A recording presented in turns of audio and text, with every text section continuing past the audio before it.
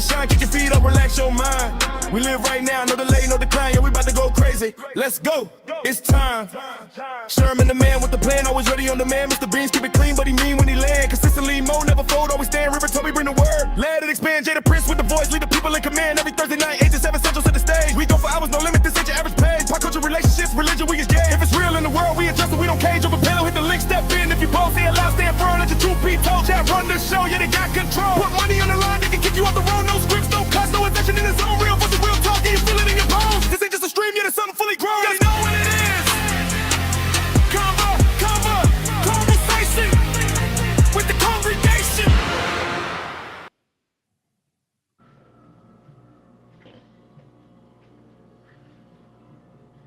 Yo, yo.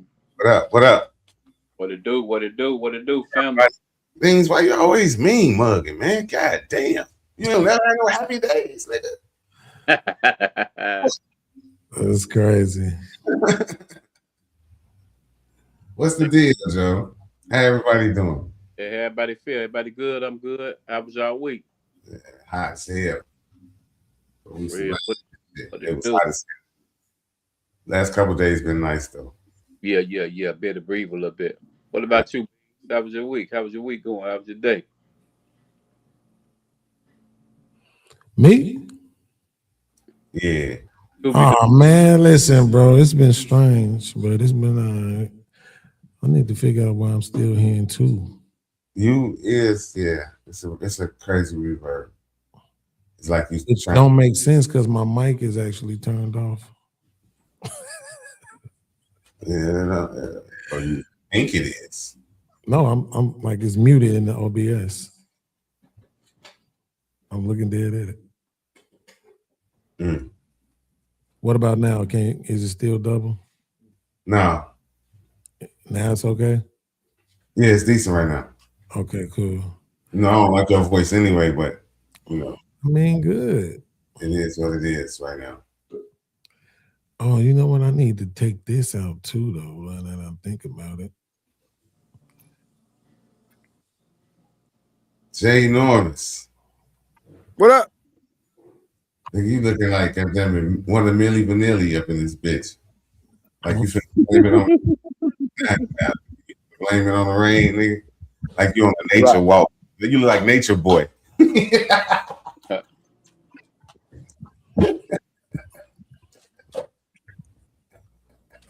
That's cute. Blame it on the rain. No, you know I'm not Milli Vanilli, not by no means.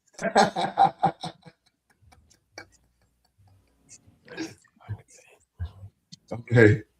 All right. Fellas, how y'all doing? What it do? What it do? What it do, nephew? Yeah, what up, though?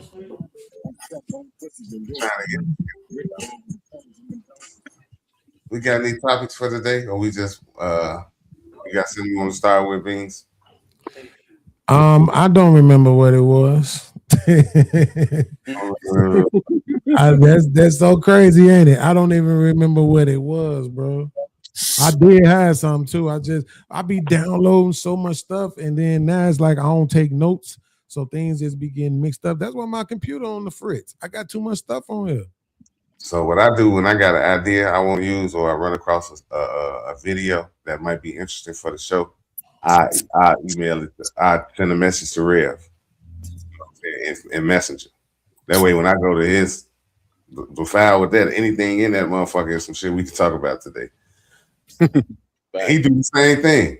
So we got a whole fucking Messenger full of videos. You know what I'm saying? That can pop up at any time.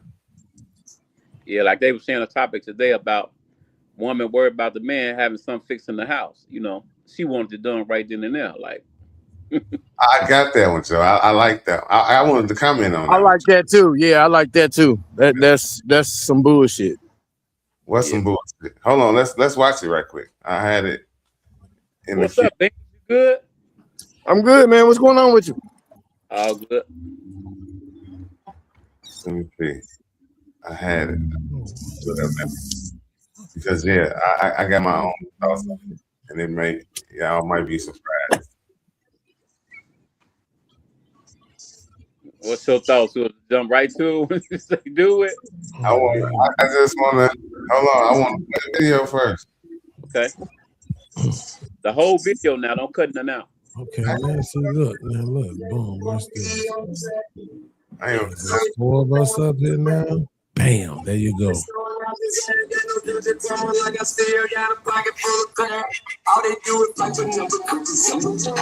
Where that's coming from? Goofy. The fuck? All right, here we go. All right. So look, I'm finna share right now. Here we go. Hold on, man. Hold on. Who is that in? Who is this right here, bro? Who is Jay Freeman? Why do I feel like I know this cat? Jay, you probably know Jay. Did you used to sing, bro? Yep, Precise. Bro, you sung with Precise. You don't recognize me? Carlito.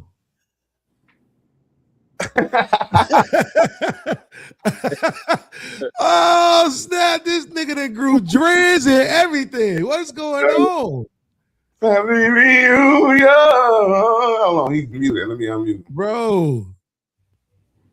You gotta unmute. Yeah. Lito, what's up, man? What's up, boy? Wow. Right, Chicago, man. That's what I'm Chicago, talking about. The for whole real. channel, Chicago too. Let's That nigga go. call it the bees now. Hell no. No, that's been my name my whole life. That's what my mama called me. Covina. Beans. That's a fact. Cobina, right? Okay, so, but we always called him Lito. Right, sure did, because my rap name was Carlito. For all y'all Right. niggas who thought I was lying, checkmate. Mm.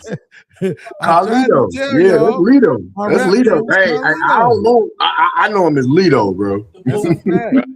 Bro, it was my first rap name ever, bro. Wow, That's Lito. a fact, bro. So, Lito, I've been watching your ass argue with Sherm all this damn time and not really knowing it. Straight You up. that's That's crazy. That's wild, bro. That's wild, bro. That's crazy. Can you still do it? Come on, man. Don't do that. Hey, yo, I need to send you some shit, bro. Don't do that. Yo, and let you do what you do. Let's try to make a couple of hits, man. Let's see. Hey, let's I'm do that. still man. in it. I'm still in it every day. See, I produce music now, so like, Yeah. let's so do there it. is. Yeah, Yeah, hell let's do yeah. That's crazy, bro. Yeah, we got to put your math in the back so I can get in touch with you. Yes, sir. Yes, sir. Appreciate it, Yes, man. sir. I appreciate Yes, sir. that. Yes, sir. Yeah, man. But yeah, man. So listen, these guys, bro. Oh my God. Let me tell you something. Truth be told, Sherm. See, we was all with the same label, me and bro, back in the day. And the crazy part about it is we was kind of depending on them to take us there because they was the R&B act. You know, it was so much of the focus on the rappers, but truth be told, it was like if they didn't make it, we weren't. Because you need at that time, the whole game was changing into that. Puffy them was putting on shiny suits and shit. That's it. Motherfucking Mace was on the radio and shit with all that dancing and shit, bro. Like, and we had thugs. That shit was crazy, wasn't it, Lito? Oh God. They had a couple of joints too. A couple of joints. So if they was y'all R&B group, y'all still had nothing but a bunch of thugs because they was thugs too. Nah, that ain't true. Tracy wasn't no thug. Now, Key might have been. He might have been on some down low shit because I used to hear people talk like they was gonna run up on them, but they never did. Not one thug in that group. The closest thug that y'all had to them in that group was me. Right. And you know, I ain't no thug, so yeah, it is what it is. Type shit, bro. You ain't no thug, but you on the live at the liquor store. I'm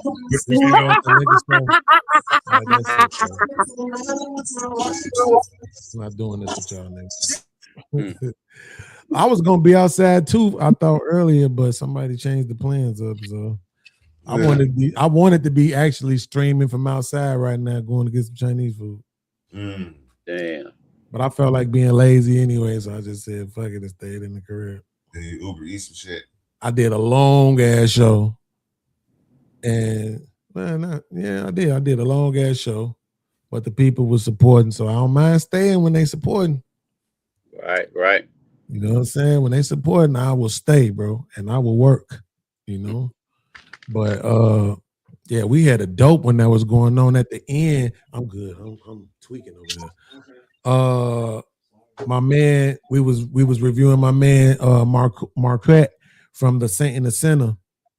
He having this conversation with this girl. I'm gonna pick it up tomorrow. It's an hour plus long show, so I'm gonna be able to break it down. You know what I'm saying? Into pieces. But I ain't gonna lie, the conversation was dope because it was stuff that you feel a kind of way because the girl saying these things, but you also recognize she mad young. She only 23. She technically gonna sound like this based on the culture, you know. But the thing is, she's still there though. They had an hour and a half long conversation. You don't do that when it's just all out war and going left. Right. And all out screaming and yelling and motherfucker ain't trying to hear you or, you know what I'm saying, ain't respond to what you're saying. They talked for an hour and a half, man. And I only covered 20 minutes of it. And it was dope and everybody was loving it. But, you know, I had to come over here. So I did my thing. I wrapped it up. I was like, yo, that give us something to do tomorrow. But people coming back in, shout out my girl Love back in the building. She said, okay, we back. We're going to pick that up tomorrow. But I mean, yo, listen, the relationship thing is big. And I kind of was thinking about this earlier. Like, did I bring the relationship shit to the congregation?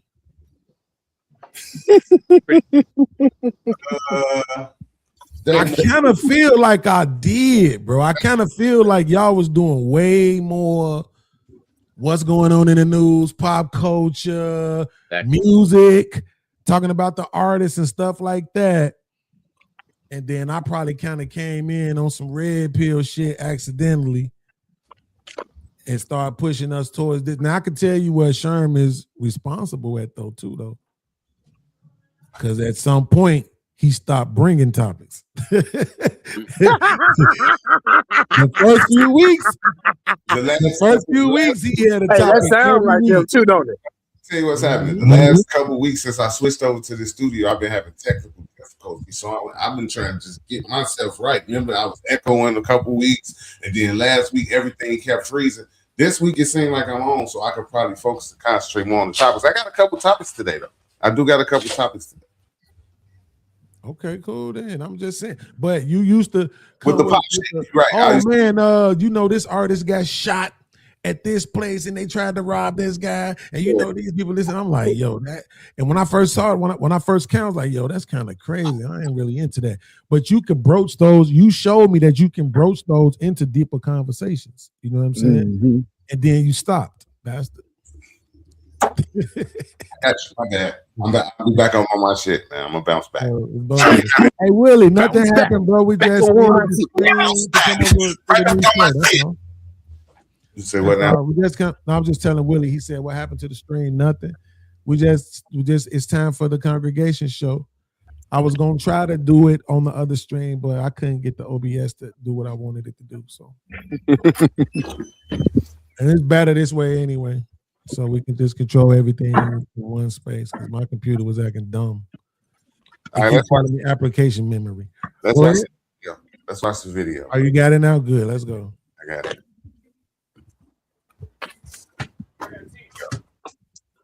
He needed to be done like quickly. Otherwise, you know what? I'm gonna hire somebody else. I'm gonna figure out how to do it myself. Or like, you ain't gotta worry about it. It's just gonna get done. Like that's the thing. There, why not just do that to begin with? If I can't act in your timeline, but a timeline I'm not even aware of, I'll tell why you not why. Just get it done? I'll tell you why. Because okay, let's say we got a leak at the house and the sheetrock needs to be repaired, right? Just a little quick little hole. You put a little piece of sheetrock. You tape a float, X, Y, and Z, right? Some you can probably do in like an hour. But if I call somebody, it's gonna cost us $300. It's gonna cost us $300, right?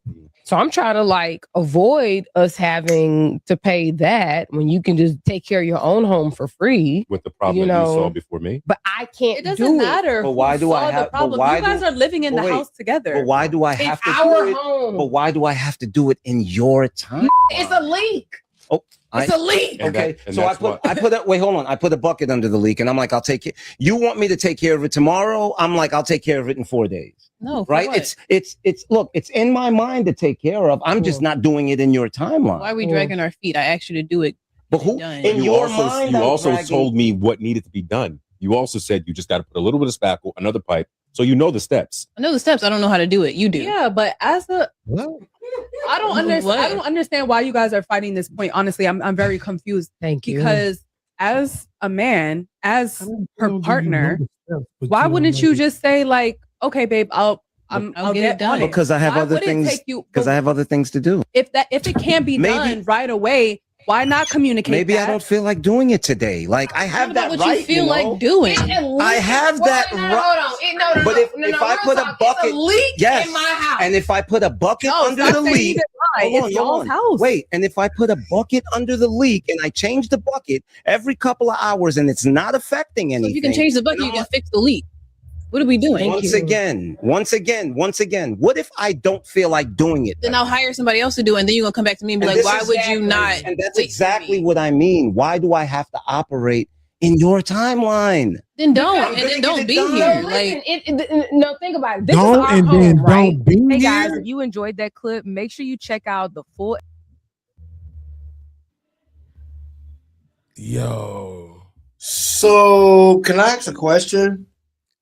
No, Okay. Well, I'm going to ask it anyway. another one. I'm going to ask it anyway.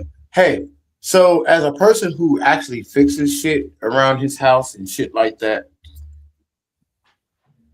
like your timeline don't mean shit to me. For real. Like, unless it's detrimental to the actual house. What the fuck are y'all talking about? Because y'all can't fix this shit no fucking way. So you're depending on me to do it. So in my time, even if I have something else to do or other things that are more detrimental to do, like, why would y'all even try and like, I don't get it. I don't understand why they feel like everything needs to go in their timeline. Right. Well, it makes a lot of sense from their perspective. It's just to his point, right? It's really not that hard. This is why I like using analogies. So the analogy is this for any woman who may be confused. Your man wants some sex, but you don't feel like doing it right then and now. And you want him to understand that. Now he got a leak for however long until you decide that you're gonna take care of the leak. So it's not like y'all don't understand the logic. You just only apply it to the places where it benefits you. That's it. You understand. They understand the logic. You just have to find the example in which they already live in it. And if it's not toxic, then they'll just acknowledge it and be like, okay, you got me. Come in, let me give you some. What you got to say about this video? Huh? What you got to say, Bill? I say women, they get comfortable, and it's a sign of disrespect. He understands that it needs to be done, but you know, I wouldn't say all women, but she was being a little more Humphrey Bogart, like kind of disrespectful to him. You know, if he say he's gonna get it, he's gonna get it done. I feel you respectful for saying what you saying towards him, and also inviting another man in the house to do something he can do because he's supposed to be the head. So I disagree the way that she carried on. Well, my thing is this though: I don't want to act like I don't understand the points that she's making, which is that's why she was like, "But it's a leak," right? She's trying to say like, this is something that your 4 days could lead to more damage, right? Now, the man might be estimating in his head and know something that you don't know. He might know that 4 days ain't gonna hurt this thing that we got going on. You don't know that he know Right. that, or that he don't know that, right? But at the same time, she just know what she know, which is that I know this shit can lead to worse shit. Hey, Lito. So if you don't know that it can't, Mhm. then that's bullshit. You Hey, can't. Lito. But 9 times out of 10, I've actually explained to her, hey, in 4 days, this shit ain't finna fuck nothing up. So give me a few days so I can fix this shit. Hey, usually I'm with y'all, right? And I'm with y'all when y'all right. Usually I'm with y'all. Right Okay. now, in this particular instance, I can't ride with Buddy, right? And I'm usually on, and he usually right on with his takes. But in this particular situation, I'm with the confused girl. Like, what the fuck is we arguing about? It's a fucking leak. And like, if you a man who fix shit, you already know as soon as you see a leak, you fix a leak. Ain't no putting no fucking bucket under there and I'll get to it in a few days. That's the dumbest shit in the world. Like when he said that shit, I was with him, nigga. It's certain shit. If you already know shit and that's something you know how to do, you should know. You fix the fucking leak. Even if you don't fix the drywall that day, you definitely stop the fucking leak, bro. Because a leak can cost $10 today, but the damage tomorrow can be $10,000 because you want to put a fucking bucket under the shit. That's the dumbest shit in the world. Nigga, fix that shit. Yes, but this the thing, Right. though, right? So you got to understand, though. So 2 things is happening here. One, we're saying that's a horrible ass example. That's what it comes down to. Because the second thing is the point that he's making is still relevant, though, right? Which is that is an example, but the point is that, allow me the space to do things on my time the same way how you want to have the space to do things on your time, which is why I use the sex example, right? So, because I know women will immediately understand, even though the defense mechanism will kick in. But it's like, you see that, allow that, you have to allow that for him. That's the greater point outside of the example. So it just says that the example didn't end up holding up, but the point is still made. Because more Because times women than tell not, you to do shit, they do it. more times than not, 9 times out of 10, like you said, Sherm, if you're a person that fixes shit and knows that it's a leak in the house, 9 times out of 10, you're gonna fix that leak in the gate, right? But if the man is like on another project or something else needs to be fixed before that. What needs to be fixed before a leak, gang? What needs to be fixed in the house before a leak? Well, but we already discovered that was a horrible I'm example. saying is, don't argue for the sake of arguing. You can concede, all right, cool, it's just a leak. Don't think I'll just put a bucket under there for 3 or 4 days. It's your dumb ass. No, and that's why I was going. But that's what I was saying. Like I understand where you saying like, I'm not gonna put a bucket under there for 3 or 4 days. No, that's dumb. That's just dumb as shit. But at the same time, hold on. But at the same time, if I'm already fixing something else and then maybe a day or 2 goes past and now I get to go to fix the leak, then that's that. I understand that. But no, I'm not gonna wait a week just because I don't feel like fixing the leak right then. And because again, a leak is a leak, and that's like you said is way more,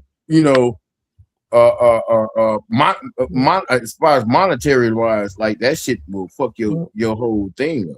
Yeah, but the leak is a bad example. That's why I said like we can let that one die because it's just a bad example. But the point still remains. You guys just got to think about something that a woman would really want, though. Mm-hmm. Like a woman would really be looking like she would say to you, "I need you to do," and then have the expectation for it to be done for real. Right. That's why I hate when people use certain examples, Rev, like when they're trying to talk about what a man provide to a woman, and they be like, "Do you want me to get up and go see about the bump in the night, nigga? It's 4 bumps in the night a year. Shut the hell up." This don't even happen to people like that. You hear a lot of crime on the news. You usually don't hear somebody got bumped in the night. Like that usually don't happen, right? So it's like, no, this is just a bad example, But look, I wonder, what percentage of women do you think are in relationships where they be waiting around for they dude to make advances to try to get some, like frustratedly, like even to the point where he ain't giving her none for so long that she probably even cheat right now. Hey, truth be told, 90% of these women know exactly who their man is. So they know if he gonna fix something or if he ain't. They know if he gonna, like what you say, you gonna knock that shit out the box or if it ain't.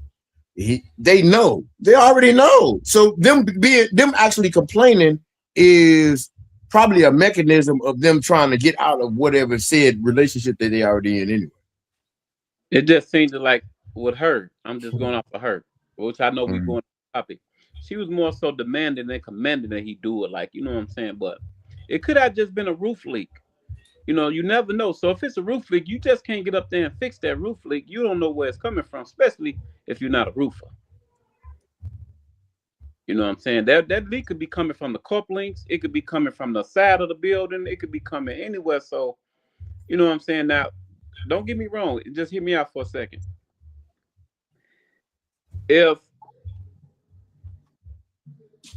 Billy Habakabach, he's a Polish man. Billy Habakabach come and he tell her, oh, ma'am, yeah, it's just a little problem there, right? It's not too bad. We can just hold it off for a little bit and put some plaster glue up there and we'll get to it, you know. But my appointment will be August the 5th. She gonna ease down and calm down, if I'm making any sense, and respect him. But the man who in the household, she not gonna respect him. You get a drift where I'm coming from? Hey, that was a good example, cuz that roof leak was a good example. You know what I'm saying?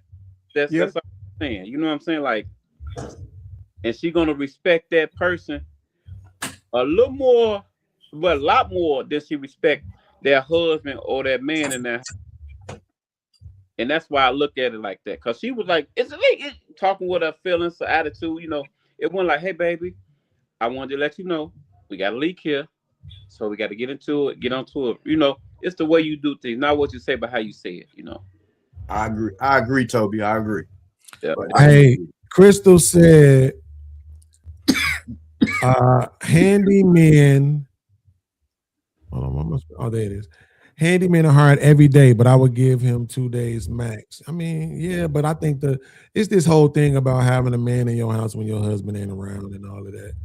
I know what they be trying to say. But respectful, you know, like this man, if he your husband, he, you know, y'all in this together, and he the overseer, accept what he's saying. So he say, hey, I want to get the carpet done. I want the interior decorator to come. No, I'm just gonna wait. I'm gonna do it myself. I'm gonna go to Lowe's and I'm gonna go to Hobby Lobby and get everything. But then you go bring Bridget in or Christina. Now, how's she gonna feel? Mm-hmm. You know, you the woman in my house, decorating my house when I said I'm gonna get to it. Hey, my man Tyrone said better example is fuel up her gas tank. That's a fact, right? Because especially if she on E and she had that expectation that you're the one who's supposed to do that. Because y'all know some people do that in their relationship, where the man is the one who go put the gas. So you know what I'm saying? Now let her need some gas, right? But to Sherm's point, if you don't do it. Yo, give me 4 days. I'll put the gas in there 4 days. Now she can't go nowhere. Then she's just gonna take your car. She can't go to work. She can't go to school. Now you run your gas out. You go take your car. She gonna take your car, and then you ain't got no choice but to put gas in the shit. That's crazy. Like shit. So, yeah, you know what I'm saying? It's like look, but I look, here's what I think though. You go put the gas in the car, bro, and you get it done.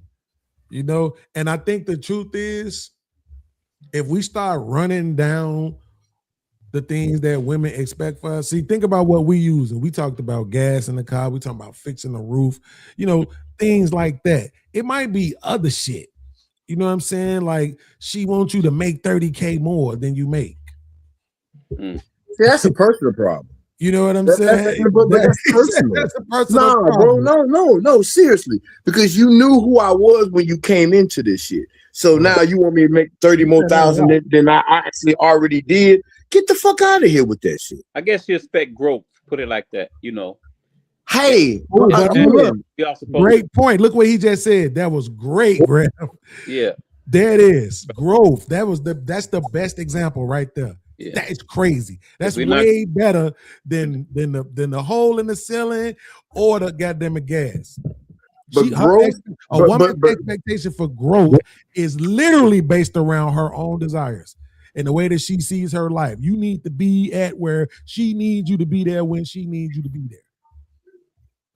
And he's like, man, I need to be able to do this on my own time. My growth is gonna come the way it comes, based on what I'm doing, based on what my choices are.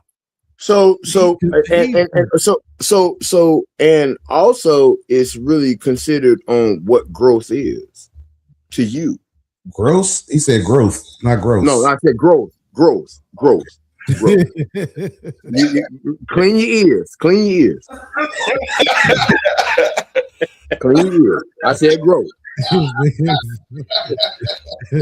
Suffering succotash looking. Right. Suffering. Yeah, all that bullshit. Right. But all I'm saying is, what is growth to you?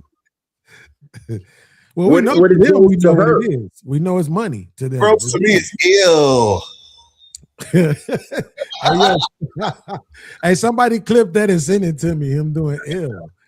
I'm using it against this nigga for the rest of the Right.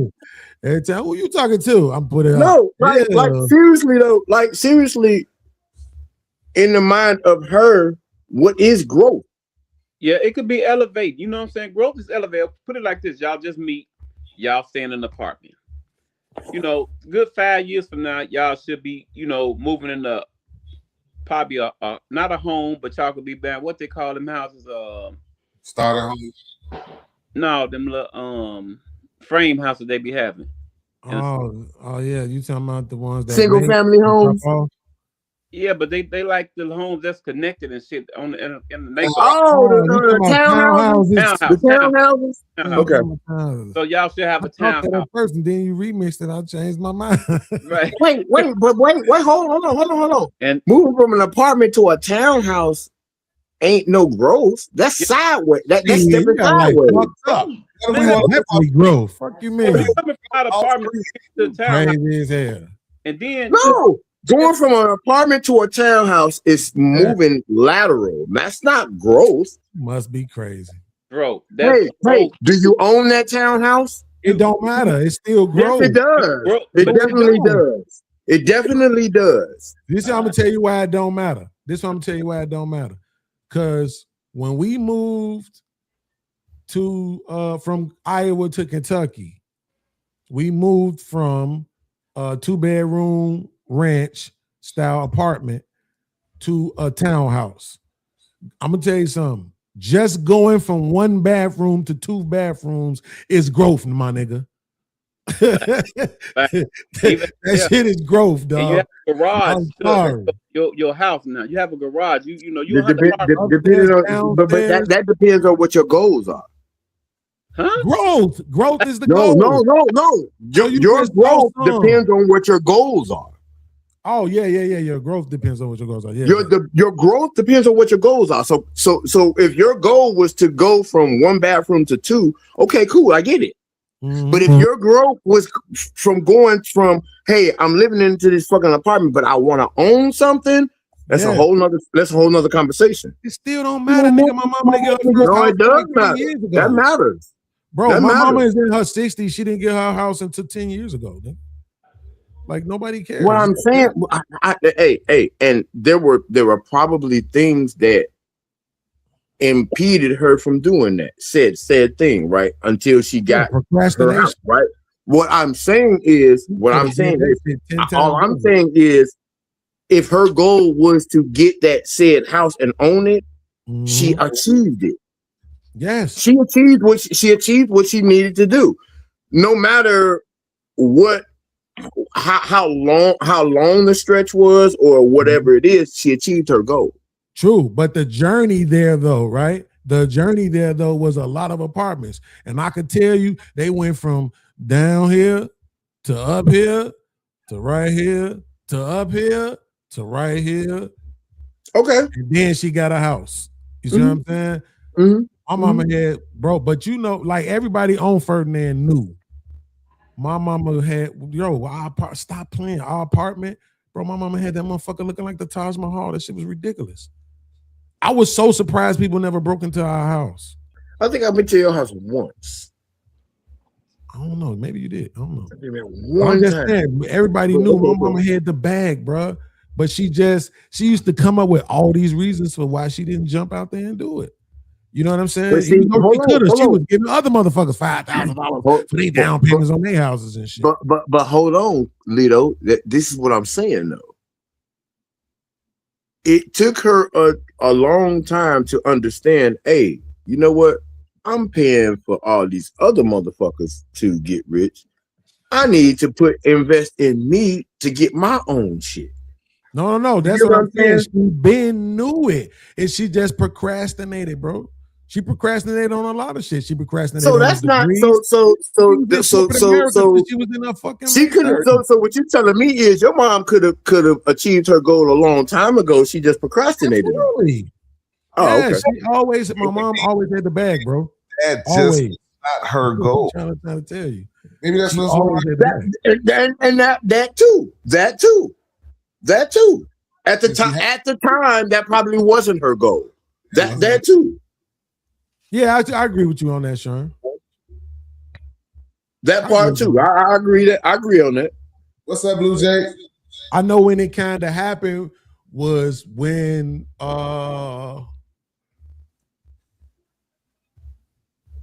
right after she left Naperville, which I think might have, don't make me lie, bro. Don't make Hey, me lie. Lito, all right, I'll put I think it it might to have been you. around 2005. Well, let's just say from 2005. Hold on, let's just say from 2005 on. Yes, she wanted a house. Cause she did. Remember when they was building them new shits over there, Sherm, on Central Park, by Garfield Park, right there. If you go down Central Park, when you come on the south side of Lake Street, those new houses right there. They built some regular houses. They built some townhouses right there first. Then they tore those down, built some new houses right there. When they first built them new houses, that was the first time she was like putting money down and everything.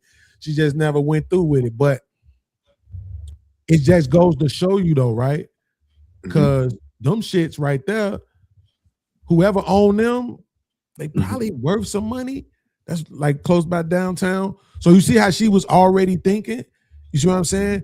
But now look how fucked up the city is. She ended up going out to the burbs. So, hey, Lito, I put it to you in these terms, right? Remember the nonfiction CD and all the nonfiction stuff that we used to do. At that point, did we even think about owning our songs or anything like that? We was just trying to record. Unfortunately, you get what I'm saying? That's true. I would say this, but unfortunately, I didn't. And the reason why I say unfortunately, because it's one of my biggest, now I ain't gonna say it was my biggest regrets, but it's just one of my regrets to this day that I never signed the contract actually. Me neither. We never did either. Yeah, I never actually signed, but I now wish I had them.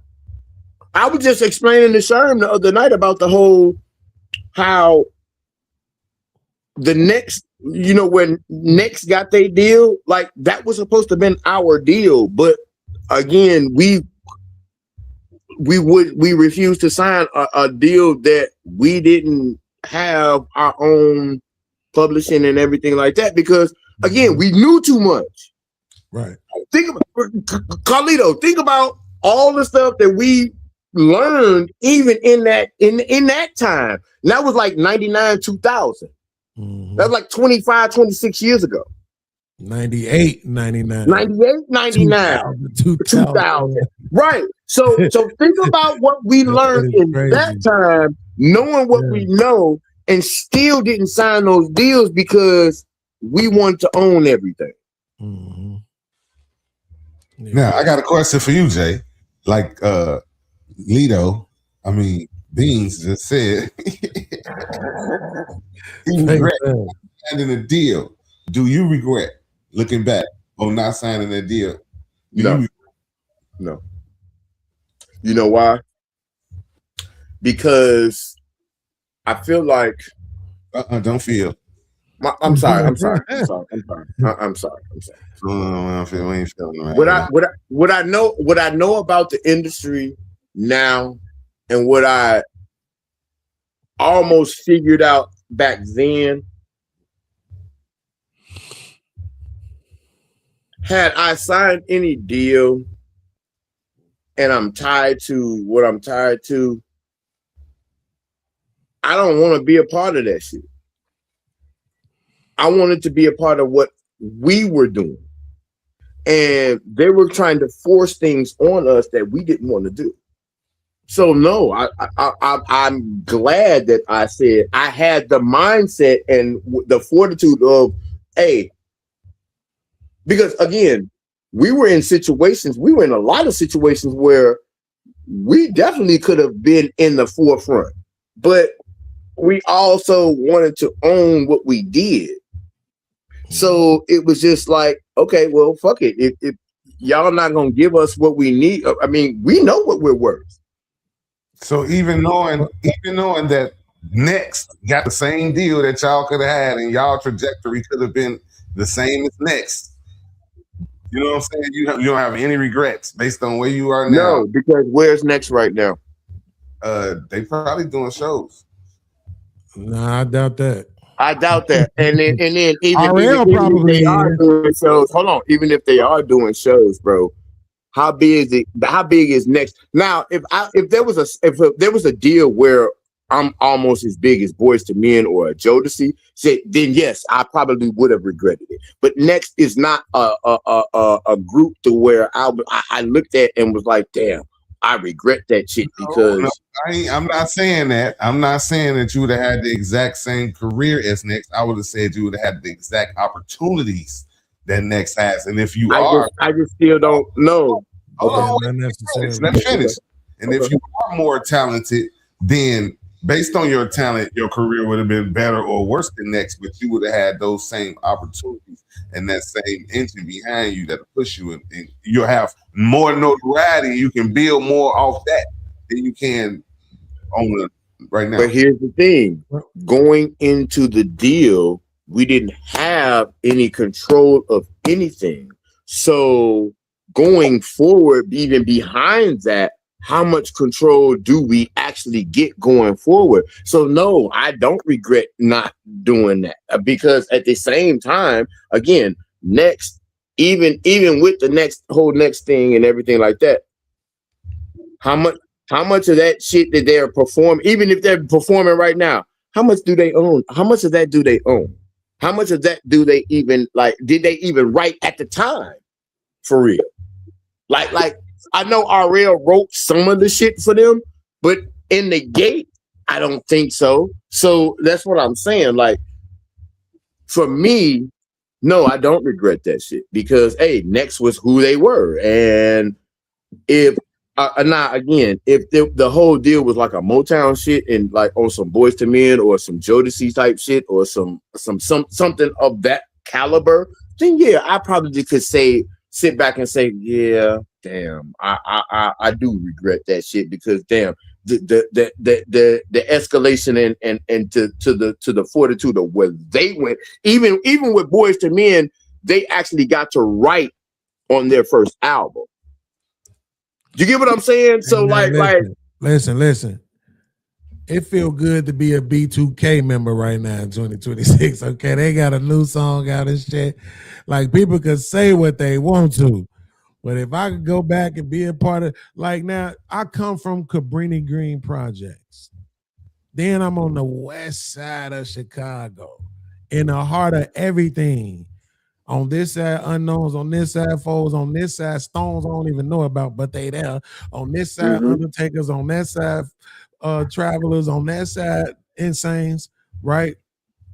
and I had to learn how to navigate that shit.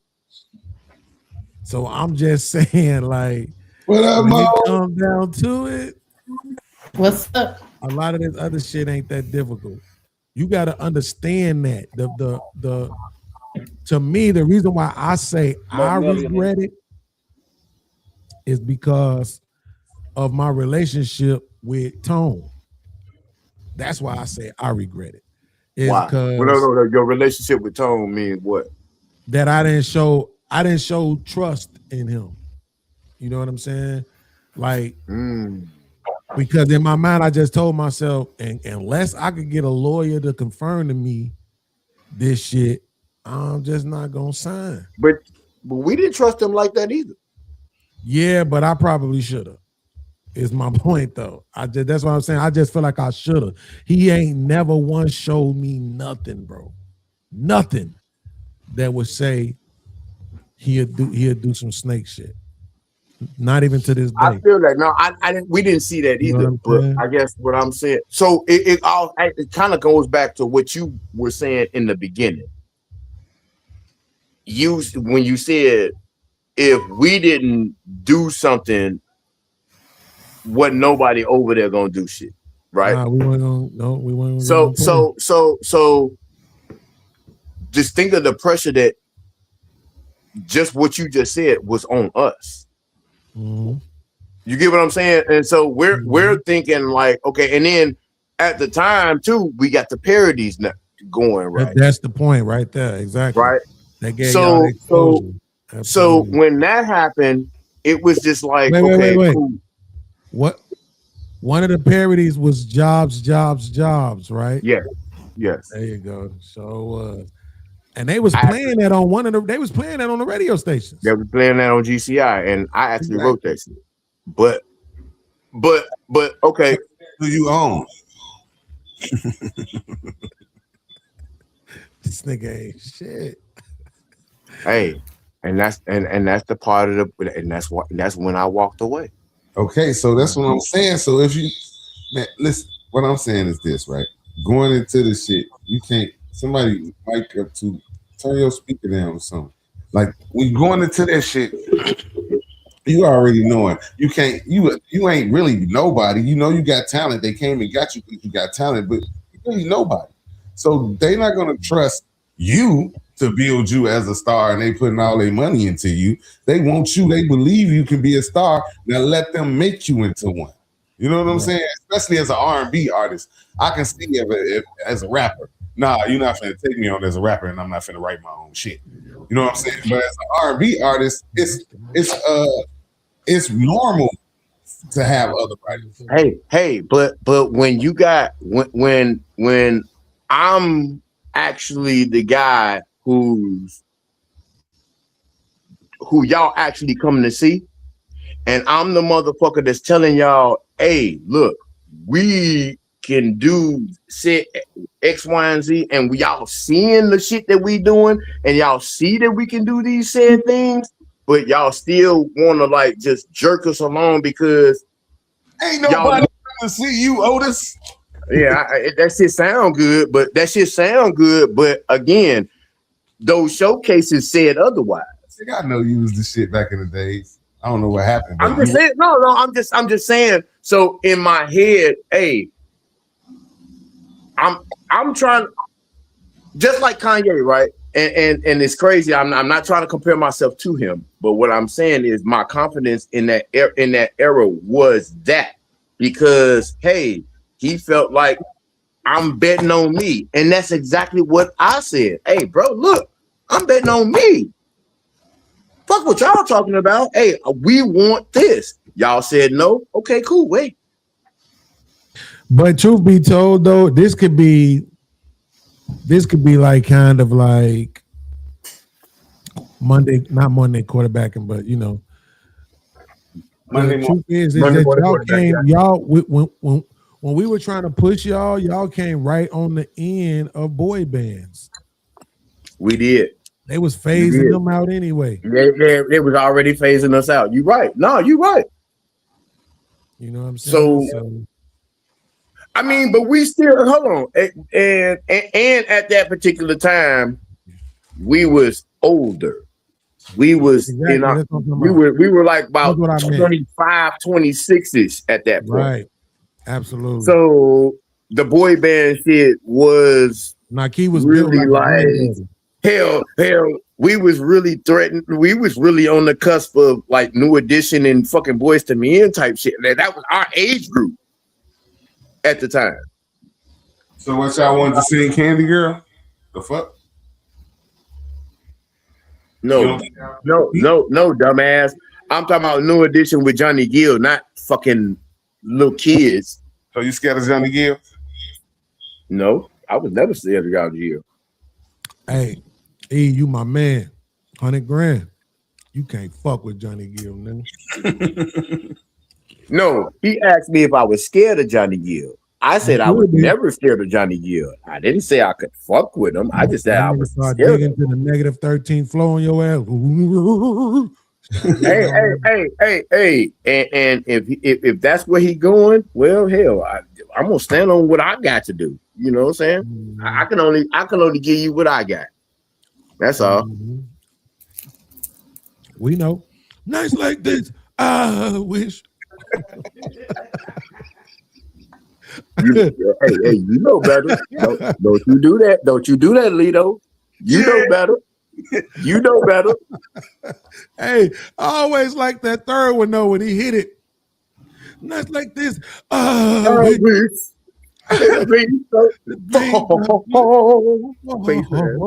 Oh, look at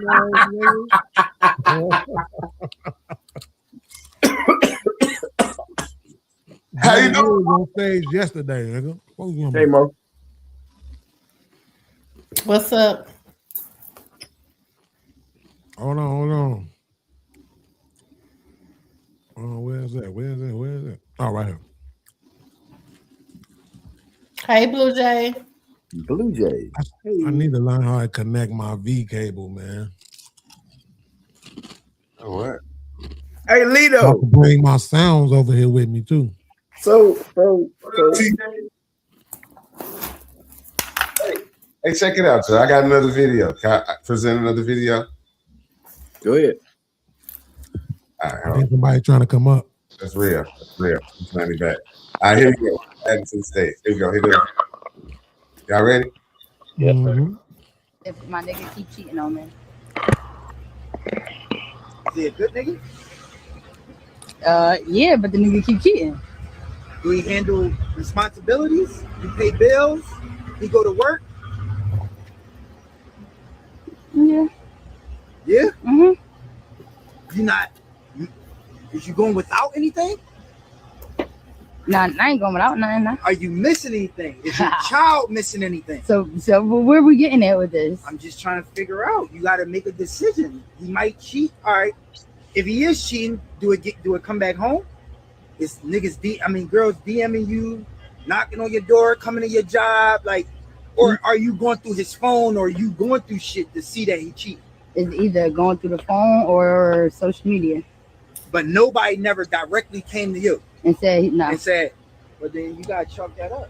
Fuck you mean chalk it up? You gotta chalk that up, bro. Let that man cheat in peace, bro. Wait, what? Bro, you're gonna have to deal with something. You got niggas that's abusive. They got alcohol problem. They pop pills. They don't got jobs. It's a lot of different things. Which one are you willing to do? And then you got niggas that's gonna cheat. Which one are you willing to do it? Because you're not gonna find a nigga that don't do none of this. What to do if my nigga keep cheating on me?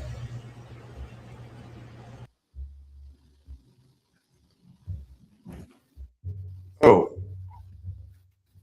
What do we say?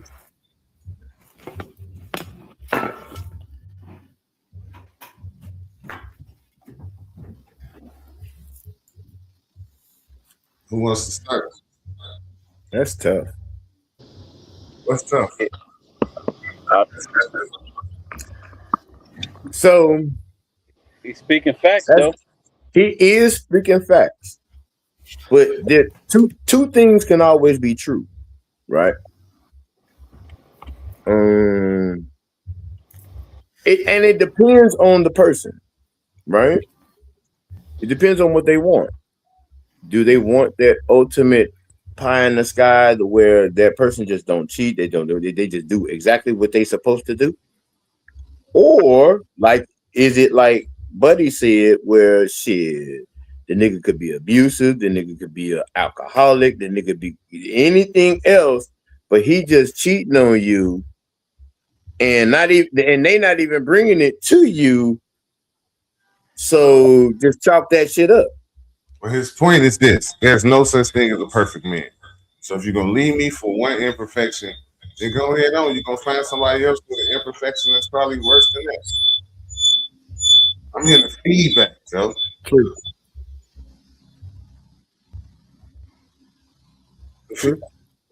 So what he's saying is, if your man do everything you need and he's perfect in every way, but you found out he cheating because you went snooping,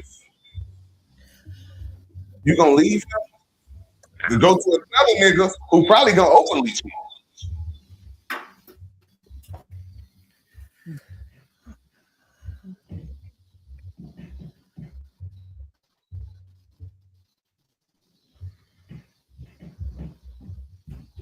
Nobody got nothing to say? Mo, what you got to say about this?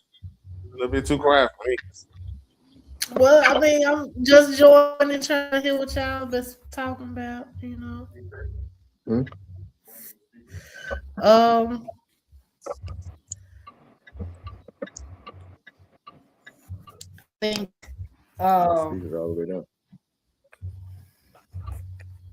I think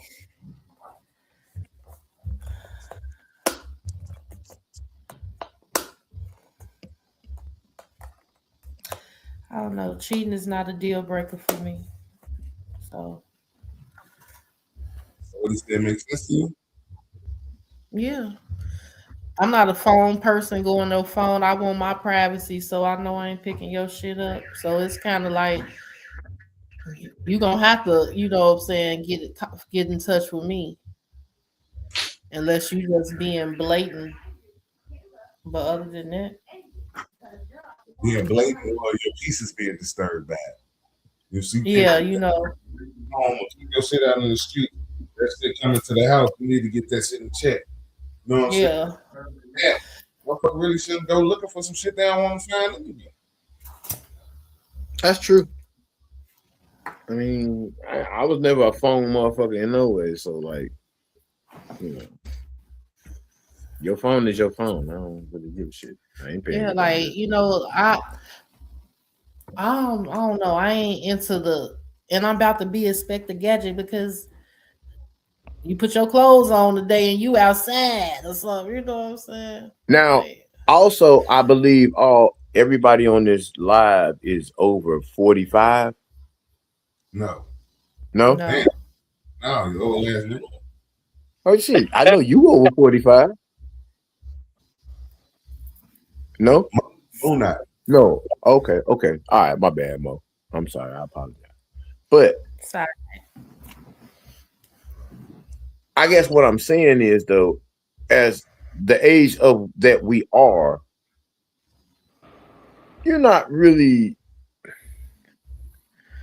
phone checking and all that other extra shit. Like, how many people on this live is checking phones and all that other shit? People are doing that. Shit. No. Women do Out be of the checking 5 people on this phones. live, how many people are checking phones, though? Nobody? Probably all the girls. I don't know who on the live, but you might find a couple of women down there saying, yeah, I went through that motherfucker before. So wait a minute. Everybody on this panel gonna sit and act like they went through a phone before? No, if he said second lines now, of course everybody wants somebody's line. Okay, that's not like at this age. That's what he's giving real quick. Like everybody was like, oh, no phone. Yeah. Okay, so wait, fellas. No. I didn't say ever. I just said in your life right now, like, are we really checking phones? No, we just correct. Uncle Rev took care of him. He correct that slow ass shit. He got him up to speed. He know what you said now. Oh, okay. So here's the thing. What? What? Bro, we grown as hell, bro. Yo, but listen though, right? Yeah, it almost made me forget what I was about to say. The thing is that Sherm, I think, to me, in my opinion, if you forget what you was about to say, you're supposed to keep talking and take up air time until it come back. Until it come back to you. until it come back to you. I'm actually disappointed. And just act like, you know what I'm saying, everything is everything. You ain't really forget. You know what I'm saying? Whole I time feel you can't remember none of that shit. I was trying to. I'm like, fuck it, these chips taste too good. I'd rather chew, nigga. My thing is this: if everything is perfect, why go looking for something that can possibly end it? Because nothing is perfect. Well, if it's perfect, then how can it end it? It's perfect because you ain't went through the phone and found the fuck shit. So just leave the fuck shit alone. Or if you ain't gonna do you catch it, what you ain't gonna do nothing about it, you gonna still stay with the person. Oh no, I remember what I was about to say, Sean. I was about to say it's a time that I do actually check the phone. But that's if I'm laying next to her, or if like I'm sitting next to her and her phone ring. Yeah, I look to see what name pop up on the screen still. But like as far as like trying to get your phone and go through it, I'm not doing that dumb shit. But when that motherfucker ring, yeah, I look to see what it say. What if it say free meal number 4? What if it say what? Free meal number 4. I'm glad I don't know what you're saying. So that's just free meal number 4. Oh, free meal number 4. Oh, I'm not finna cuss this bitch out. So only you get to eat, bitch? That's crazy as hell to me. You know what I'm saying? Like, it should be free meals. Fuck my struggle. My struggle don't matter. Listen. Only you eat. You gonna find what you're looking for. I ain't get a doggy basket or nothing, huh?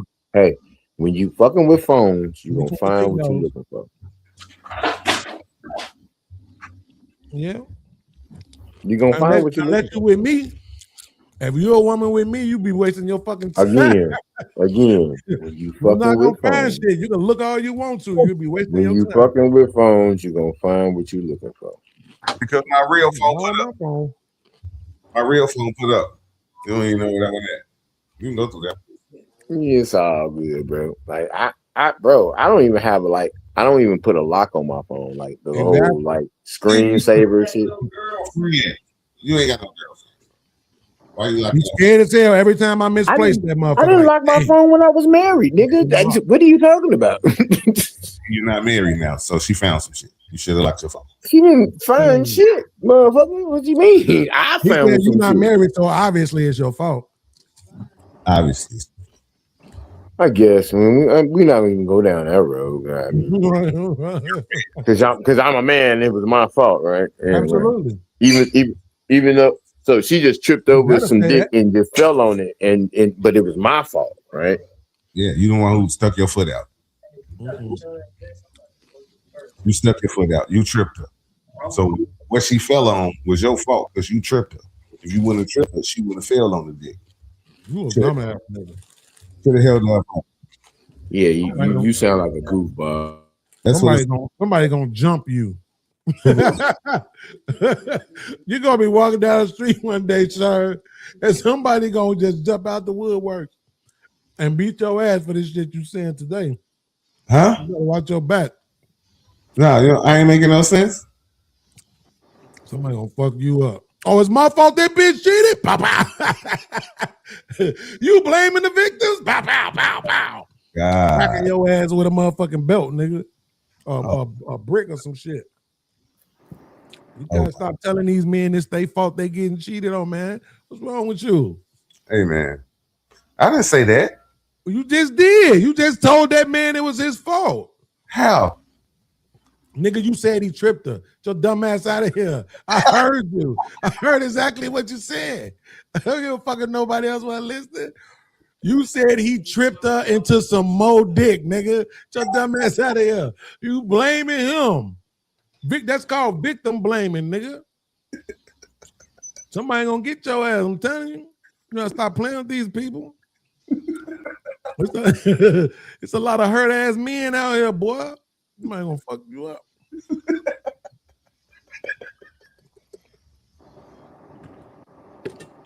Oh no, man.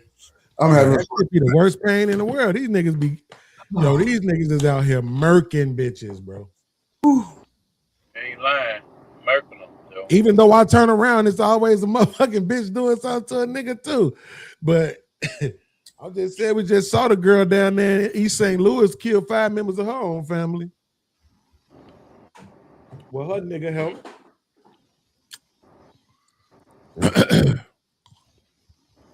I'm just saying, it's rough out here right now. I saw a whole video of the day, the top 5 worst death for gangster women. I'm not even making that up. It's on YouTube. They was talking about some girl from Chicago who I guess was either in some kind of love-hate relationship with King Von. I didn't know you talking about. And they say she was a demon. They say she got bodies. Yes. Yeah. Right? Yeah. Super bodies. Well, say she got smoke though. Yeah. They got a whole little documentary or something on that. So that's what I'm saying. Like, shit. It's getting rough out here, bro. I'm about to start watching how I talk to people.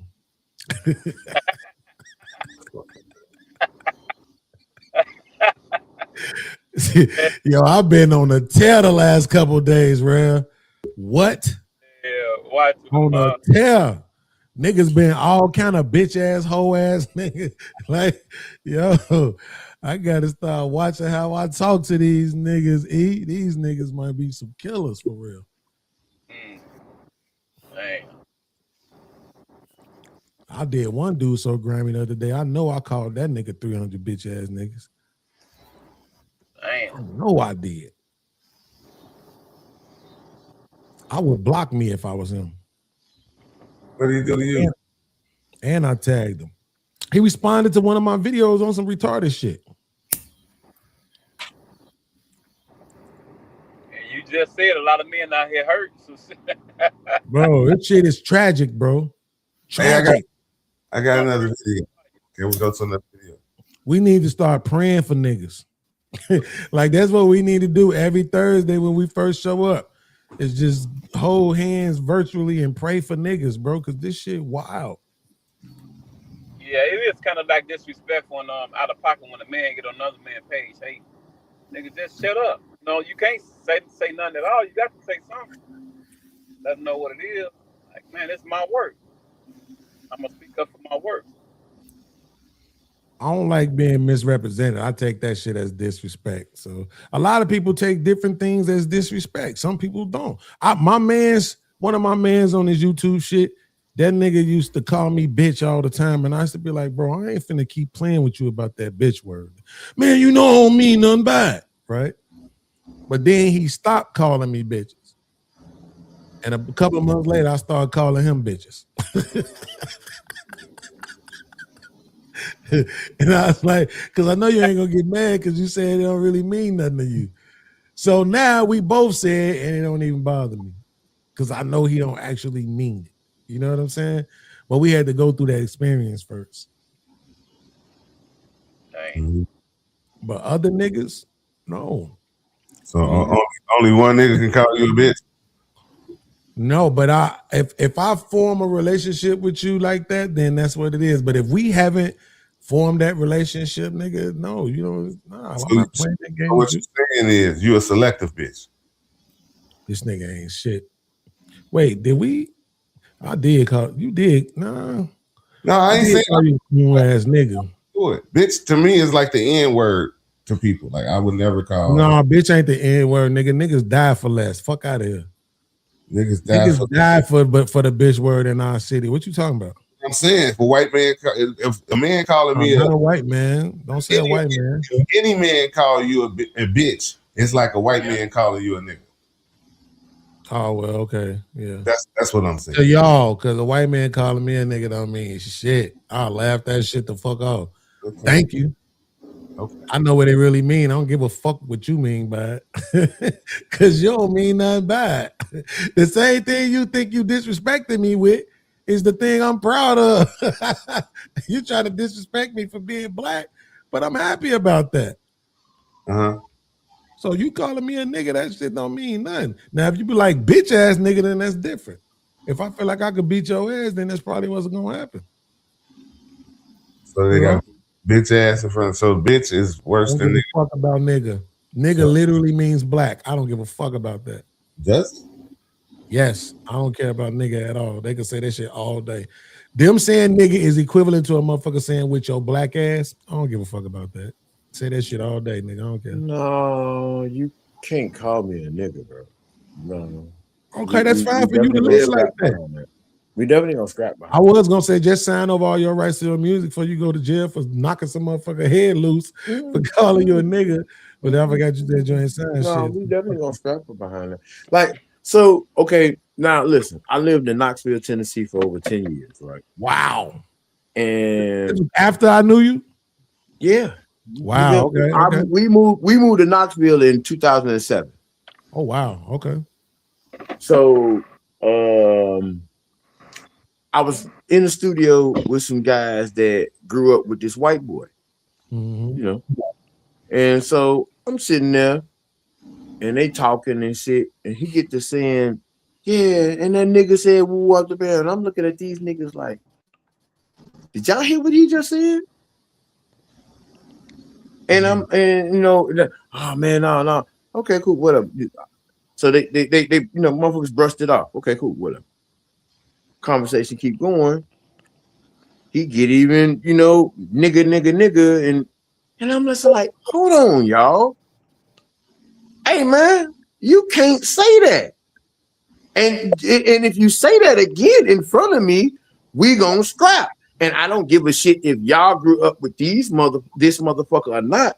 Hey, but we all gonna scrap. But y'all, because y'all should actually even feel a way about him saying that in y'all fucking presence. What the fuck is going on? No, bro, I can't go. No, the white motherfucker. No, you cannot call me nigga at all. At all. Sorry.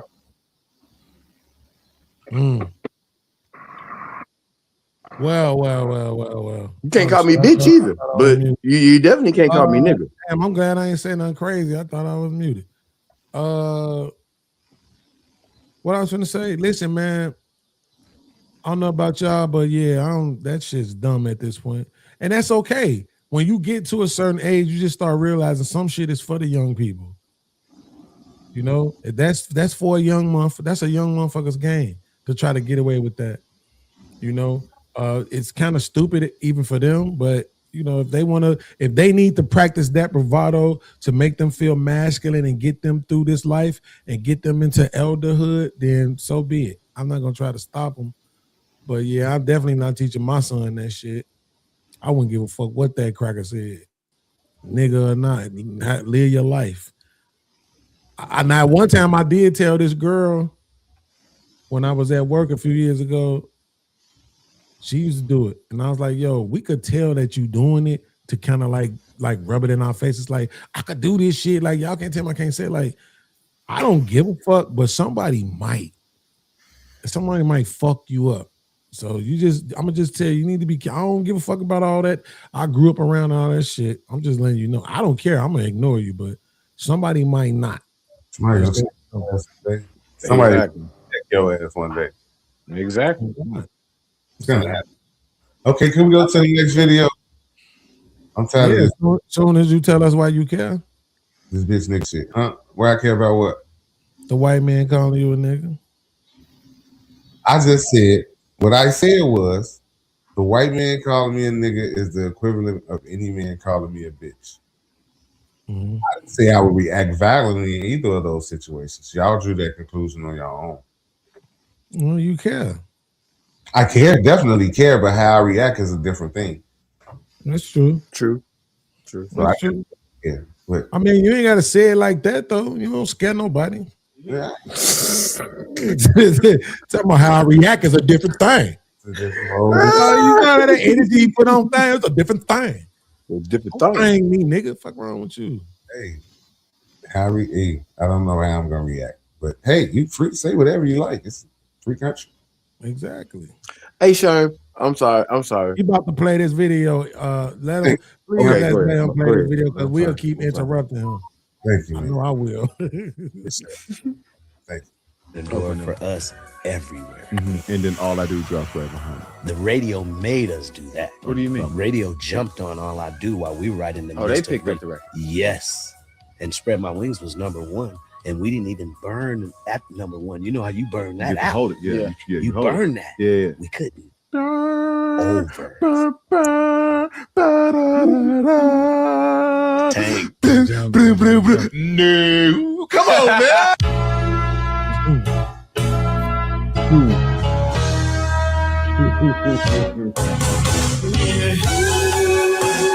Listen, you kidding me? Over. Everybody knows how I am about the Jacksons. Yeah. We go to the streets when it's about the Jacksons. We don't play about that shit, right? But when it comes to that record, I stand firm on the Troop side. Wow. And a lot of people want to fight me over that because of who the Jacksons are and what the Jacksons. I said, listen. I would fight you just because of that. I get it. But that's y'all crazy. took that record to a place that they didn't. It was more of a That's a young fact. record for them. Right.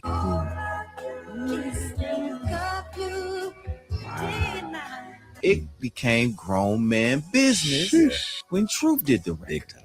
A little bit of kissing and hugging for them. I can't wait to get to school each day. And fucking Y'all, come on now. the Troop. I can't Right. wait to get to school each day. And wait for you to ask my way. Yeah, it was Talk baby about making for us. Come Talk on. about it. You want this lambskin? Because lambskin was Come on, popular man. back You then. better relax, man. You're too young to know about lamb. Hey, Yeah. so Yeah, he was true about that. Hey, I remember when that shit came out. And so True. hold on, wait. Before you go into your thing, it was my video, so can I get my question out to everybody? Go ahead.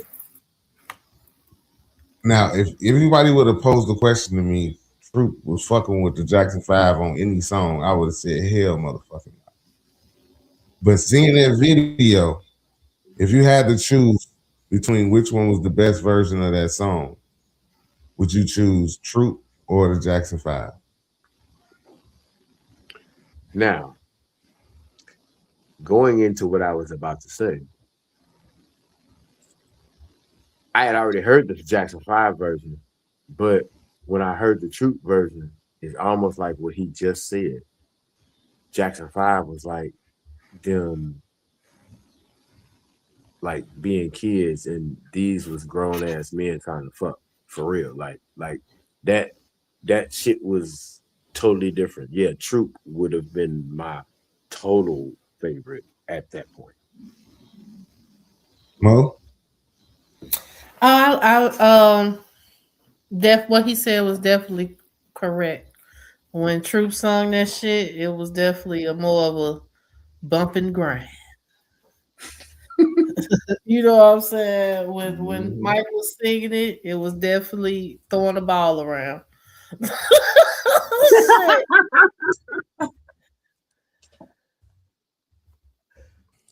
Crystal showing her age, then she just, I saw you brought her comment up.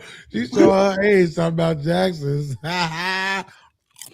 Crystal, your ass 60 years old. At least. Nah, it don't depend on no age. You know what it is. It would be It's just better. Yeah, I think The Troop version is just more expanded. That's all. it's a better version. Sometimes they don't do better. Sometimes they do. I think the Troop version was more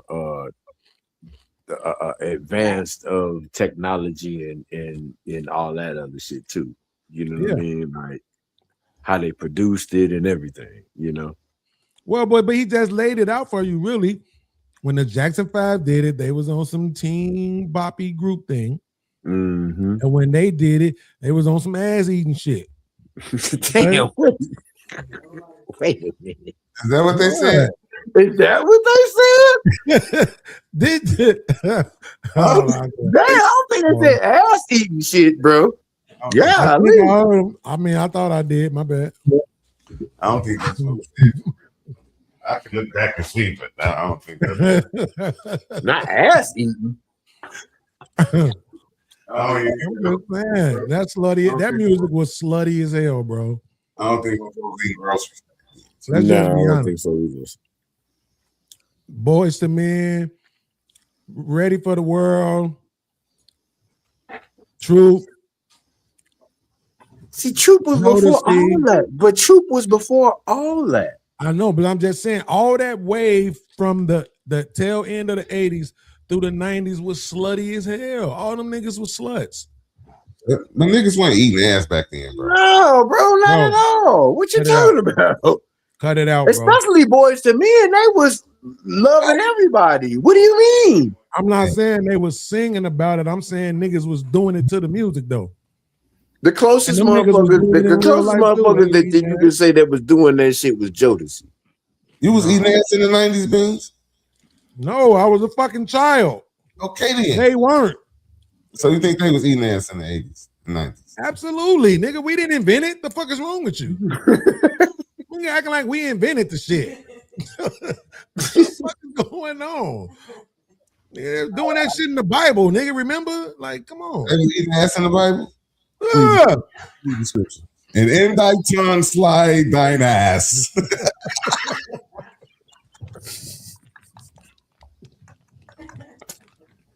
What the fuck? What?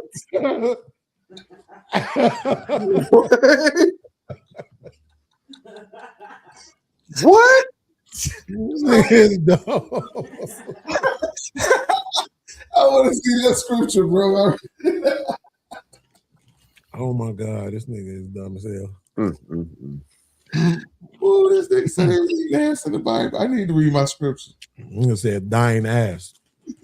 Fine, man. And I shall dine upon thy ass. Upon thy... What? Oh shit. I would dine upon thine ass. Real tears too. Oh shit. I know. Okay. But you got the scripture? I'm just saying, all them niggas, all that music, look how it sound. Bro, do y'all remember Shy? Mm-hmm.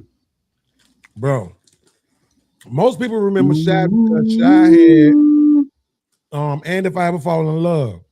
But they had a song called Sexual. Yeah, I remember that. Bro, That was my it's the shit. sluttiest song ever made. That shit was Just the way the That drums shit and was shit cold. play, bro. That shit slutty as hell. You can't do nothing but have sex to that. You can't dance to that. You can't jam to that. That's just straight ass eating and toe fucking. I mean, it's a lot.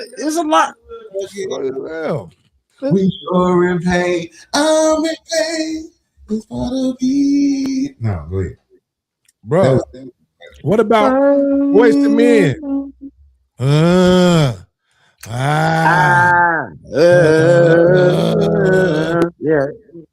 Okay. What about part 2? In a minute, we'll be We'll be finished. finished. That shit slutty as hell, man. All them niggas was ass eating. I get it. We'll be finished. All them niggas was eating that. Love song. That was sound. There definitely wasn't a love song. Sound like Hell this. no. Hold on now. In a minute, we'll be finished. Let me get this out. Was I all that you hoped in dreams? Was it strong enough to make you feel me that I dig too deep in your mind? You got to pay us to use our platform to sing, bro. Ain't that a bitch? One of those cash outs for $5. Ain't that a bitch? You know what? You're right. I ain't mad at you. He came in the motherfucker like, I feel like going on. Oh, what's up, Leonard? What up, DJ? Man, y'all talking about them Get It songs. One of the most Get It, they pulled it off the radio songs was Minnie Riperton, Inside My Love. Ooh. Minnie Riperton say, will you come inside me? You could come inside me. Do you want to ride inside my love? Now we as shorties, we didn't know what the hell was going the hell on. Grown folk did. They pulled that shit off the radio quick. Like this ain't no loving you. No, this ain't that. Nah, she talking about give it to me. You want to talk about one of them songs though that really get played everywhere all the time that they shouldn't? Next. Baby, when we're grinding, I get so excited. That's a whole perverted ass. Or you Hey, getting Leonard. real close. Yeah. You know they Real just close. had the Chosen Few DJs picnic, right? What she say? Yeah, I know. What she say? Step back. Who is that, Leonard? Kind of close. Hold on, let me put my glasses on. You know how my ass is old. Who is that? Oh, damn. Who is that? I don't know. I thought it was you. Hell no, that ain't me. Damn. That ain't me. No, I ain't never had no fucked up sweaters like that. This nigga crazy. Damn. Yo, He wearing an Argyle sweater with no sleeves over a polo shirt. He was killing him. What you talking about? What the fuck? Sharon, what you on? At that time, what are you talking about?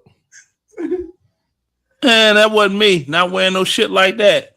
I thought that was you about to smile.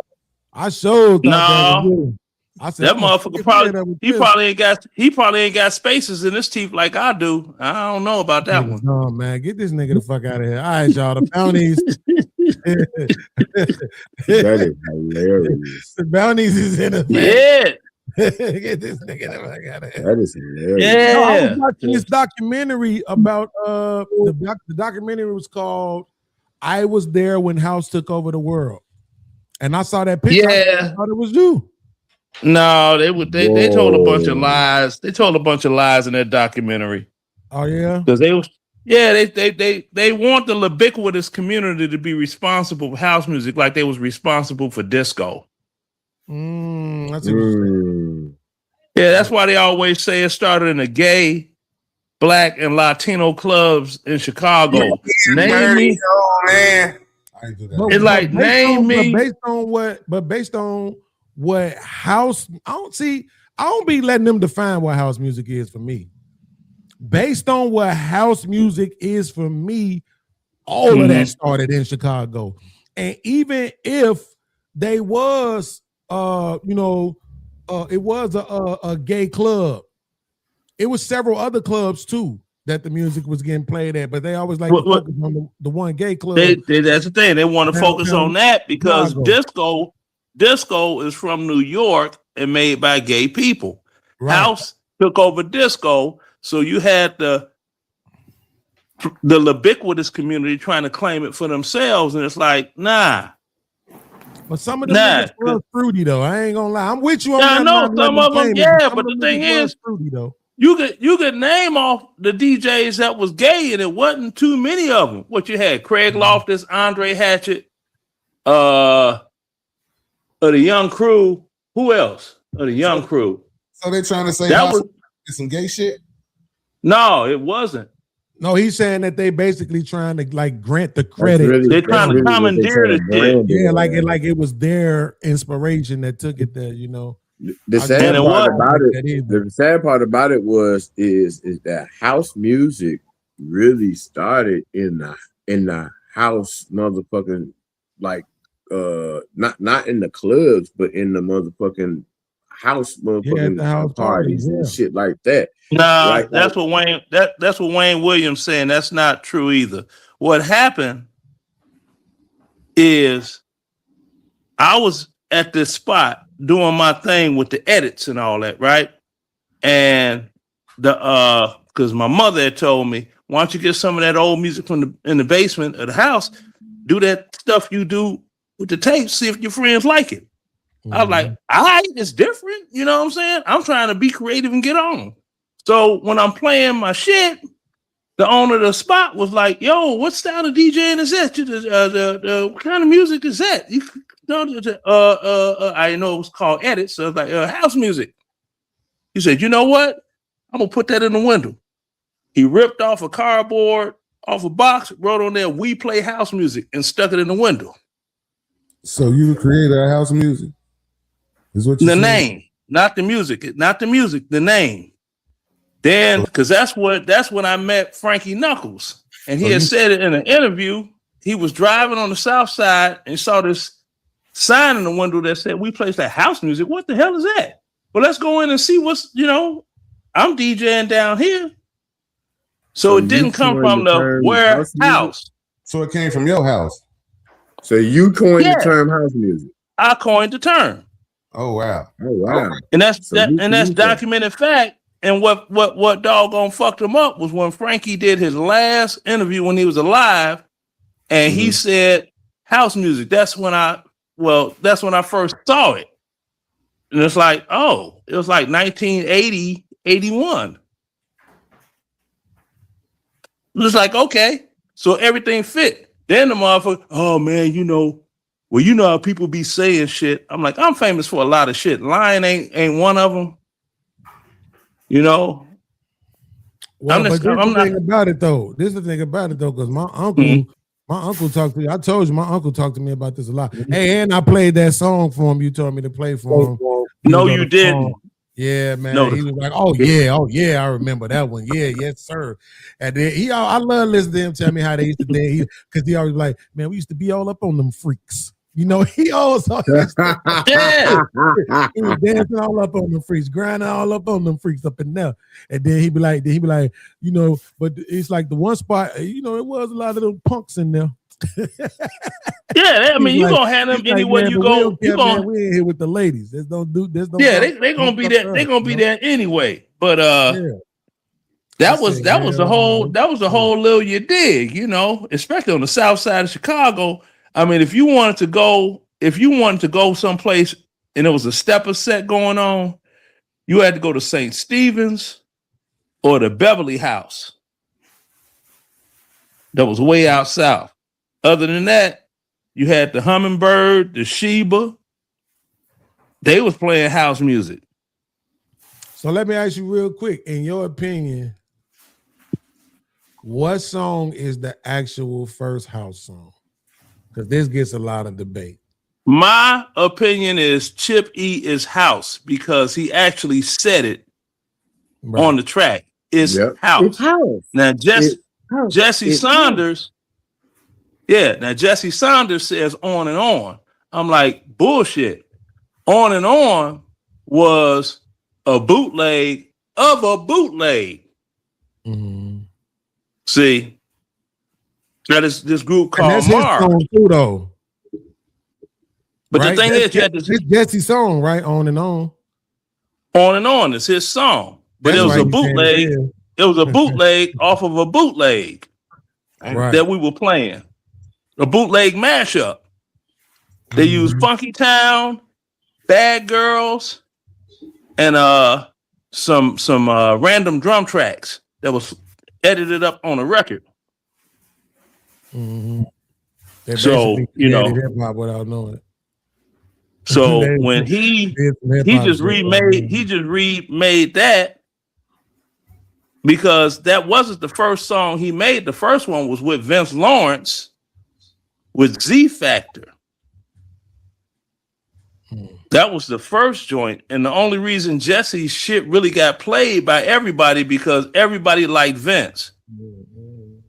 Because Jesse had this he just thought his shit didn't stink. Like, man, fuck Jesse. That's But Vince Lawrence was was cool in the fan. On and On sound good though, still to this So day. so its house came out when? Like 19. It came out 84. It came out I was 84. 84. Okay. 84, and it came out right after On and On came out.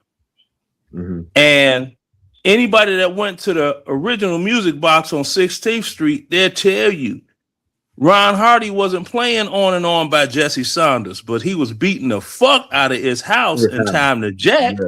So what does that tell you? Damn, it's the time to jack. Time to jack. Yeah, Well, yeah. I'll tell you why. The reason why though is because you got to think about it like this. They talk about Ron, how Ron was, you know. So that's only make a lot because of he's sense dead. based on the sounds that he liked though. Well, not if you Yeah.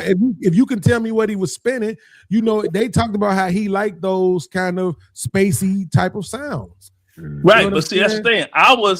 I was a DJ at the time, and I was there, and you know, but you got these other people that say all kinds of crazy shit. Like he used to turn the needles upside down, and put a roll of duct tape on the top of it, and play records backwards. Ron ain't never do that shit. And then motherfuckers really tried to do it. You had Ron Carroll, rest in peace. Well, wait. And Craig- So here's the thing, and then I guess I'm pretty Go sure ahead. Sean probably want to get back to the regular show too. But this the thing though, right? I do too, kinda. But this the thing, Okay. though. Jesse Saunders' song is considered a house record. It's It played is. with house records. It was. So we're saying that when it first came out, it wasn't known to be a house record. But Yes, the fact that it yes, is it- a house yes, record, it is one, but it wasn't known to be that. You talking No. On and It On? was Yeah. known. It was known to be a house music record because Jesse was a house music DJ. So then it would have to be the first song then. Yeah, but because you it came asked out me before his house. what do I consider the first house music song? Right. And I know why you I don't saying consider- that, but I'm looking at I'm looking at it the other way. I'm saying, like, if you say then when it came out, it wasn't considered that, right? Only sometime afterwards did it get considered that. Because there's a lot of stuff that they say this is house music, but you know, to me, it's really not. You know what I'm Mhm. saying? But it's like it's just a song with the same BPM. But just Yeah, because it gets it's the like- same BPM don't make it house. You know what I'm saying? Yeah, that's like Bad Luck. Which Bad Luck? Teddy Pendergrass. Oh yeah. Caramel and Blue Note. Yeah. That's house music. That's what said, right? It got Right. pulled into the groove. Right. Stevie Wonder, all I do is think about you. You Mm-hmm. know, you hear that all the time. But they had to do that though, because But that wasn't but the Stevie record, that actually was just a mashup. That didn't make That's his what I'm saying. song. That Thank didn't you. make his song a house song. That was just strictly a mashup. No, because of the, like he said, because of the BPMs. Mhm. All I do, that's not a house song, bro. That's a song that okay. that's a song that he did that had the same BPMs as house music. That's right. Okay. Because it matched up with Danceable. Let me break it down to you. Mhm. If it was danceable, it matched up with a few records, but it wasn't Right, a house but- record Bruh. initially. right. But check this out. See, now this is what I tell people. You had danceable R&B. It wasn't disco. It was danceable R&B. We pulled all that 70s danceable R&B. We pulled it, and it became part of the house music family, including the gospel stuff, like the Clark sisters. You brought the sunshine. That's Alicia Myers. That's Alicia Myers. She started with One Way and Al Hudson. But her real jam was You got the best of me. You know that? Right. Say. You play that shit, man. Them women, they still be wanting to. You can get this if you don't say nothing stupid. I don't know what's about that song. Them women, they get wet still. Yeah, crazy as hell. I don't know. Stupid. Yeah, but the show though, you were talking about Ready for the World. Somebody said they came after Troop, but no, Ready for the World came out before Troop because Ready for the World. Yeah, they was talking about the whatchamacallit, the songs. The fact that those songs that we were from Ready for the World and Troop them was in the 80s and not the 90s. Oh, okay, yeah. But it's But I mean, think- that shit still was They like, all all came, that shit- Troop and Ready for the World came around the same time, man. Think about it like this. No, I don't think so. Because Yeah, Ready for the World came was out. right there in the 80s, in the mid 80s. Yes, they was. Yeah, but Ready for the 88, World 89. came Like out. 88, 89. Oh no, it was before then. No, Ready for the World was out before them, but I'm saying they both Yeah. came out in the mid. Okay. Yeah, Ready for the World was like 85 because Sheila E. had Glamorous Life, Right. and and it was the same BPM as Old Sheila. We used to mix them two joints together. They had my shit digital display.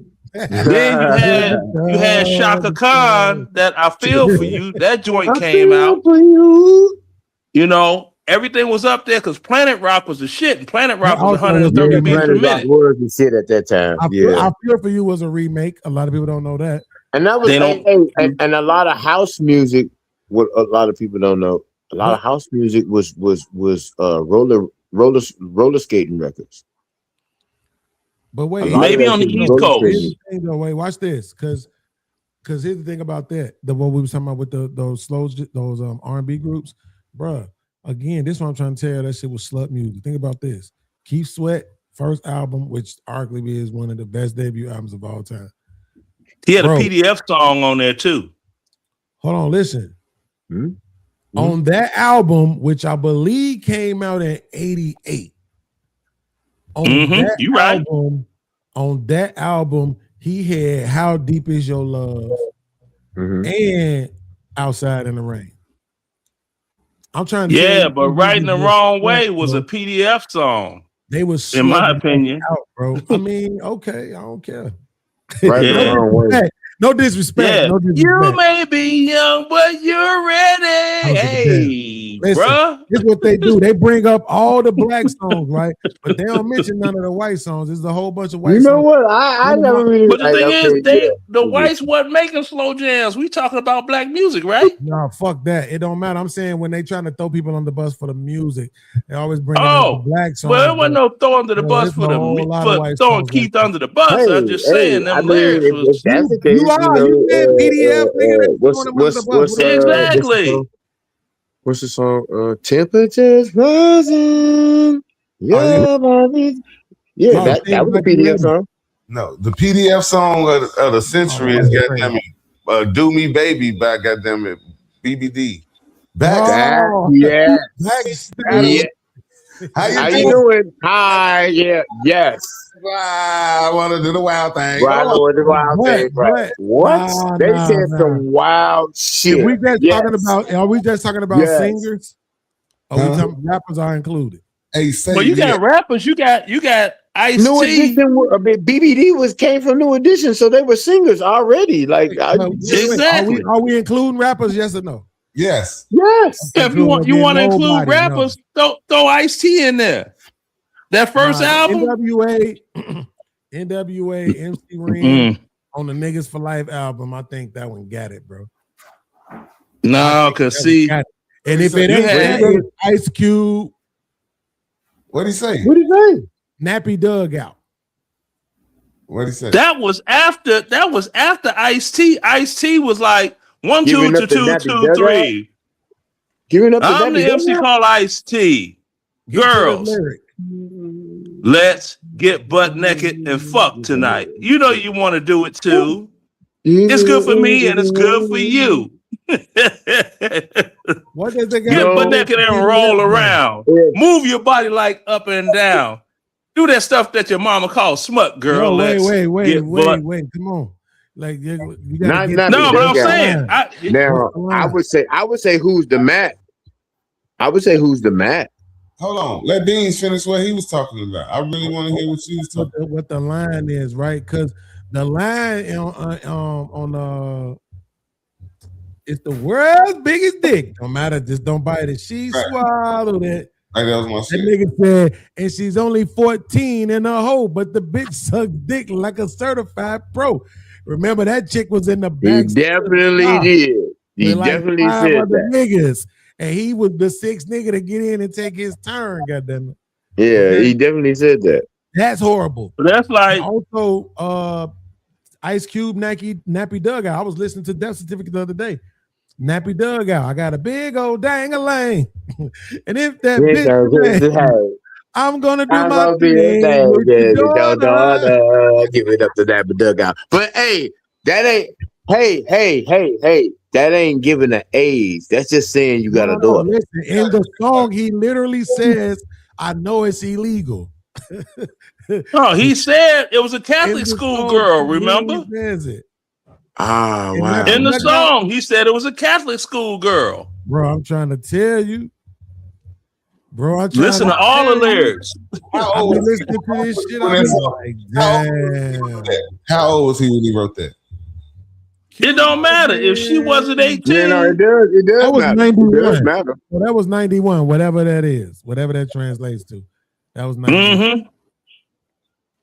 So he was in his 20s. Yeah, he was Definitely in his 20s. But backstage, underage, adolescents. No, hey, I agree with you though. She replied, right. You know like they go- the wild but you thing. know what I'm Yeah, saying? I Do you agree know with how you, old that sir. shit is? Huh? A lot of people don't know that adolescence stretches, bro. That's what I'm trying to tell you. Like that's like people think adolescent is 10 to Backstage 12. underage, bro. The word underage kills all that. You hear me? Do you know what? Do you know what underage applies to? Adolescents. That's 17. Yeah. Yeah. You see what I'm saying? So you don't really know. That's what I'm saying. The words is there, but the fact that it came out of his mouth and said underage, knowing that these girls are underage for me, but I'm going to do it anyway. Yes, right. Yes. But which I don't think is worse than a nigga saying the actual number. And she's only 14. He tells you what the number is. So now it ain't no vagueness to it. At all. You can go back. You can go back before all of us was born. All us was born. I remember the Sam Cooke song. She was only 16. Only 16. Age reference. Okay, 16 ain't worse than 14, though. I'm telling you, gonna be hard. Then you had Rick James did 17. Just trying to tell you. Now, She was only 17, but she was sexy. One of my favorite songs is from my man Bruce Springsteen. Now he don't say the age, sir. Jack and Diane. He say, "Hey, little girl, is your daddy home? Did he go and leave you all alone? I got a bad desire." Wow. Whoa, I'm on fire. Wow. Yo, he said, "Tell me, little girl, is he good to you? Can he do to you all the things I do? You make my heart beat fire." Oh, yo, this dude. And like I said, he don't say a number, but hey, little girl, is your daddy home? Yeah. Then you had the original. Is Elvis your married daddy that home? little girl. And Great Balls of Fire, he married some little girl. The fact that he asked if your daddy's home. Exactly. There you go. Yeah. So none of this is new. It's been going on for the longest. People just been faking the I don't funk know like how we got here. How do we get? I don't know how we got here. Started off. Me either. You know, Because of this, I created the word house ass nigga. Hold on. No, it ain't that. No, where it started. Yes, it is. No, I'll tell you where it started. No, I know exactly where it started. It started with Michael Jackson's song. No, hold on. I'll tell you exactly where it You started. said when Troop Ring sang it, they was talking about eating ass. Listen, that's where it started. Don't make me listen. It started because he tried to throw Keith Sweat under the bus. For, you may be young, but you're ready. He tried to throw him under the bus for that song. Talking about it sound like a PDF song. He did. I didn't say that, but you was talking about ass eating in the 90s. That ain't got nothing to do with PDF. He asking about the PDF. Bro, that was about an hour ago. I know it was. Hey, can I get your answer to the original question, Leonard? We all did. What? Okay, I don't remember it at this point. The question is, who made the best version of the song? All I do is think of you, Troop or the Jackson 5? I say the Jackson 5 because that was within my age. When I heard Troop sing it, I was like, nah, because they were using all the electronic instrumentation through the sequencer. Wasn't even real musicians. It was just so stiff. Like, I'm like, it ain't had that something when you got live people playing music. You know what I mean? No, That and the fact that I was 12 years old and it reminded me of this girl at school, Denise, that I was crazy about at the time. You ain't never get nothing from Denise. Nope, sure didn't. So leave that song alone. How much you got to Troop version? I bet you got some to Troop version. No, I wasn't really feeling that. There's a couple of songs. That one there, let me love you down. Oh, I hated that song. I play it because the motherfuckers, they wanted to hear it, but not love me. What was that other damn song? This shit going bad. I'm gonna say this. We gotta talk, Q. It's crazy. It's crazy because I probably will never say this ever again in life. But that's probably the first time Michael Jackson got outsang on the song.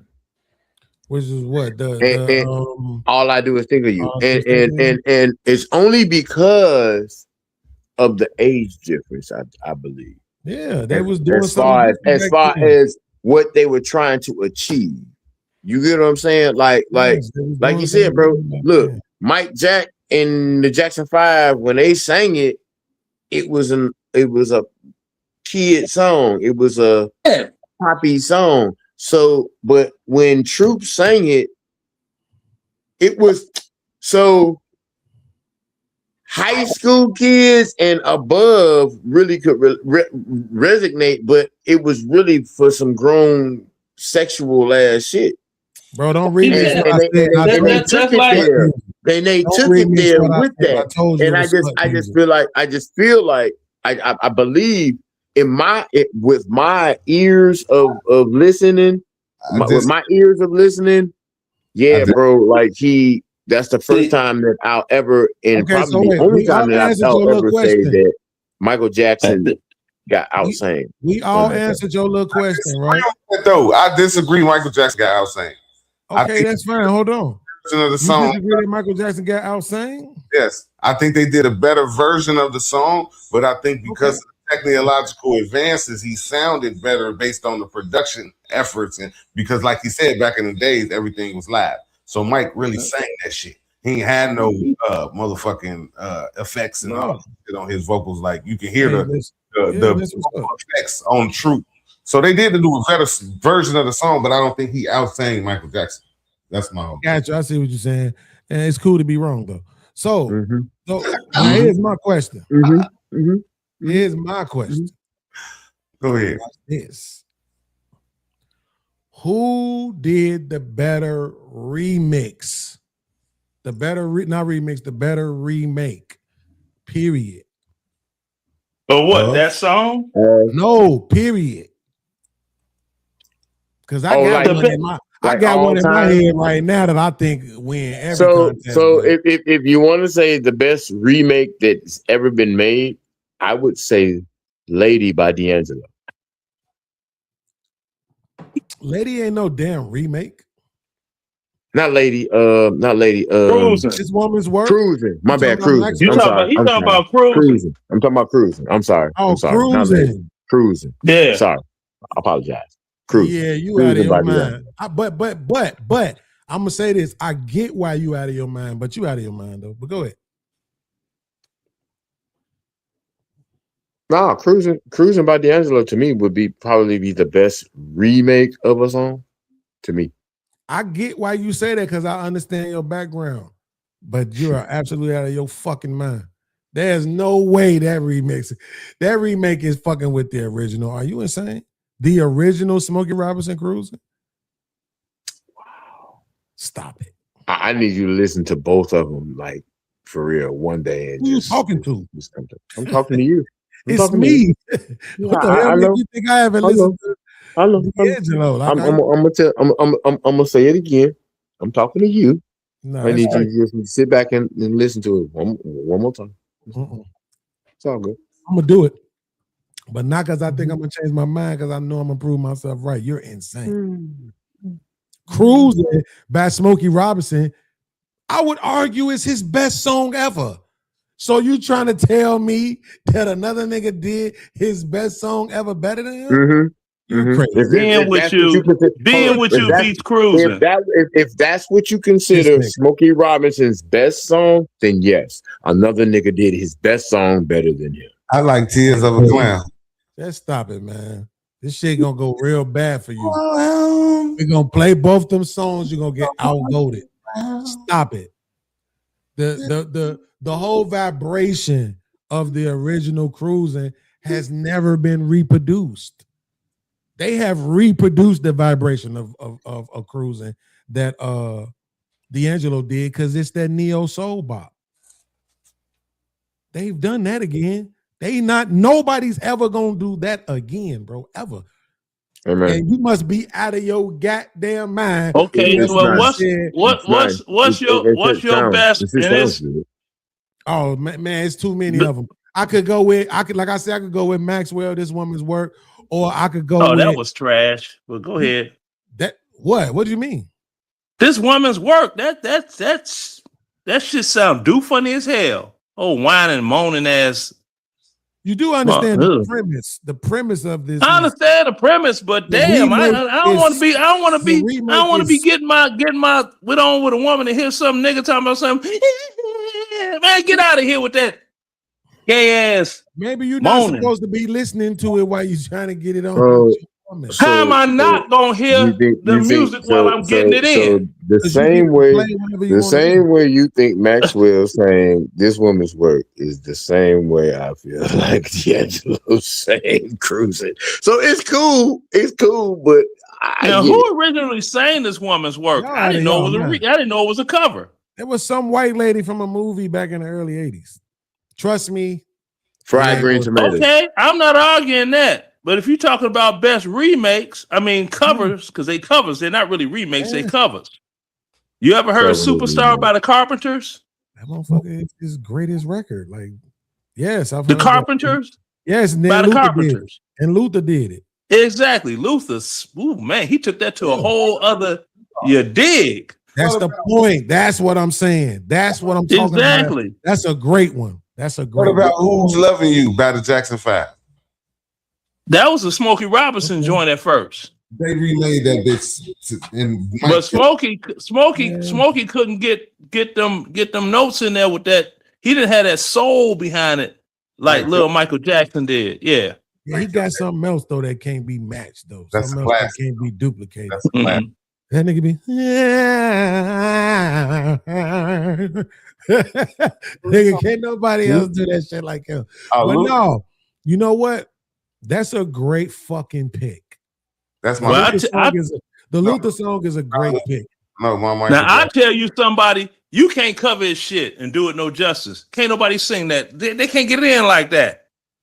They just fucking can't. Tina Turner tried, but she ain't really hit it. Let's Stay Together. Al Green. Al Green, you can't sing no Al Green. Tina tried though. Okay, I give her due. She tried. We only talking about the ones that work. Like this. Y'all probably this probably too old for y'all because all y'all young. But there was a song back in the day. I think if I'm mistaken, don't get mad. I think it might have been like Jackie Wilson or something. But it was like darling, you send me. That was Sam Cooke. Sam Cooke. That's what it was. Sam Cooke. Now you gonna say we too old and I'm naming the who did it. Right. The person who remixed that song, his name is Roy Ayers. Bro, his version. He did a jazz cover. You send me.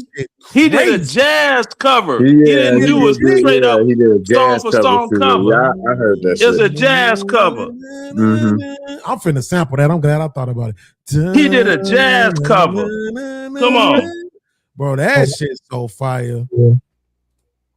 In another joint, somebody ain't gonna they ain't gonna be able to really doggone mess with his reasons. Earth, Wind, and Fire. I dare somebody to try to sing that shit. The different songs that people can't do. Let's do the best ones that people have done.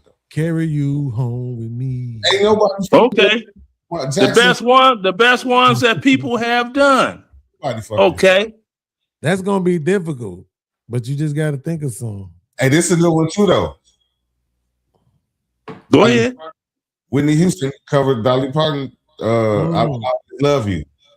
I will always. Y'all bringing up all the obvious ones. You niggas not even trying. The obvious ones got to be the greatest ever. What you mean? No, just because it's obvious don't make it great. I mean, I brought up the Carpenters. And speaking of that, that's a fact. Hold on. Speaking of that, first of all, let's hold on. I definitely listen to Roy Ayers and Luther. Listen, but y'all not finna do. What y'all not finna do is not honor Whitney Houston on what she did with that goddamn song because she sang the fuck out that motherfucker. I'm not talking about Whitney Houston. Now, if you want to go into a cover, Sybil, she covered "Don't Make Me Over" by Dionne Warwick, written by Burt Bacharach. And Sybil killed that shit. Let's argue. Hold on. Let's argue. Fuck it. Let's argue. Let's argue. I'm gonna try to get the chat involved. Let me see if I can put this poll in there. Who did they cover better, Whitney Houston or Maxwell? We ain't gonna put D'Angelo in there? Absolutely not. Okay, Maxwell, you said that he covered what song? I mean, well, not what song. Who sang it first? This woman's work. Some white bro. It don't matter. He killed it. No, now let me I gotta look it up now. I gotta look it up. He did such a good job. We don't even know who the other motherfucker was that sang this shit. Okay, that's how good of a job he did. That's how unknown the other person was. Right, that's how unknown the other person was. That's all that is. Whitney did a great job, and we all know who. And we all know who Dolly Parton is. Right? Don't do that. That's my point. Okay, it says it was originally recorded by British singer Kate Bush. Mm-hmm. Who the hell is Kate Bush? Exactly. Yeah, exactly. So he picked up a song. He re-sang a song from a basic. That's like somebody re-singing the record I held up in there. That was Magnum Force, Share My Love. How many people outside of people from Chicago know about Magnum Force, Share My Love? Exactly. Thank you. So say if you get, I don't know who they got to sing right now, be a brother, and he can sing falsetto like Philip Bailey or whatever it is, and he sings Share My Love. People, old heads from Chicago, will know where the song came from. Everybody, oh, that's a brand new song. D'Angelo could have sang that song, and people wouldn't have known that it was originally sang. Where it came wouldn't from. Have known. Right. They wouldn't have known that it was a remake of a one-hit wonder song out of a independent label in Chicago. Yes, and that's what's making me so sad for you guys' minds, because I'm realizing how slow y'all are. You're not understanding this. The song wasn't shit. And then he made it an instant classic. That's better. That it became an instant classic because of the movie Love and Basketball, not because it was played on the No, the radio and fuck people it fell in didn't. love with it. Actually, no. Okay, No, you're wrong. It became an instant classic because it was in the movie Fried Green Tomatoes. No, both of y'all are out of y'all mind. That's where the song came from. The song, no, sir. No, the song was in the movie Love and Basketball. Maxwell, this one was the original song from the British artist was in I'm the not movie talking about the Fried British Green artist. Tomatoes. We talking about Maxwell. That's where the song came from. We already understood But we're that he's not- saying it already. He don't Hold on, understand I got you, it all. I got you, Leonard. Hold on. Thank I got you. So Go listen, ahead. he already told us that. But what I'm saying is this. The point is this, that when Maxwell did it, right? The thing of that really made it blow up was the fuck that he did a live version. Literally. And that was what they played. That's what made it blow up. Because they like, this nigga singing that shit live. That What was the that fuck is this shit MTV that this nigga is Unplugged. singing? MTV Unplugged. And that was after Love and Basketball. Right. So I'm trying to tell you, Love and Basketball didn't blow it up. That's my point. They never even played that version. They played the He live wouldn't have version. got he wouldn't have he wouldn't Are have you gotten. listening to me? I'm listening, but you Okay, missing. so let me say it one more time. You live through yours, I live through mine. Listen to me. They didn't even play the studio version. So it wasn't that. The live version is the one that they played on the radio. I swear to God. It's the live version. When you hear it on the radio, that's what they're playing. That's not true. That's not true either. Yes, it That's not is. true. It's not true. Okay. They definitely played the studio version on No, the the fuck radio. they didn't, bro. Yes, they. No, they did. So how do you think they got to the MTV Unplugged version? Nigga, How do you think they got to that? Okay, we'll see. I'll look it up. Because I just want $5 from all y'all. That's all. How do you think they got to that point? Don't worry about it. Don't worry about it. I love these. I love winning and proving myself right and making people hate me for the rest of their life. Good. Let me see. Now when you said they played the studio version of the movie, I didn't. I said they didn't play the studio version from the movie. They played the live version. okay, well, I don't know what the studio version sound like, but that's what they played in the movie, right? Mm-hmm. I stand corrected because the MTV Unplugged concert happened 3 years before Love and Basketball was released as a movie. So I stand corrected. No wonder you think the Jackson 5 version of that song is better than True. Stand corrected on that shit. No, I do not stand corrected on that because that was a song that I could relate to at that age. When right. Troop came out, Troop bias was out. music. Take your bias Troop, out. Take the bias Troop, out. bruh, take the Stop. bias out. I can't take the bias out. Take the nostalgia out. That's a better rendition of the song by Troop, for real. Okay, you can say what you want to. I love It didn't have the musicianship that the other What you song saying? had, Hey, what is or B any of saying? that. What B you saying? Say again? Talking to his girl. Are you on his? My bad. I thought he was muted. My bad. I'm sorry. He's muted.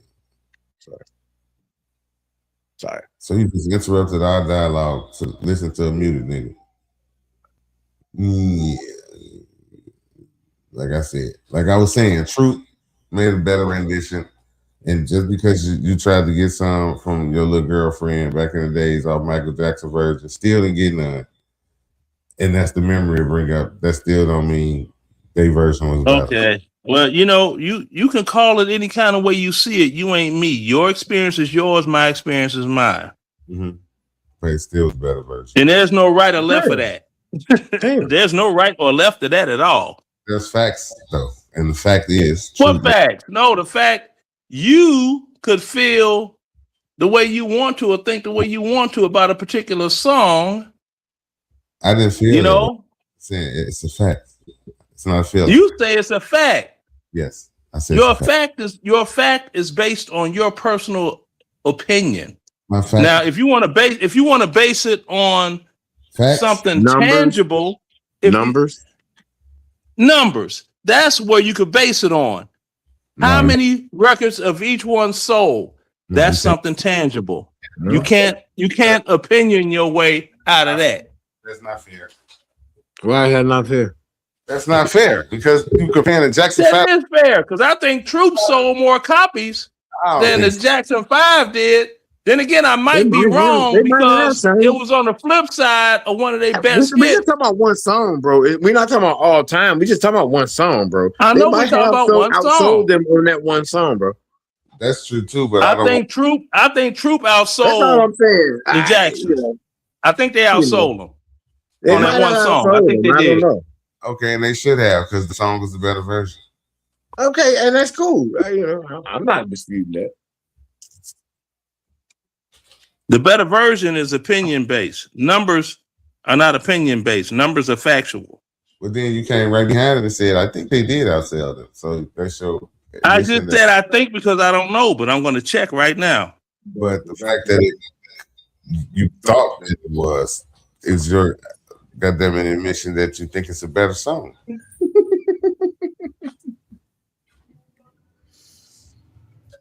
Because if you didn't think it was a better song, there would be no way that they would match the six. So It says yes. Troops cover okay, so let me ask you a question. Let significantly me ask you a question. outperformed the Jackson 5's original release on Okay, the charts. So who did lately better? Stevie Wonder or Jodeci? I say Jodeci. But you think you say Jodeci did. I say better job Jodeci. than They Stevie- sang the Okay, hell so out you that say song. Jodeci did a better job than Stevie Wonder, but you say yes, Michael Jackson did a better job than True. I don't even understand it, but okay, I get You don't it. have to. Yeah, because this nigga crazy. He don't even know that this is him. Okay. Yeah, that ain't, and I don't know where you found that pitch at, because that is not me. Sorry. No, but I stand corrected though. They say that the studio version charted, but that the live version got spent is a cult favorite, and they got spent more probably in the clubs and at like the Night Move. What's the other I understand what you're saying, but that's why. But all I was saying was I knew that because I used to hear that the studio version on the radio all the time. During it wasn't the day. until he actually went live and did that shit, because that song had been out for a while. That's what I was about to say. According to them, they saying that the live version came out before the studio version, which is crazy to me. So, but now it does make sense though to what you were saying. The once the studio version came out, then people rediscovered the live version. So now that's why at the end of every time, I'm telling you, every time I heard them play it, which probably would have been at night anyway, but every time I heard them play it, it was always you hear the audience at the end. You know what I'm saying? At the finishing shit. So that's how you know it's the live version. So you was wrong. But I was on some. So you was laying on the carpet by the tall speakers. You was wrong. The speakers at night and shit. Pretty much. You was wrong. Pretty much. Yeah, pretty much. Huh? You was wrong again. Yeah, I just said I stand corrected. There you go. That's good. But I was wrong, but I was still right tallest. technically. That's when you're your tallest. When you stand on your when you stand to be correct. Damn. That's what's up. That's what's up. And that's when you're your oldest.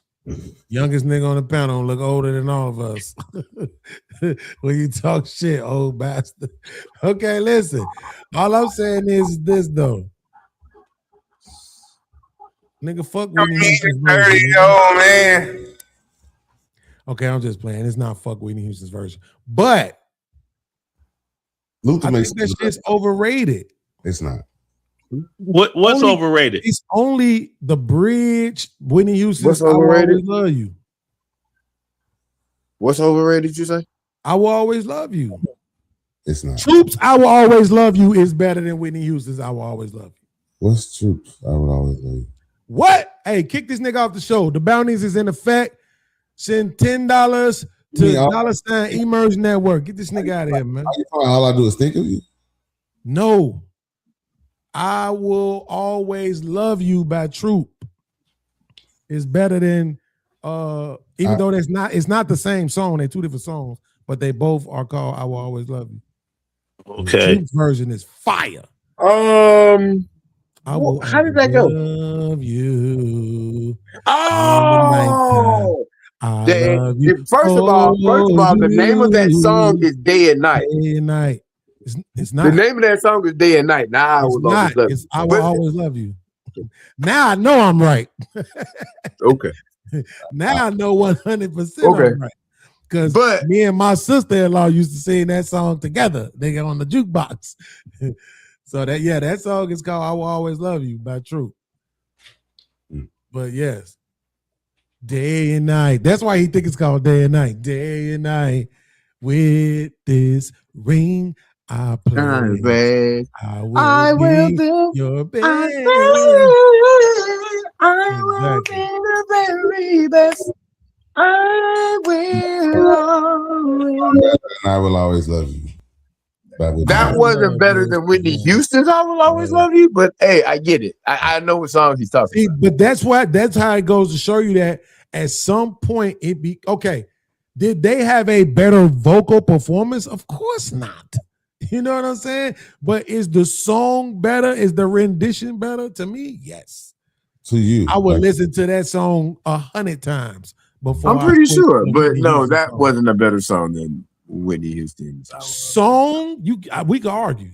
Let's argue. I don't gotta. We ain't gotta play. I can argue. Yeah, but it's not even really an argument. It is. I already conceded vocal performance. What else? Hey, watch this. Watch this. What else you got? Men and women lie. Hey, men and women lie. Numbers That's don't. all cute. I already conceded. Numbers do not lie. So the numbers. Are you serious? That's how what I do you know. mean? Fuck the numbers. This nigga jumped to the numbers. No. Come on, man. No. It's a lot of songs that did better numbers than I Will Always Love You, and we know they wasn't better. So that's a horrible argument. You see what I'm saying? No, I conceded to you vocal performance. Let's talk about the song. The song is, to me, I think it's just a better song.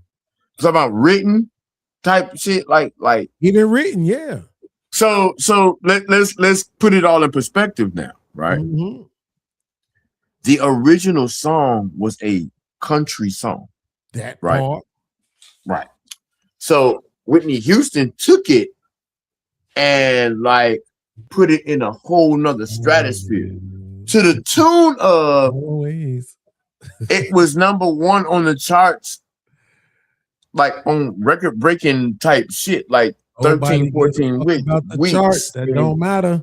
Bro, why don't it? Bro, you don't know that song if it don't get on the charts. So what are you talking about? Well, it could chart. It just don't. It don't got to be the best song of all time and all that shit. Like, it's irrelevant. It's a lot of songs. You cannot just push aside. You can charting, bro. Like that's not no shit that you just push to the side because no, that don't count. What the fuck are you talking about? What's a better song, Bad or Beat It? That's a good question. I don't know. What you think most people would say? I think they would say Beat Black It. people, not white people, black people. They would say Beat It because Bad start off with Your Butt Is Mine, and it's kind of whatever reason you make up, right? They would go with Beat It. But then if you see Bad charted more, and somebody like, it's a better song. Look, it did better numbers. It's like, so fucking what? We don't want to hear that shit. Right. Hold on. I originally said I really don't know. Either way, like it's a toss up for me. Like Bad and Beat It. Like okay, okay, whatever. But at the end of the day, standpoint, I can respect that coming from you. But I'm just saying, for the average listener, bro, it's not like that.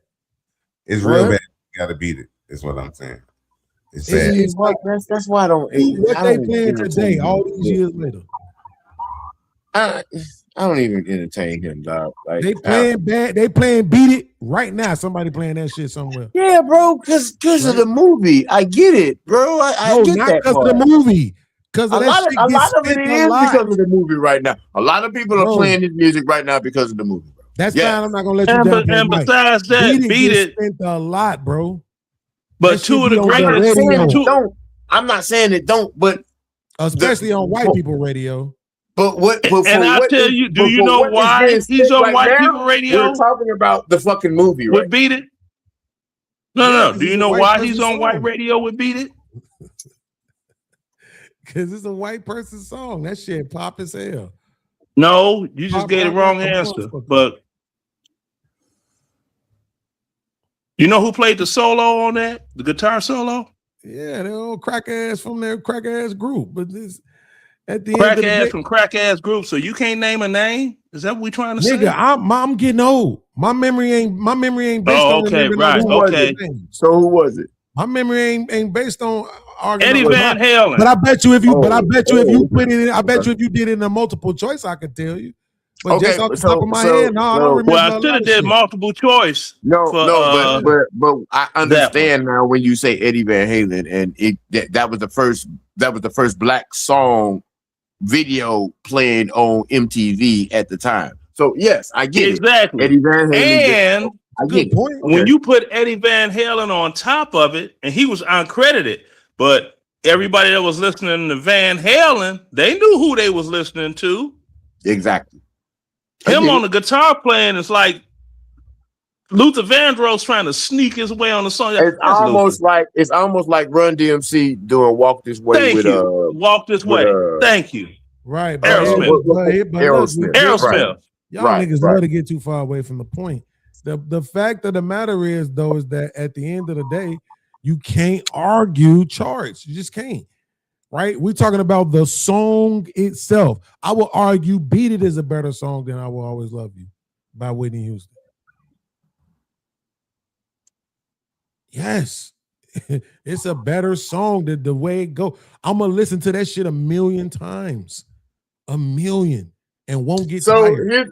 So what you trying to do is separate the song itself from the actual vocal performance. I conceded the vocal performance when I first made my statement. But you can't separate the two.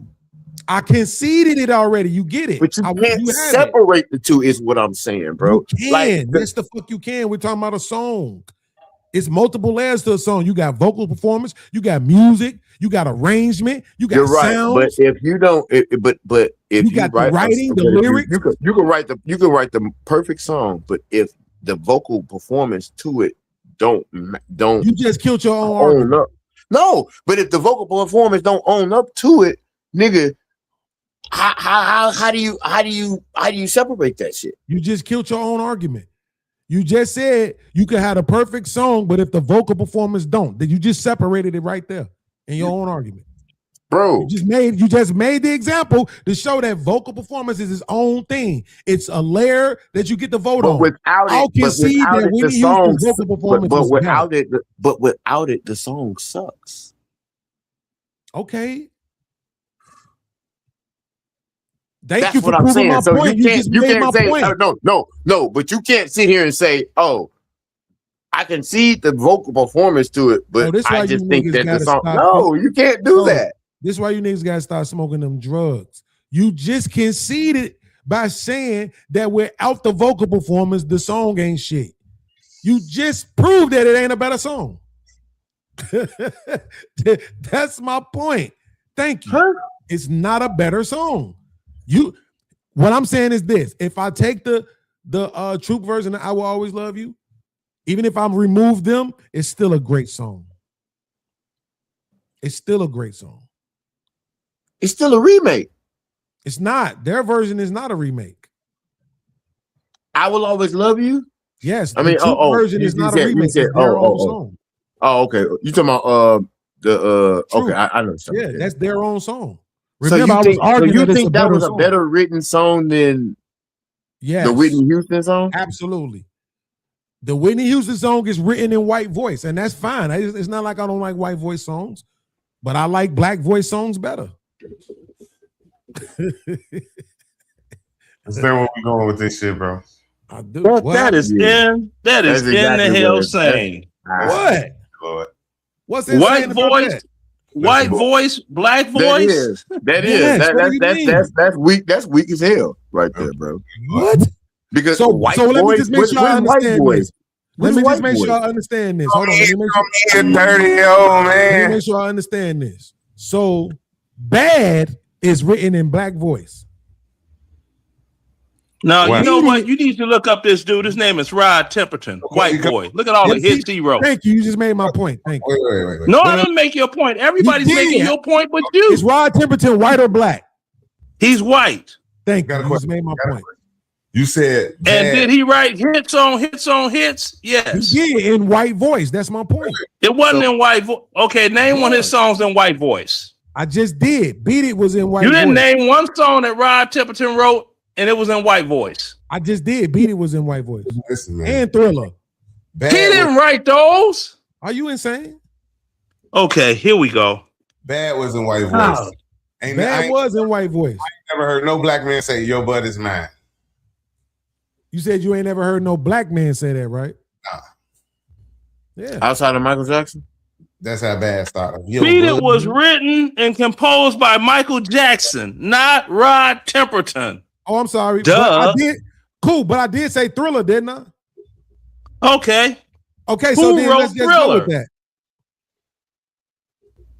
Okay. Thriller was written by Rod Temperton. Yeah, I know. I said that. Uh-huh. Thriller, not Beat It. Yeah, And 'cause then stop. also, guess what? You also have to deal with the arrangement. The Okay. arrangement of songs, right? They were afraid because Mike and Quincy talked about this. They were afraid for Mike to work with Quincy when he first went to Epic Records because they thought Quincy was too jazzy. And they was like, we ain't trying to do the jazzy shit. We trying to take you pop. We trying to take you further than Okay. where you was just at with your brothers. Right. But- So let's and they go didn't want him to back have and Quincy. But he kept on. He kept saying, "I'm not gonna do it without him." So they ended up conceding. And then, Okay. so they don't think I could You do know it. what? Boom. You He do would've know got that why. white boy. Can I let me ask one question. Since he was writing in white voice back in the day, the shit was always and forever. He wrote that shit too for Heat Wave. He wrote all Heat Wave shit. And Heat Wave ain't sang nowhere near no damn white voice. Bro, yo, Hey. listen. I'm gonna say this one more time. Y'all gotta stop. Think while you talking, bro. That is Okay? white voice. Always and forever, it's white voice to me. Absolutely. That ain't white. You just- Okay, define you just- white hold voice on, compared to hold black on, voice. Hold on. Define it, Hold on. please. Because you just went from black he person. wrote the song in a white voice to they sang it. Nobody said they sang it in a white voice. We said it was written in a white voice because it Oh, so what you're trying to tell me is white is a whole language and black is a whole language. Is that what you're trying to make me believe, dude? Yo, listen. I'm giving you a pass because you're older. And You ain't because giving me no pass. I am. I'm giving you a pass because you're older and because you founded house It music. ain't got nothing to do with that. Stop. That's just like when they say, why you talking white? White is not a language. Yo, listen, Leonard, you already made the argument for this earlier. That's why I'm asking you to stop because you can't argue against it now. Hold on. You gave me the evidence I needed earlier when you brought up since I lost my baby. You do know, hey. I didn't say anything about that song since I lost my baby. What was the song you brought up? Do you from, know? Luther Vandross? Hold Well, on. think about it. hold Figure. on. No, you're right about everything else, Mr. Right. What Think song about it, did you Mr. bring Right. up from Luther Vandross? No, think about it, Mr. Right. Wait, what song did No, you ain't no wait. bring up from No, Luther you're right about Vandross? everything. So think about it. Figure it out for yourself. You know what? You have a case of gotta be What? right syndrome. But I already acknowledged when I was wrong, so I don't. So I'm gonna ask you Yes, again. you What do. song did you bring up?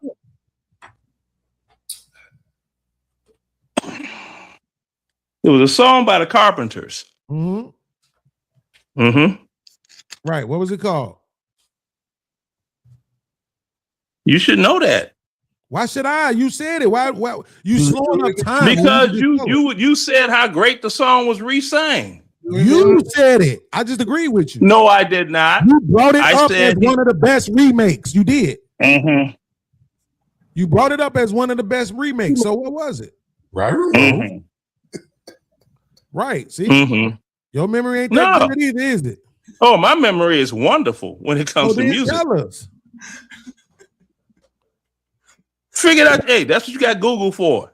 Right. Just ask, Okay, cool. what So it song was by the Superstar. Carpenters that So it was Luther Vandross Superstar, right? re-sang? So since it was Superstar, that's fine. But here's the Yes, point. it was Superstar. Yes. Yeah, even if it was Superstar, it still makes my point regardless. Now, if we go listen to that song from the Carpenters, what do it sound like? Do it sound like white voice or black voice? It sound like white people. Don't you remember you told me you loved me, baby? Exactly. But And when Luther did it, a whole different tempo and it everything. sound like what? You could tell they were white. But when Luther did it, it sound like what? A black person singing it because they Exactly. sound black. That's my point. That's my point. It was written in white voice. Thank you. Written in white voice. Yes. Okay. Yes. So when Elvis Presley sang "You Ain't Nothing But a Hound Dog" and people thought it was a black person singing it, was that white voice or black voice? How the fuck should I know? I'm just asking you wasn't because around then. I didn't hear that the shit. song was originally made by a black woman. I'm just saying. Fine. You just made my point again. You just don't even realize it. You know what? You keep saying You're your saying point that is the being song- made Hold when on, I'm hold mentioning on, look at stuff this. you This don't is so even know crazy. about. The I'm man putting said facts. that the I'm song putting was facts. written I'm by a laying black facts down that lady, you right? have no clue Leonard, on, don't and you make- say I'm making your point. Leonard, You don't I'm not have gonna one. Talk you on my own show. I'm not gonna do that. That's why I'm saying. Okay, you're not making points either, brother. That's fine. I said I'm not gonna over talk you on my own show. I'm not gonna do that. Okay. Right? Go Okay. ahead. So here's what I'm saying. Here's what I'm saying. This is what you just said. You said that when Elvis Presley did the song, they thought he was a black dude. And then you said the person who wrote the song was a black dude. That helps my argument. Black That woman. people Black write woman. in certain I didn't say it was voices, a dude. I said it was a black Black woman woman. that It performed don't it. matter. It was Black a blue. woman, black dude, black whatever. Oh my the point is God. black. So why not? Why Yes, ignore it was that a part? The point blues is black. song. The point is It that was a a black blues- person wrote the song and then the motherfucker sang it and they thought his white ass was black. Exactly, because he was trying to doggone do this thing that was that. What do they call it? Cultural It helps my appropriation these point. days. In which I'm saying it helps my point that people write in a certain style voice, right? If Vanilla Ice would have came out saying Ice Cube lyrics, everybody would have fucking knew he didn't write that shit. Would they though? Like, that nigga don't fucking talk like that. Would they though? Yeah. Hell yeah. They were like, that nigga don't talk. Give me that beat, fool. It's a full-time Jack move. Like, no. If they son. had never heard that, now hold on. If Vanilla Ice initially came out like that and they had never heard him talk before, you think that's what people would have thought? I don't think- Yes, nigga. I don't think he would have came out. What? I don't think he would have been. Ooh, I wanna sex you up. What that got to do all with Vanilla Ice? night. What that got to do with Vanilla Ice? Some I'm assuming, and I'm looking up real quick to make sure I'm right. Oh, okay. Yeah, okay. I hope So to I'm God. like, who wrote what I'm that saying song is, by Color Me Bad? all I'm saying is, if you had never heard Vanilla Ice before in your life, and he came out sounding like Ice Cube, Dr. you Freeze. think that would have made a difference? Wait, say it one Motherfuckers more would have been time, like, Lee? man, who is this motherfucker sounding like Ice Cube? That's all that would have been. No, because his voice and him and who he is, how he was dressed, his hair, everything, he wouldn't have talked like that. Is my point, which is why he didn't talk like that. Right? So, by the way, yes, I want to sex you up, written by a black dude. Because that's how we talk. I want to sex you up. That's how we talk. I never knew it. I just thought it. It made sense. I look it up. Dr. Freeze wrote it. Black dude. I'm telling Great. you, we speak a Great. certain way. So I'm not disputing that. All I'm saying to you is, No, you weren't disputing it. oh, King House over here was disputing it.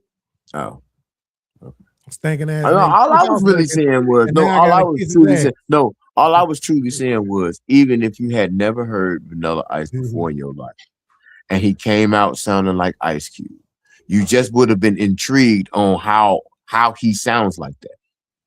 Now, if you'd have dug into his background and knowing that he ain't hard or whatever from that elk, then okay, it ends up a totally different way. But he still blows up because Oh, of do you the remember? initial sound. Do you remember how Vanilla Ice used to dress? It's a yes or no. It's easy to just say yes or no. You're missing my whole point.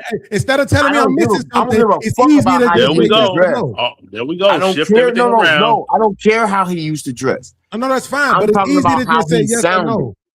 It's simpler to just say yes or no. You remember? Yeah, I remember. So what? Oh, do you remember how he used to do his hair? Yeah. So do you remember his voice? But that's what I'm saying. Do you I'm remember not his saying- voice? Yes or no? Yes, yes, Cool. yes. So now you remember how he dressed, you remember how he did his hair, and you remember his voice. And what you're telling me is if he would have came out and said, "Give me that beat, fool. It's a full-time jack move. Chili chill, yo, homie, make the track move." You would have assumed that he wrote that shit.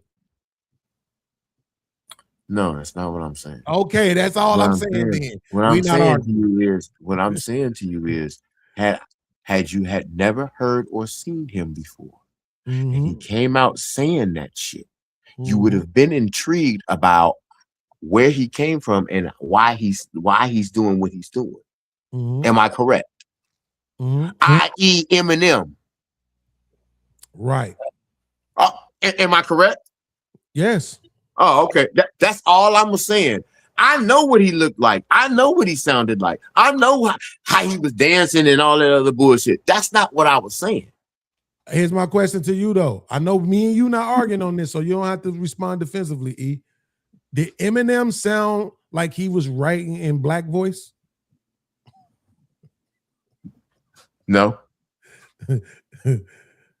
I'm Slim Shady or something, the real Slady. I'm the only shit Slady. So I'm That the real sounded like Slim black Shady. voice? Please stand up. Please stand up. That sounded like black voice to you? Hell no. That's my Oh, no, that's point. why I said no. I said no. I I know, said no, no. that's what I said. Me and you not Oh, arguing about it. I'm just okay, saying, okay, like that's my okay. point. Like we speak a certain way. Now, to Leonard's point, I'm not gonna sit here and pretend like when I was younger, I knew so many of those songs that those black artists was doing was written by or in part with white guys. I did not know that. I just assumed niggas wrote everything they sung, right? Until I was old enough to find out, oh, that ain't the truth. They getting a lot of these songs from these other people. But I'm just saying they talk a certain way. They don't use the same kind of slang we do. True. You know, except for the ones who forced it and all of that. So that's what I'm saying. The same way how I never knew who wrote I Want to Sex You Up, but I just thought about it. I was like, yeah, nigga wrote that. Yeah, I mean, that's like, DVD, we know niggas wrote that. but that's like with Too Short. Too Short sound like he from the backwoods or somewhere. He sound country as fuck. Too He Short does. sound country as hell. He does sound He country. do. I never really even, until you just said Well, that. all I you never really bitches, realized. pricks, and all Yeah. that shit. Here's another rap that I'm about to spit. Me- My name hey, is no Short. bullshit. They He call me sound like a Dog. country motherfucker. You leave your girl around, I'm gonna get them draws. Yes. I'm like, somebody go and put late. Yeah, you Get that definitely motherfucker could've- out the past. You definitely could have said he was from down south some fucking way. Yeah. He said he from Oakland, and they got a whole background That's thing how on him. Sherman rap too, by the way. Saying he's from Sherman rap like Oakland. that too. Huh? That's how Sherman rap. He rap like he talking to you. He rap like he telling you a story in a hurry. Oh. Damn. Like he In a hurry? like Damn, the bus not is in a coming. hurry. He trying not to miss the bus, but he trying to finish the story. No, hey. Yeah, but even E40 got a little gang to when he Nigga just rapping. be talking to you. This He conversation. got a little bit of that southern draw, that gang. Hold on. This conversation. E40. Hold on, Leonard. This conversation we talking about right now, right? How you talking about the black voice and all that, right? Me and Tay was having a conversation yesterday because he came across this song, right? He's like, oh, damn, this is a nice song. But then he came across an article that was saying Will Ferrell's son is singing. He played the song. and it was the same song. He was like, "Oh damn, listen to this shit. It's Will Ferrell's son." I'm like, if that wasn't Will Ferrell's son, you wouldn't be excited about that song as you would if it wasn't Will Ferrell's son. And like I told him, Will Ferrell's son probably didn't even write that shit. His daddy got so much money, that shit was ready made in the package. All he had to do was go in the studio and mimic everything on that motherfucker. You know what I'm saying? Now, go ahead. I know exactly what you said. How do you think Melly Vanelli got on? Now, but Melly Vanelli did it. As I told him, when I heard the song, I was impressed by the song before I even knew it was Will Ferrell's son. So, like, okay, yeah, him being Will Ferrell's son put the icing on the cake at the end, but I was already impressed before I even knew who he was. So that the whole point of him being Will Ferrell's son, okay, whatever, but the song was good. You didn't lead. You led the conversation with, man, did you hear Will Ferrell's son? He has it wasn't, damn, until I heard this dope ass song and guess who sing it. You know what I'm saying? So how do you present? Hold on, let me finish. You presented the song as, damn, Joe, Will Ferrell's son got this song. It's dope as hell. You didn't say, I heard this dope ass song and guess who sing it? Guess who sing it? It's a whole total difference. Like the reason you was excited about the song is about who was singing it. It wasn't you was excited about the song. So it couldn't have been that I already knew who the song was by versus when I presented it to you versus me already was being impressed by the song before I even knew who the fucking song was by Will Ferrell's son. And then once I found out it was Will Ferrell's son, I just came in here and just happened to say, hey, this song was by Will Ferrell's son. Can't you listen to it? It's not the fact that I actually was just already impressed by the fucking song, even though I didn't even know it was Will Ferrell's son in the beginning. Let me end this conversation with this right here, right now. Right? If you were that impressed with the song, you would have came to me and said, Joe, listen to this song. And then later on, once you found out it was Will Ferrell's son, you would say, you know that song I listened to earlier, Joe? That was Will Ferrell's son. By the time I had got to you, I had already found out it was Will Ferrell's son, so it's a mute point. What are you talking about? You win. Yo, I just realized that nigga Ice Cube said only 17, so that ain't as bad as 14. What? I was looking at the lyrics, bro. These lyrics is crazy. What, for Nappy Dugout? Yes, Lord. These lyrics is giving up the Nappy Dugout. It's called Nappy Dugout. I mean, how crazy did you think the song was gonna be? You can't go into a song called Nappy Dugout expecting right frolicking in But the crazy part is that wild shit he made was Look Who's Burning. That shit was funny as hell. This nigga is at the front door. He just talking to her. Is Cheryl here? Some shit like that. Nigga, this shit, wow, man. Oh yeah, God. but look who's burning. That shit was her fucking hilarious. Dude was talking about something. Yeah, Who's the Mac was funny as hell too. You go down to the spot and you could all see him, and you hear more claps than in the column see him. Look at her all whatever and embarrassed. Well, there goes that bitch who was careless. Oh, that shit was funny. Bend that big ass over for the shot. Oh my God. That nigga said she been in so many rooms, she got a dot on her forehead. I didn't know what that meant until right now. Ice Cube, you ain't shit. She a doctor. She been in so many rooms, she got a dot on her forehead. Mm-hmm. This nigga ain't shit, bro. It's the fucking Indians, nigga. Yeah, he wrote that song about Kamala Harris. That's how long they've been holding down the motel scene. They've been all the way back in 91. They had the hotels on lock. That's some Mississippi Masala type shit going on. Damn. I Woo, thought that was Lord. fairly current shit. Yeah, They been had that. They just yeah. came. They said that them niggas the fuck death up, certificate, that whole though. joint. They even gave them the taxi cab motherfucking industry for a little minute. Yeah, well, you know, you got shit, that death certificate album. I mean, that disc, whatever they call the shit, that shit was on. That shit was was banging. You know, Steady Mobbing was the shit. Everybody could relate to that motherfucker.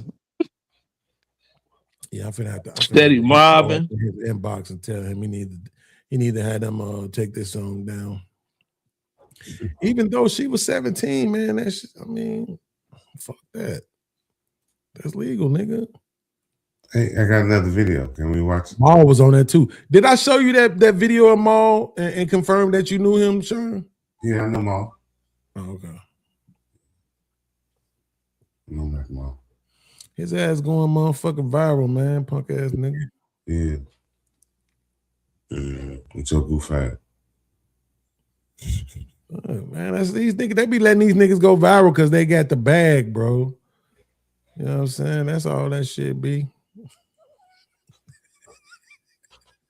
Hey man, can we They don't go? want to promote us broke niggas. Can we go to the next video? Nigga, you act like this our show. Nigga, you got the controls. Cornbread Earl and me looking ass nigga. They shot cornbread looking ass. I'm gonna let you slide with that one because it wasn't fun. Lonely teardrops, beard having ass boy. Let you slide with that one too because it wasn't fun. But I can't let you keep sliding because if I let you keep funny, we'll be here all night. Age Terminator face ass. Yeah. You ready? Oh shit. Let's go. Who is these niggas? Damn, that nigga black than the mother. We've been dating for a year. I'm just, I'm not seeing anybody else. And so I want to know if you seeing anybody else. Well, I'm not really seeing anybody else. And I'm really feeling you like you've been feeling me. So all of that's been real. However, I have dipped back and forth sometimes with my ex-husband because he does continue to pay my rent and make sure that I'm good.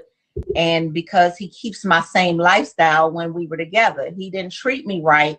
And so he feels a little bit of, guilt, and he continues to take care of me. But in return, he does expect me to give him sometimes. And I do, but I do it because of what I just told you. But I really want to be with you. No, I really want to be with you. But can you provide for me like this? Can you pay my rent? Or maybe what I could do is move in with you. Hell to the no, to the no with the no. Do y'all want to start responding now, or do y'all want to finish the video? I got to, because that motherfucker got on something. He got on them. I can see clearly now on the rain. It's gone. Glasses video, and shit. I'm pretty sure it gets worse. So finish the video, please. Okay. That shit crazy. And then I don't ever have to talk to my ex-husband no more. And I won't ever have to do that anymore. If I could just move in with you and then we just be together. Well, you sound like you need me to put you on the track. You don't sound like you need to be in my house. You sound like you want to sell something. So No. Wait, you're not my girl. You can't be one. You don't like me. Because you just told me you sleeping with your ex. But I told you I have no feelings for him. There's nothing going on. Like for me, it's just a matter of maintaining the lifestyle that I've always had. I don't want to I don't want to sleep with that nigga no more. I want to be with you. I'm in a situation. Do me a favor. Can you do me a favor? Lose my number and get the hell out of my house. Like, don't ever come around here. No more. What? Yeah, don't call me. Please make your head small. So that's unconditional love? I don't have unconditional love for you. I told you what was going on. You asked me. You never asked me up front if we were exclusive, or I would have told you back then. Okay, make your head small. Get out my house and lose my number. The reason I'm telling you this, but you love, but you. no, I don't know. No, see, I love me. That's the thing. I like you, but the moment you told me that, I don't want to have anything to do with you. I'm pissed off because I've been sleeping with you and double backing with this dude. So you already got me mad because you put my penis in jeopardy. I don't play like that. Yeah, And but so- you would have known something was wrong by now, and everything's been good. So I'm telling you now, I will cut him off, and I will block this nigga. But Yeah, no. I'm gonna have to move in with you, and then we No. can just start our life together. What's No. wrong with that? If you really love me, No, I'm blocking you is what I'm saying. You don't even need to block him because you're gonna need some money. So don't block him because you're gonna need to double back over there because I'm cutting your ass all the way off right now. And so guess what? I didn't even cut you so off. you mad never at me loved too. me. I Then just you never did, because there's no way that you can say you love me and you wanted to take things to the next level. And the moment that I'm honest with you and I tell you that this is the only thing that I've been doing, I don't sleep around. I only want to be with you, but I'm only doing this because of that. Like, how you just gonna end the relationship? What? And you said you love me, and that's what you're doing. Okay, so I don't know, something wrong with you, but I don't have time to go back and forth with you. So all I'm saying is make your head small, lose my number, Wow. and that's all we need to get. Wow over.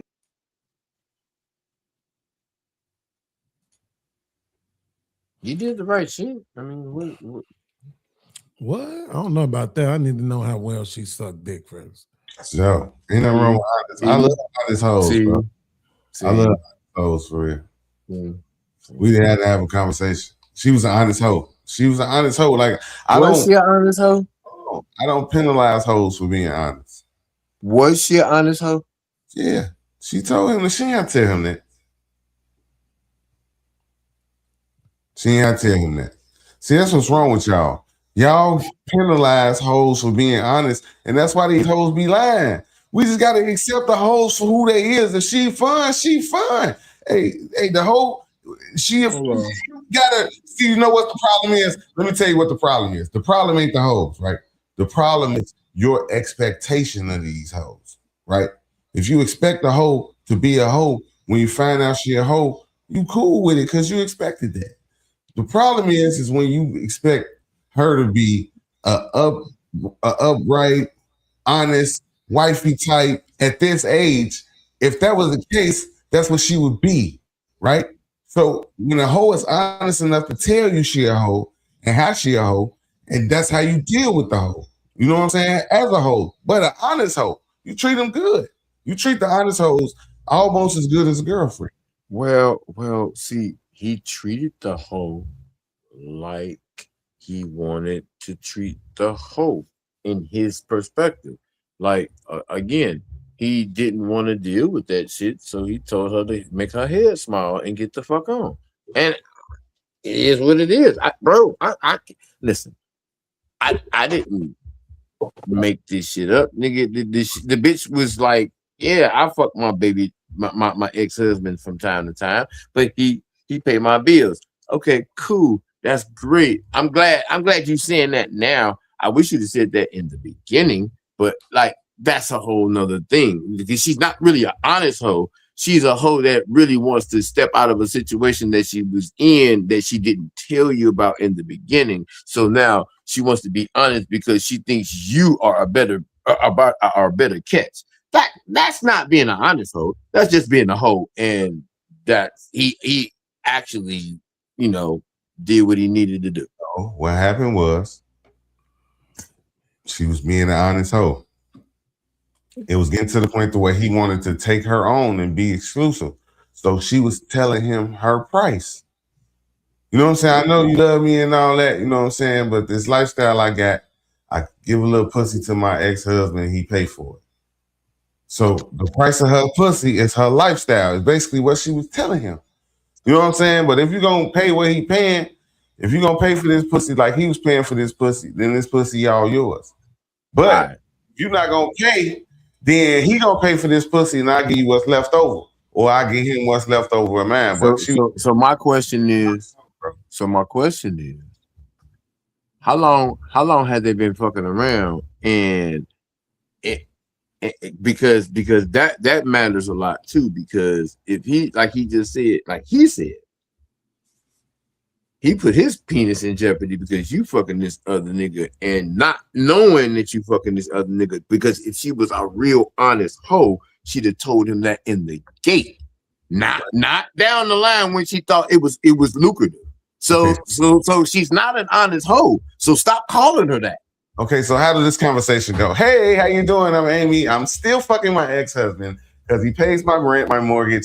He pays my car note, my insurance. That's an honest hoe, though. Hold on, but how would that ever start off in any conversation? There's always an awkward period in the relationship when you first meet somebody, because there's certain things you don't want to really overstep. You know what I'm saying? So that's not something you would normally ask, and obviously he should have. That she said she would have been honest. He never asked her was she fucking.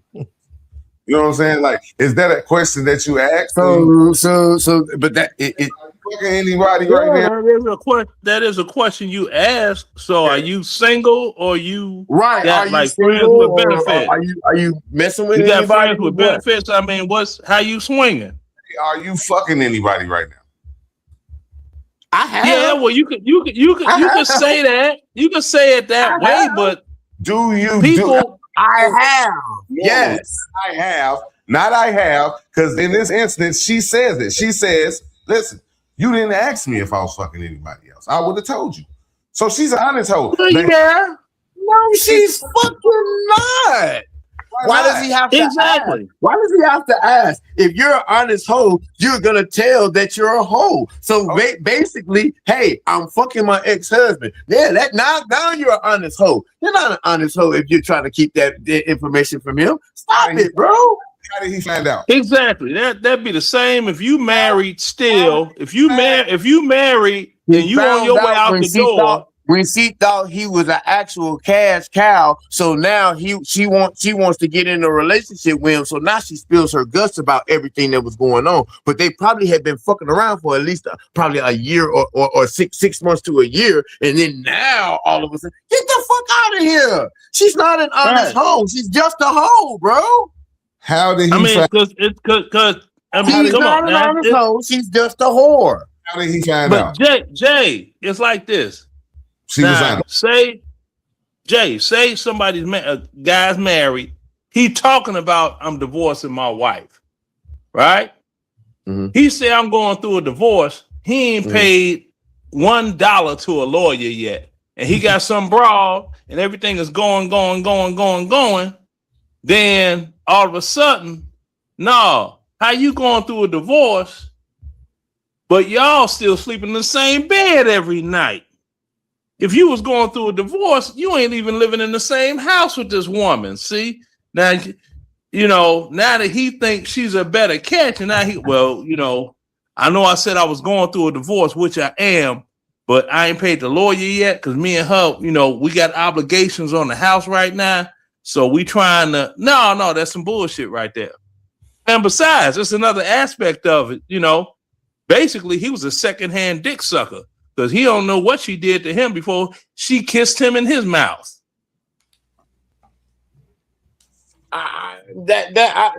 Whatever, however that worked, I'm just saying, in the gate, if she doesn't tell him in the gate, hey, I'm still fucking around with my motherfucking ex-husband, she's not an honest hoe. So do you walk in the gate and tell the woman that you talking to all the bitches you fucking? Hell yeah. You do. You say, hey, what's up? Hell the fuck yeah. I'm fucking 8 bitches. You want to be 9?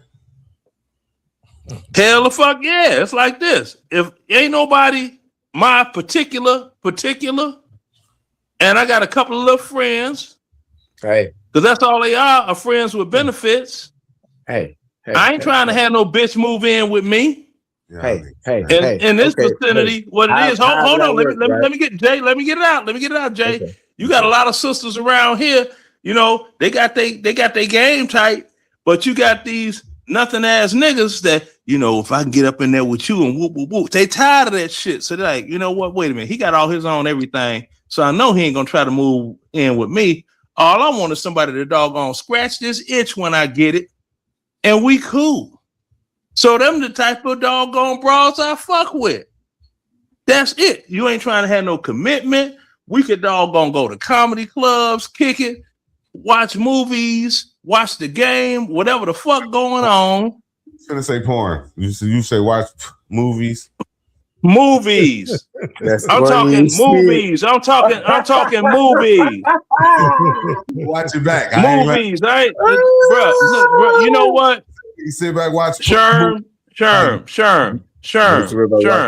wrong with that. No, Sherm. Look, Sherm. You know what? That's how you Sherm. like- You probably broke up with yourself. You tried to use your left hand to make like it's a stranger. No, I ain't got to do that. We all get Nah, along. bro, stop. If I can finish. Okay. Nah, watch like The Irishman. That's a gangster movie that's on right now. If a little bros over here be watching this little gangster movie, whatever it is. Do the little do, but they gotta go the fuck home. Cause them hoes be hot flashing and they fuck up my sleep experience during the night. They get them flashes and they want to pull the whole cover off, and I ain't having that shit. So no, you do boom, boom, boom, bam, bam, bam. You let Go people wash come your to your ass house? and go home. You let people come to your house? This bitches, I fuck them here, I fuck them there. I fuck them everywhere. It's more convenient here. It's more convenient here because they gotta have the grandbabies and all that bullshit. And I ain't doing that shit.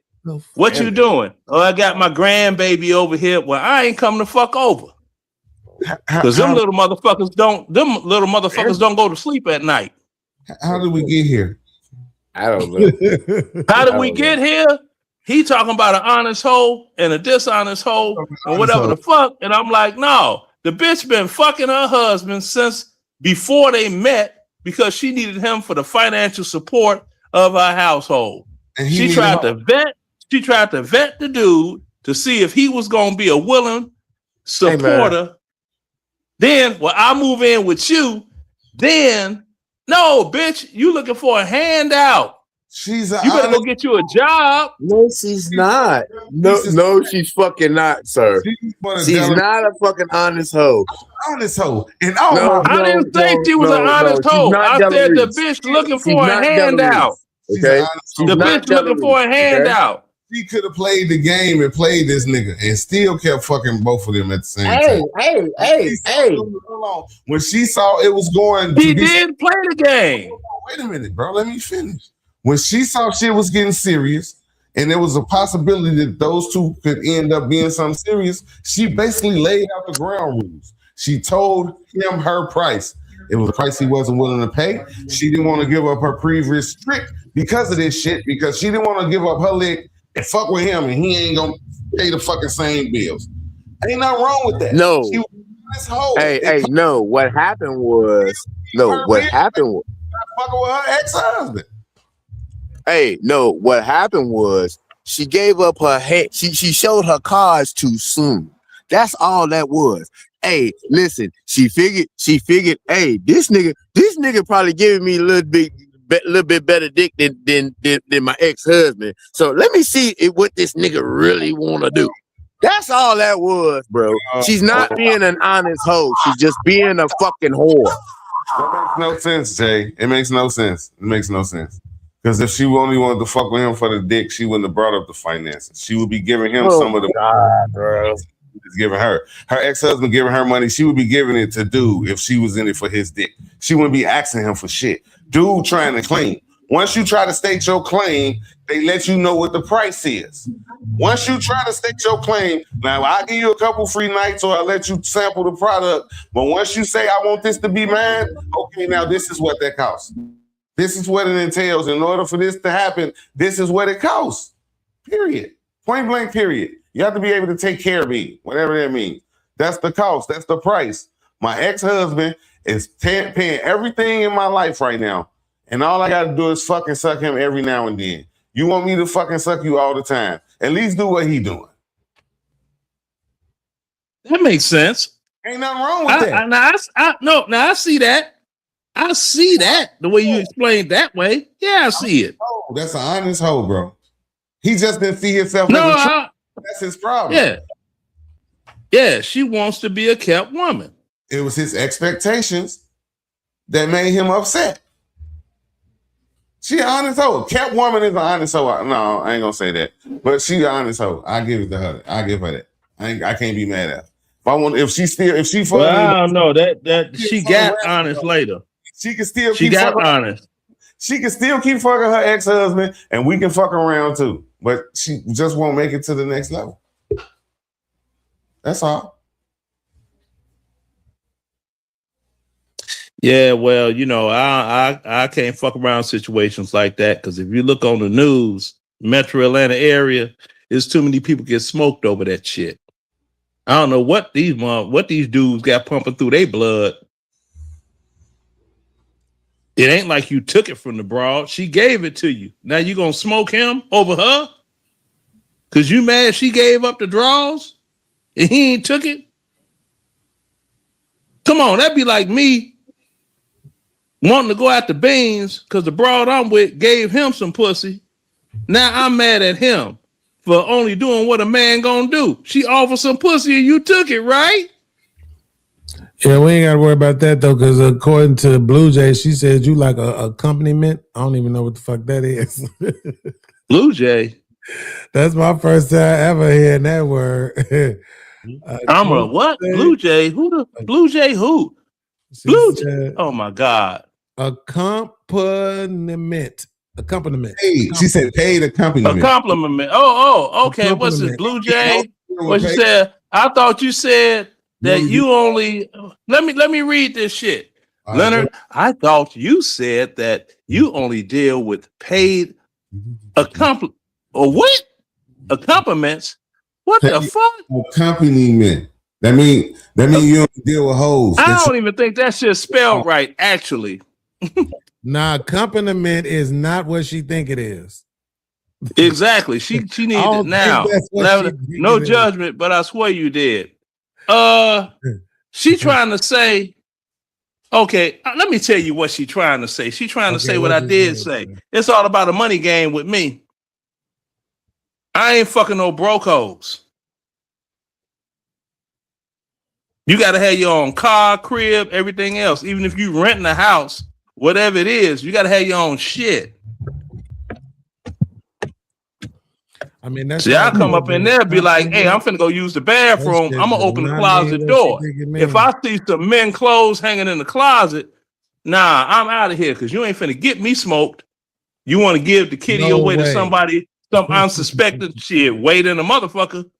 Hell no. No way that means that don't mean that. Let me look it up.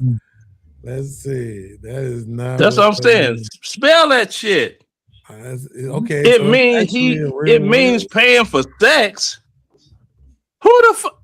If you doggone take a bitch out on a date and you pay for the date with the intent on getting pussy, you paying for the sex. The fuck she talking about? I knew it didn't mean that. I've been around a long time. I know that motherfucking word didn't mean that shit. Cause I'm sitting here like, okay, you know, look, learn how to spell. You spell check. You know what I'm saying? Up your spelling game. Shit. Blue Jay gonna just make a word mean some shit. Exactly. Inventing some shit. Invent that credit score up. Invent up that bankroll. Shit. Crazy. Shit. Hey, I talk the talk, walk the walk, and all that shit. No, this is not working out well for you. Accompaniment. Okay. Accompaniment, I guess. Accompaniment. Okay, what does it say? Something that's added, added to, goes with, or supports something else. It typically refers to a subordinate musical part backing a melody, a side dish food that complements a main course, or a secondary event occurring at the same time. Okay. Okay.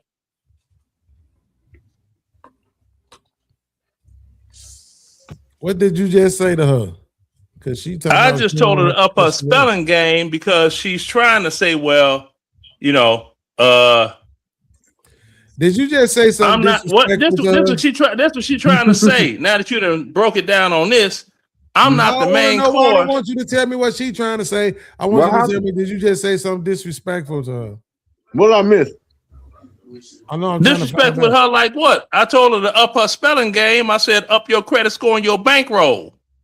Is that disrespectful? No, it's not. It's not. But I mean, Exactly. It could start something. I'm just trying to see if she's still trying. No, I ain't say I didn't call it a B word or nothing. I'm Right, like, okay, the okay, whole I'm just trying to fuck. see. They gotta have. They shit gotta be correct. Motherfucker gotta have a car, a crib, all that good shit. Did I miss something? Yes, you did. Where was you at? The other room? You got him a trick. Oh wow, I definitely missed that. Hold on. Why? So that's a company. Yes, a company. Yes, a company is when you go with somebody, right? A company. A compliment is not that. That's why I put it up on the screen. Yeah, so that's an add-on. That's like getting an entree first or something like that to go with your meal. Stop that shit. It don't matter. I'm like this here. I'm gonna fuck just like the next one. And I'm not coming all out my pocket trying to impress a bitch, taking her here, taking her there, all that extra shit. All that extra shit. I'm not doing all that. Leonard, is that you for real? No, that is not me. I don't know who that dude is. Okay. That's not me. Okay. There ain't no can't remember. I'm just trying to be sure. That's all. No. The thing is this, bruh. I never had an Argyle sweater, sleeveless, and wore it over anything. I've never had an Argyle sweater. So that's why I know it's not me. Okay. I've never had a sweater like that in my life. Listen, I did. I looked. Look at that. Look at that Argyle. Look, Argyle colors. And that's a doggone cheap ass Argyle at that. Hey. Don't knock the Argyle because I used to walk that shit back in high school. Yeah, well, if that's you, that's you. I tell you what, you can look at the eyebrows are going up and not going round like mine do. So I'm just asking, bro. I wasn't trying to. I'm just letting you know that ain't me. I don't know. Yeah, I could put up a young Lionel Richie picture of me if I got on some aviator glasses and a thicker mustache, and they be, what the fuck? Jay, stop talking with a mouthful of glizzy, bro. Go ahead and swallow. Stop talking, bro. Not a mouthful of glizzy. What's wrong with you? Mouthful of glizzy, bro.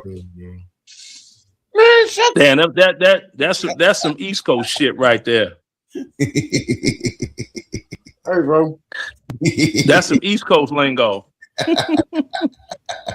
don't know what the fuck he talking about.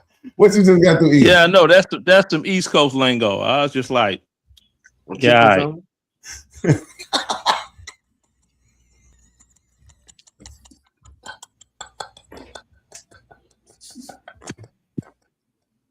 Check your body. Check your body. Check your body.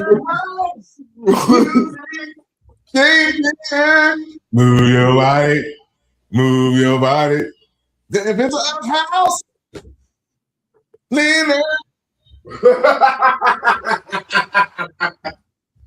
Yeah, and you know what the best part about all that is?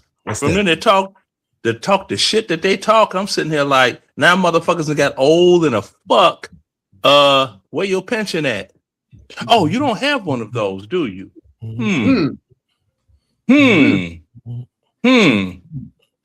Living, you have health insurance because of the gullible woman that you are living with that's letting you still live your dream as DJ Master in the Mix. What about life insurance? Oh, you don't have that either. Basically, your life is out of fucking order. You're going to be another GoFundMe, like the Follow Me, GoFundMe. That was one. Colonel Abrams had a GoFundMe funeral.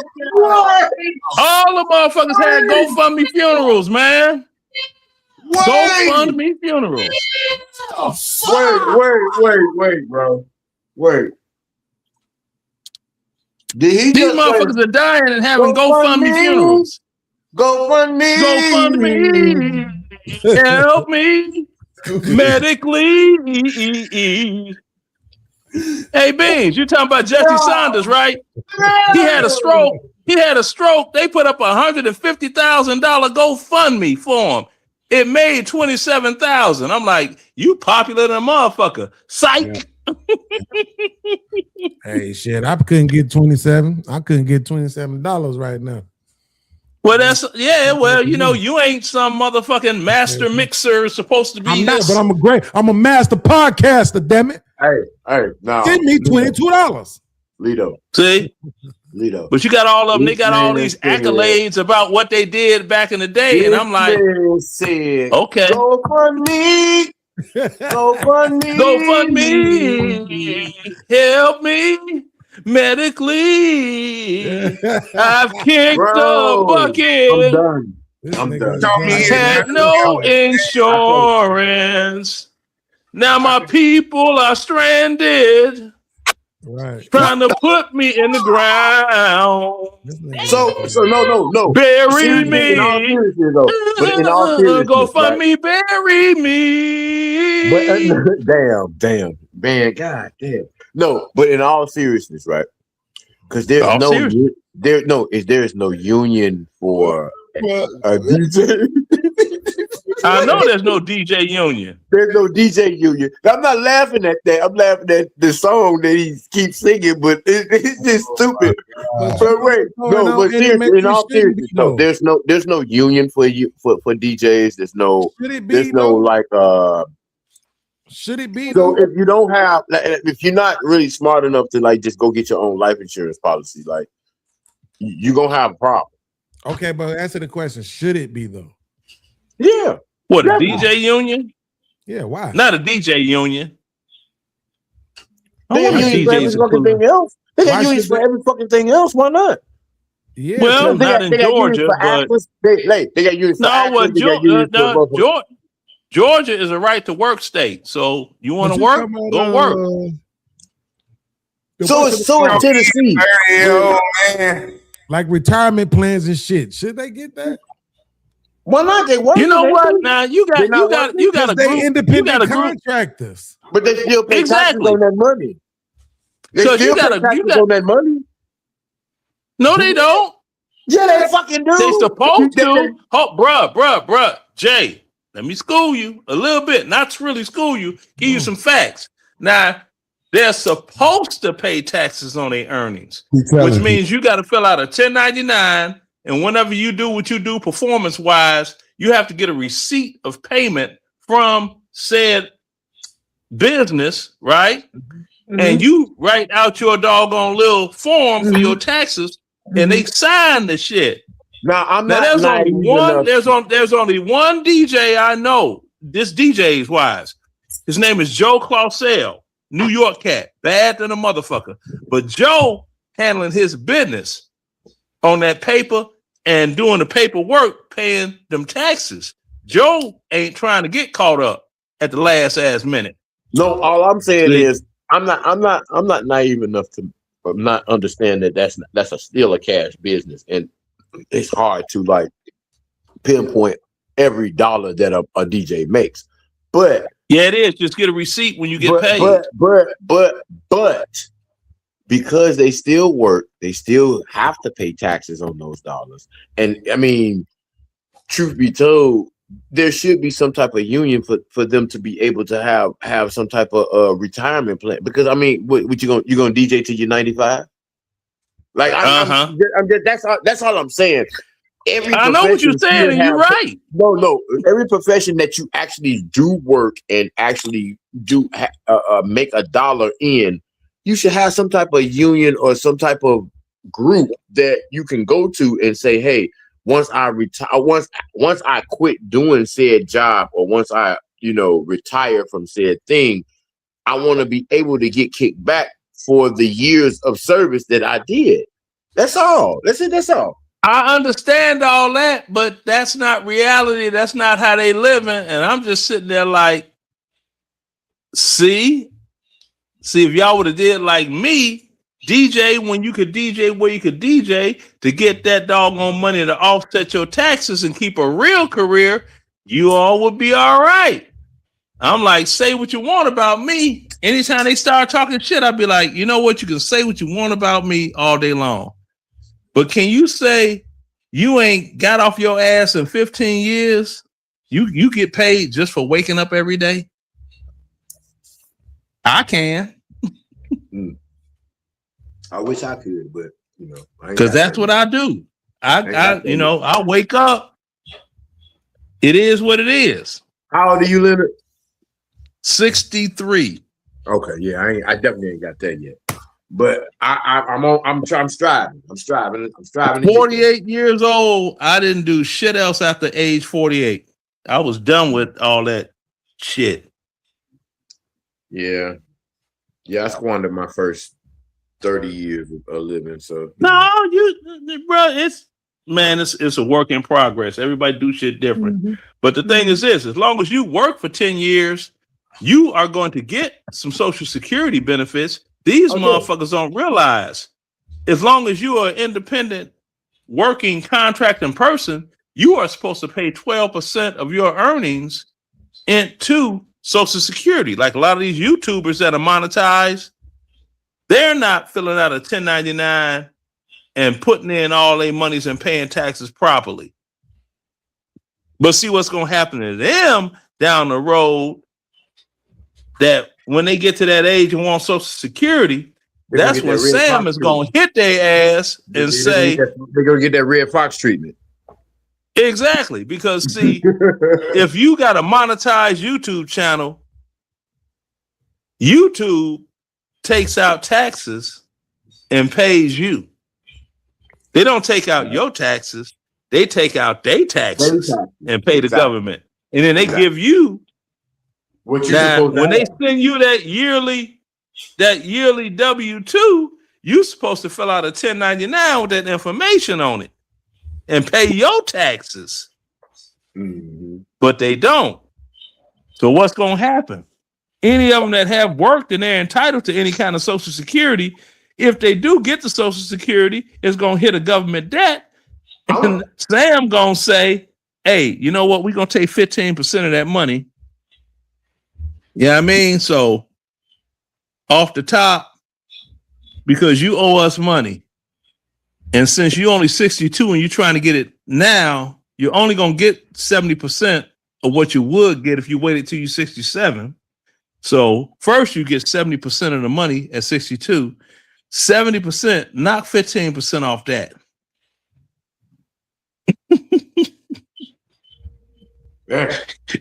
Your little Social Security check all fucked up. So what you gonna do then? Shit, live off that. Live off that. And, Social Security ain't that much. How much after that? And get food stamps after that. Yeah, you're gonna have to do that, because how much do you think Social Security payments are when you start getting Social Security? Social Security ain't shit. How many people you see bragging that, man, my Social Security check be banging? No. No, I mean, most people. I'm serious.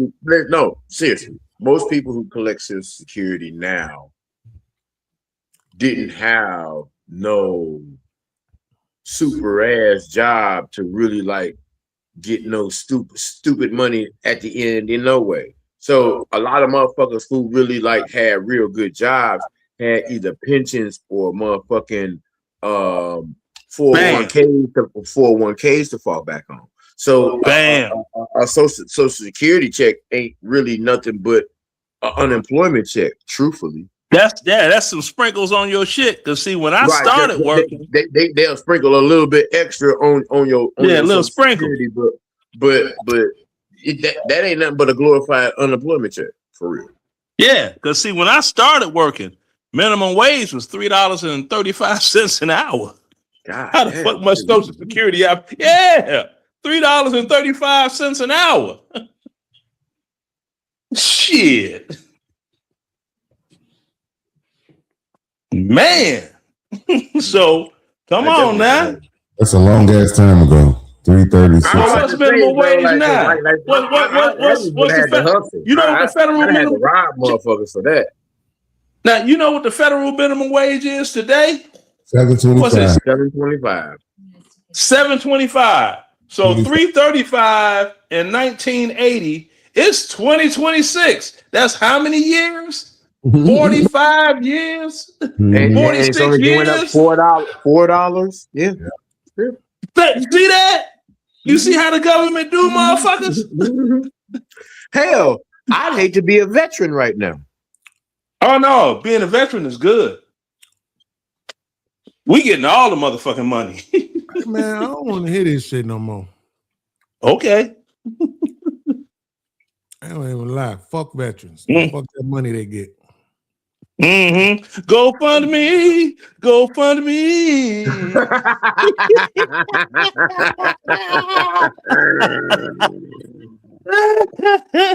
man, that is priceless. All right, hold on, man. Hold on, man. What Had the this fuck is motherfucker gonna tell me talking about something. Man, Frankie Knuckles won a Grammy. I'm like, nigga, if you got one Benz in your garage, I got two. You ain't got one. Holla at your boy. Go fund me. Hey, Go fund me. So on the Frankie Knuckles. Hold on, man. Hold on. Oh, my bad. I'm sorry. I didn't know you was coming up with a video, Lito. Trying to see what the fuck is going on, man. Oh, here you go. I know what it is. Oh shit, that's them liberals right there. Paul, if you were watching us a little bit earlier in the day, you know that we were taking this news conference live. It was happening in Madison, Wisconsin, having to do with a Madison police officer shooting and killing a man on Wednesday. Public officials and others have identified the man as Corey Ruiz. Madison's police chief said the shooting is being investigated as a homicide. Let's check in with Fox 6's Sam Kramer. He's out at a vigil right now. Sam, what are you seeing and hearing out there?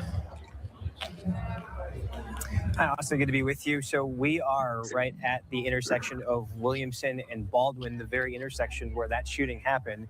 And for so many people, where you're seeing the video of this shooting unfolding is really just behind us. What has happened in the hours since that shooting is that people outraged at what happened, at the video, at the fact that Madison police have again shot and killed somebody here. 11 years ago, another man was actually shot and killed just a block away. So it's reopening wounds in this community for those that feel that Black people or other people of color are being preyed upon in situations by the police. Today, since 5 o'clock, this vigil has been going on. Members of Corey Ruiz's family have been here, understandably shaken and just really emotionally hurt to see even the showing of support, knowing that Ruiz died in that shooting yesterday. What has stood out in this vigil is, one, the energy. There are hundreds of people here. It has slowly grown over the 5 to 6 o'clock hour local time. The amount of people here has probably mellowed out, but there's a lot of energy of people that want change and accountability. And so what does that look like? First, they say that they are going to occupy this intersection until the officer that opened fire, that shot Ruiz 3 times with his service weapon, is actually arrested. We don't know if or when that would happen. 2, they are demanding the Madison Police Department has body cameras. The fact that they do not, this is one of the biggest agencies, likely top 10 in the state of Wisconsin, that does not have those body cameras. The chief and the mayor have both mentioned that it is included in their budget request, but it is on the Common Council to approve that. And 3rd, they just want more independent oversight. There's an office of an independent monitor here in Dane County. For several people say they want that office to be fully funded so that when incidents like this happen, they can have a true third party investigating it. Because right now, the State Division of Criminal Investigation, which is a sub-branch of the State Department of Justice, is now leading up this investigation. Austin. So Sam, people who were watching live now a couple hours ago, they were watching, and we happened to be taking the news conference about this incident live. We were airing it while it was happening. And then we saw this situation where it appeared that a demonstrator kind of hijacked the press conference, if you will. We saw the police there at the mic. Man, I was trying to wait to see. I had to look it up. I think this dude is black. Buddy say I think. And now that the black Dominican. dude's about to snatch the microphone, hold on. giving some remarks, and then we saw this man with a bullhorn grab the mic, and then he began talking at length himself. What do we know about what happened? Yeah, I think they got something on here though. Somebody speaking. I'm guessing this him. That was him right there in the picture. Live at the scene with reaction from the community. Plus, what happens next in this investigation? Let's head out live to Willie Street, where our Sarah Carlson is standing by live. Sarah?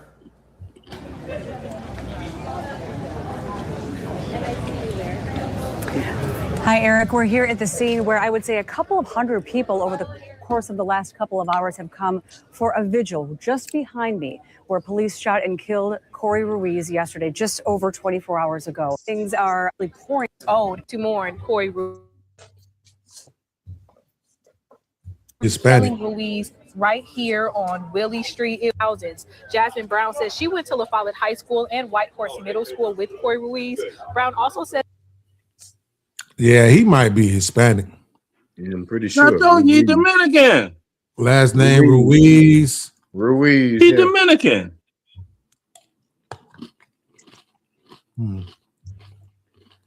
He Dominican. He want to me no black. He Dominican.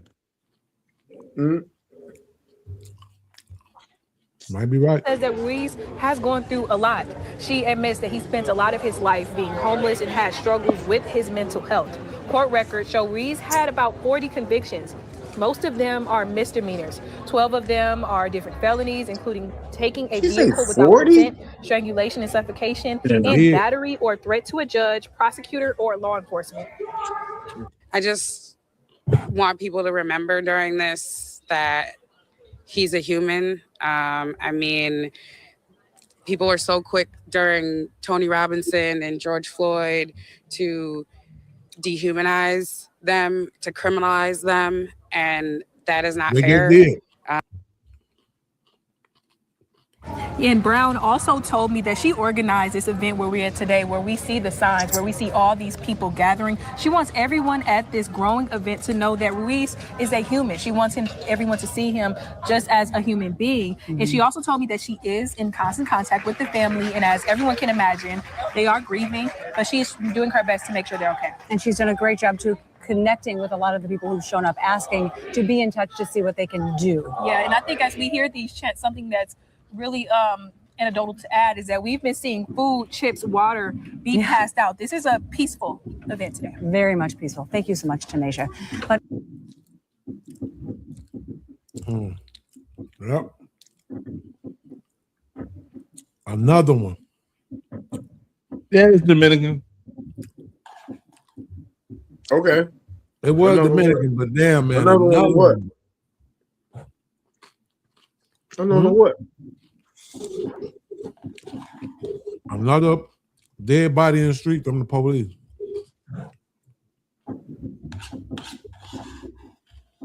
Is that some new shit?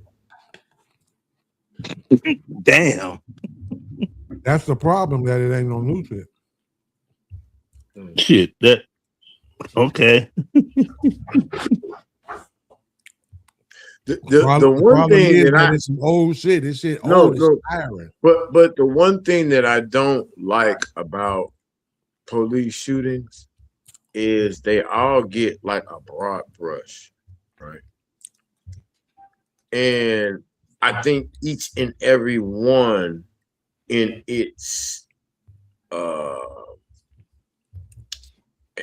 presence, in how it's presented, is unique. Now, am I saying that there are not instances where police officers have been just totally blatantly just gun motherfuckers down? No, that's not what I'm saying. But what I am saying is there are unique circumstances for them as well. So I don't know. I guess what I'm saying is I don't have enough information on said instance to be like, oh, well, he was bogus or the police was bogus or I haven't seen the footage, none of that shit. So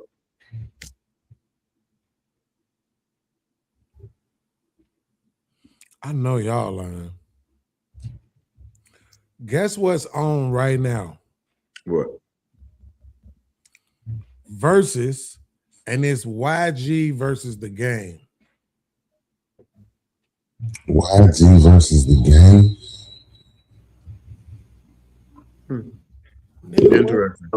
I know one Hey. YG song, and I can't even tell you what it was. I just remember knowing it. I wouldn't know either one of the two. I'm too old to be knowing those people's music, whoever they are. Yeah, that shit crazy. I mean, it's just like 79,000 people watching those. So. Hey, that's just like Rick Ross versus who did he go against the other night? Who was it? Rick Ross and what's the dude? French Montana. Yeah. Whoop-de-doo. I didn't watch that one either. I Right, watched the first whoop-de-doo. 2 songs and then I was done. Yeah. I did watch B2K versus Pretty Ricky though. Did you? Yeah, I didn't waste my time with that shit. Yeah, I had no clue that Pretty Ricky was that goddamn popular with girls. Really? No, them motherfuckers is popular. You know what? Bro, I did Because not know that. I got girls, so that would have been that age. So yeah, I get it. Man, that's just crazy. Yeah, Shit, yeah, my they lady was knowing all them definitely- songs. I'm looking at her like, motherfucker, you ain't never played this shit around me. She knew all the motherfucking songs. I'm pretty sure my oldest daughter knew every last one of them motherfuckers. All that shit. They had some bangers too. Joints I had never heard and shit. I'm hearing from the first time. Like, yo, this shit fire. You said it was because of my age, girl, but age ain't nothing but a number. Please don't do that no more, man. I'm like, damn. Sound like an alarm. Hey, what the fuck was that, bro? Yeah, So I guess I'm the only nigga who didn't know about that deal. So Nah, you knew. I knew about it. I just wasn't finna just bust it out though. everybody was thinking that shit when that motherfucker was on. I started to steal on my girl. She was in here singing that shit so hard. Damn. I'm like, bitch, you ain't never played this song around me. So you shared this song with that other nigga? Damn, Lito. But we goddamn it, we got too many. All that Jamie Foxx shit that was coming out through 2008, 2014, all that shit, we was riding to that shit, boy. Jamie Foxx his whole collection is gonna be underrated, bro. They ain't gonna be appreciated. Hey, whatever happened to Jericho? But Jericho doing good. As far as I know. Last time I talked to him, he lived out there in Minnesota and shit. Okay. I talked that motherfucker. Because every time I talked to him, he had a different girl and they was always white. I'm like, nigga, where your black girlfriend at? He was like, I will never stick my dick in a black woman again. Hey, Damn. It is niggas that's really like that though, bro. Don't won't fuck with a sister. Hey, at bro, all. he was just cold, bro. He was just so cold, bro. Oh yeah. Definitely. When I be listening back sometimes, I be like, yeah, I could hear why Tone thought he was the cash cow. I could hear it. You know, but truth be told, I made the best song out of that studio, which was Swing. And even JT says it to this day. It wasn't like I was just a lyrical miracle, but the song itself was just the one. It would have country grammared me for sure. I'm 100% sure of it. If we would have led with it. But I didn't have no agency. I really didn't. I needed somebody, bro. Like I needed a motherfucker. You know how like Big them had a motherfucker puffing on them, running around for them? Like I needed a motherfucker like that. But then none of us had that. I went to GCI one time. I'll never forget. it was a girl. I don't know who she was, whoever was popping at that time. But I played my song for her. I don't remember what song I played for her. And I remember she told me, she said, you need to make something like Twister. Like, why the fuck do I need to make something like Twister? That don't even make sense. Like, I don't want to make something like Twister. Bang. GCI wouldn't have been trying to drop your tracks anyway at all, just because you wasn't in that loop. GCI was owned by Clear Channel Communications. Especially, it was way back then. That's what I'm saying. Way back in the day, they were owned by Clear Channel Communications. They weren't an independent doggone station.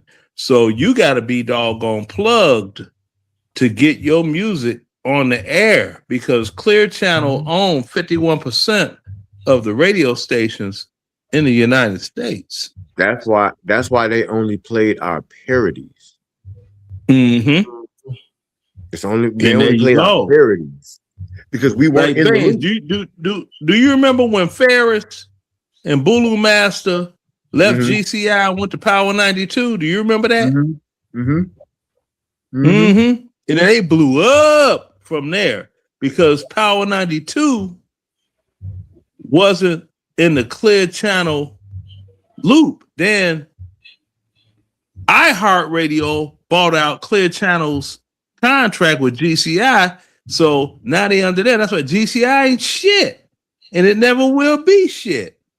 Because it's one of them, it's a Mickey Mouse Club ass motherfucking radio station. Like, you know, we're in the club, and if you're not a part of the Cool Kids Club, then your music don't get played. Radio ain't radio no more. Radio is for advertisement, and they play background shit just for some type of music, whatever it is. I mean, no, you got a point though, because like when you say you got to be, I mean, that's how it would have went, man. Because you know, I can't think of nobody music who actually got played out of all us from on the West Side. Man, it didn't matter West Side, East Side, Chicago. It don't matter, I was about to say, it didn't matter who he was. Because think about it like this, Lito. They played the fuck out of those parodies, especially the jobs, and all that other bullshit, the no rats and all that. They played the fuck out of that shit. But when we decided to try and push our own music, no sir. Either we had to pay a certain amount that we didn't have, or you had to be about, like he said, part of the Cool Kids Club, in which we were not. And remember the Cha-Cha Slide? We just had DJs in our corner that would push the parodies that we were doing. That's really how we really got to be able to be in that GCI lexicon, because again, outside of those parodies, they're not playing none of our shit. And the only reason the Cha-Cha Slide got played on GCI, everybody know how long that was getting played in Chicago. When they struck that, when MOB Records struck that distribution deal, then their stuff got played. Because they struck a deal with Universal. That's who distributes Nelly's shit and a whole bunch of other different rappers' shit. So if your shit is getting distributed by Universal, you're going to automatically get played on all the Clear Channel stations. Y'all definitely had the whole R&B look too. I mean, y'all had everything. I mean, you was the crooner. Motherfucking Anton was the motherfucking Wanye Morris looking ass nigga. You funny as shit. Hey, you know I wrote a book, right? Tracy was the motherfucking Men at Large looking ass nigga. What's my other guy's name? In the morning, I can make you breakfast, baby, and get you ready for work. Let me be your housekeeper. Whoa! Get your goof ass out of here. That was my shit. What you talking about? That shit be snapping, boy. I still listen to that shit to this day. I can't remember the name of the group though. Maybe keep going. Yeah, and then y'all had Nike. He the only one who didn't fit visually. Big back ass. Funny as hell. He was the only one that didn't fit visually. He the only one that really made any type of noise too. But he was the beat maker though. That shit that changed it. They just said him and Anton both knew how to put them little they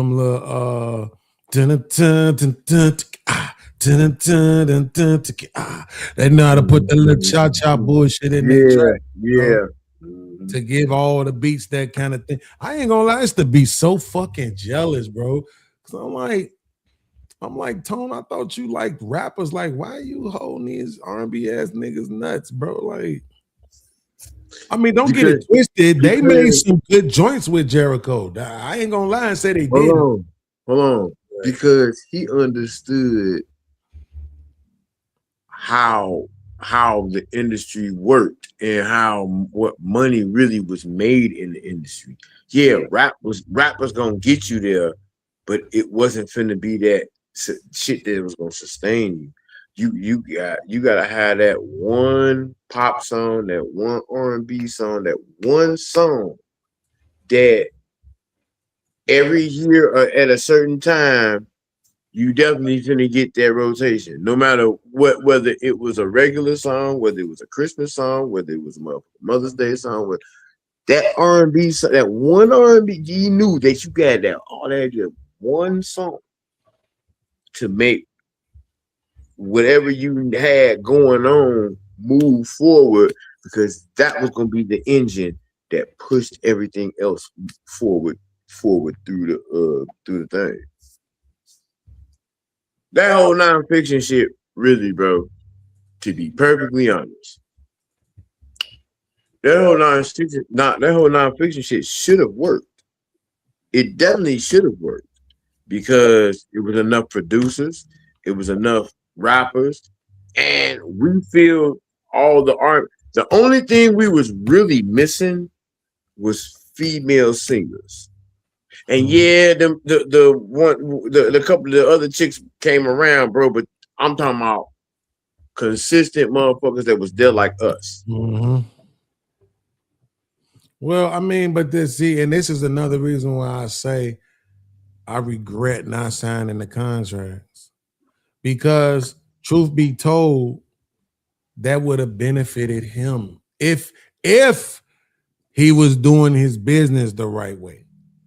Because now it's a whole nother ball game when you can go as the CEO of an entertainment group and say, I got 7 signed artists. Here's the thing about it. Not only do I have 7 signed artists, but 5 of them produce. Right? This one making his own beats, that one making his own beats, this one making beats for the other artists and his R&B group, the other dude in the group also making beats for his group and the other artists.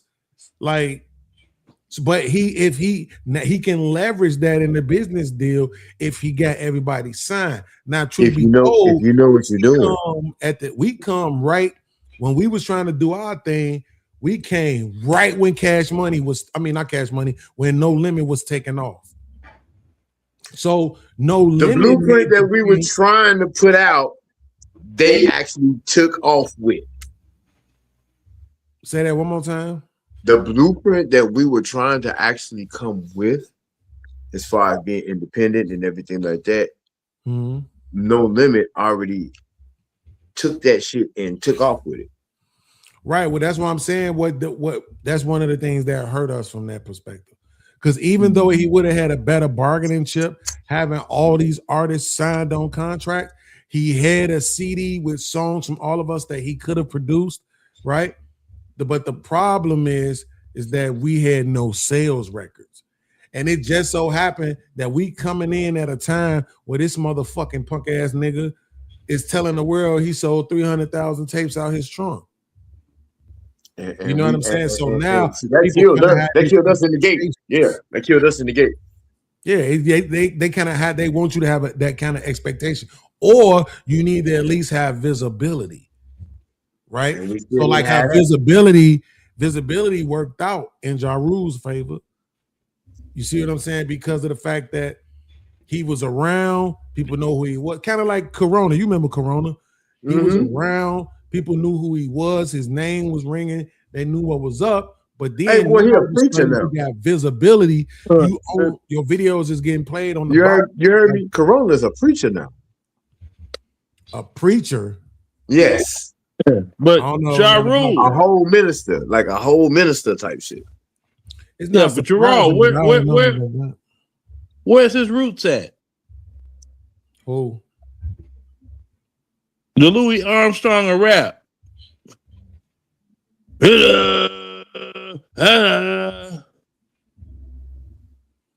that dude name? Start with a J. Being an old man. Hold on. Start with a J. Ja Rule. Huh? Yeah. Where's his roots at? Yeah, I don't know. New York, East Coast. All right. Yeah. Mm-hmm. You had Master P. He started in the booth. You had everybody on the West Coast. Now, what I saw happen is this: Tupac got smoked, Biggie got smoked. It was a big old hole waiting to get filled. And P stepped right in there and filled that hole and flooded the market. And so did Jay-Z. Right there. And Jay-Z too, after the fact. See, what was going on in Chicago? Not a damn thing. See, they used to have this thing called Records Row in Chicago when Chicago was a factor in music. But they closed all those doggone record companies and everybody got the hell on. And that's what happened. That's why it's so hard for Chicago artists to get on, because there's no platform in Chicago. There's no companies. Like the first rapper that ever got signed to a major label was Curtis Blow. Who was he signed to? Mercury Records out of Chicago, not out of New York. He was the first rapper to sign with a major label, and Curtis Blow was from New York. But he got on in Chicago. See? And that's, that's how it should have been for Chicago artists. The Brat got on through who? Jermaine Dupri? Bro, you know what? I'm gonna tell you something. I'm gonna be honest about this too. It kind of upsets me. Not upset. Upset is probably strong. It bothers me that they let these blood and Crip niggas gangbang all they want to. But as soon as a nigga say Vice Lord, everybody act like the world finna it's worse. The world finna end. Yeah, the world finna The end. thing is this: the Crips and Bloods have not came under federal investigation or got incarcerated for that. Jeff Ford got incarcerated being basically an international terrorist. They executed Tookie Williams. What do you mean? That's Tookie Williams. He ain't getting no doggone. Bruh, hear me out. Hear me out. Jeff Ford was going to do terrorist missions in the United States for Gaddafi. Come on, man. That's you believe that heavyweight. shit? That's you heavyweight really shit. that? You really believe that? Okay. Say what you want to.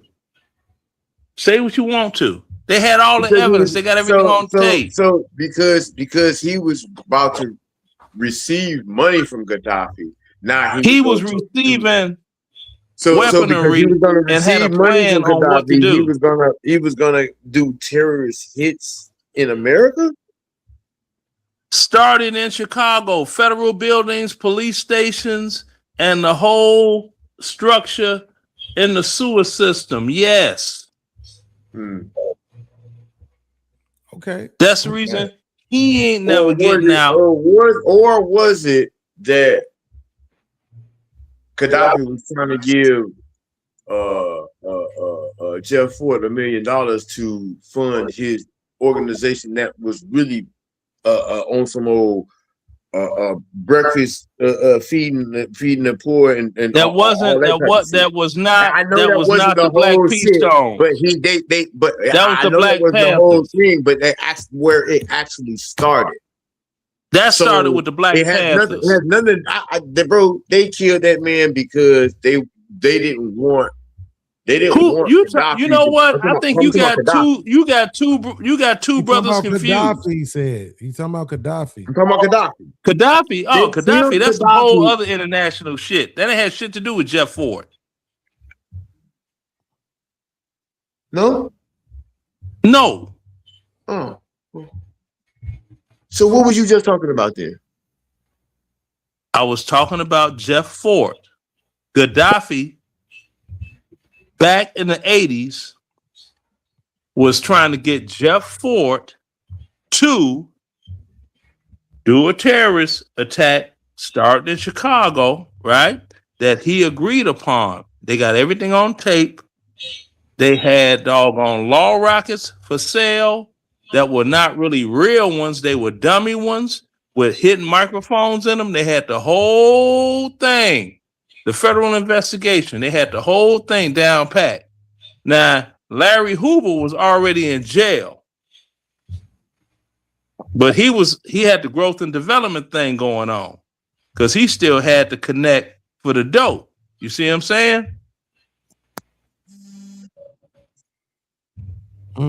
Now, when Gaddafi, when he got smoked, that ain't had nothing to do with anything in Chicago. He got caught up in the global war on terrorism, which was Afghanistan and Iraq and Libya. Hey, I'll say you this.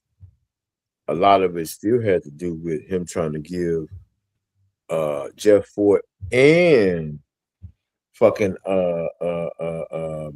Minister Farrakhan money, and Minister Farrakhan turned that money down. Look it up. No.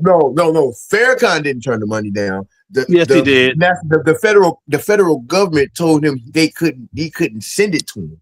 That's no, they did. how that No. happened, bro. You better research that because he spoke on down, bro. he Don't do spoke that. on that He didn't in turn that money Chicago. He spoke on that in Chicago, saying Gaddafi, because he called him Gaddafi, not Gaddafi, Gaddafi. He's like, brother Gaddafi, that's my brother. That's my Muslim brother. We can't accept that money from you. You're our brother. You don't need to give us money for anything. You're my brother. Look it up. See if I'm lying. You are.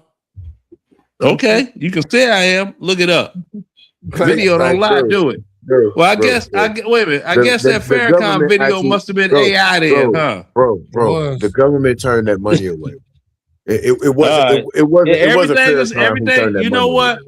All right. You know, that's to be some funny shit because nobody takes accountability for the shit they do. Everybody got a doggone whipping something to blame. If it ain't white people, it's the government.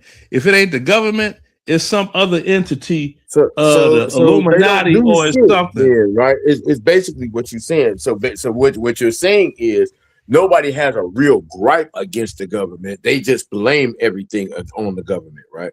Is what you're saying. Well, hey, you're gonna be on the victim Olympic team. You got to blame somebody for why you're losing, right?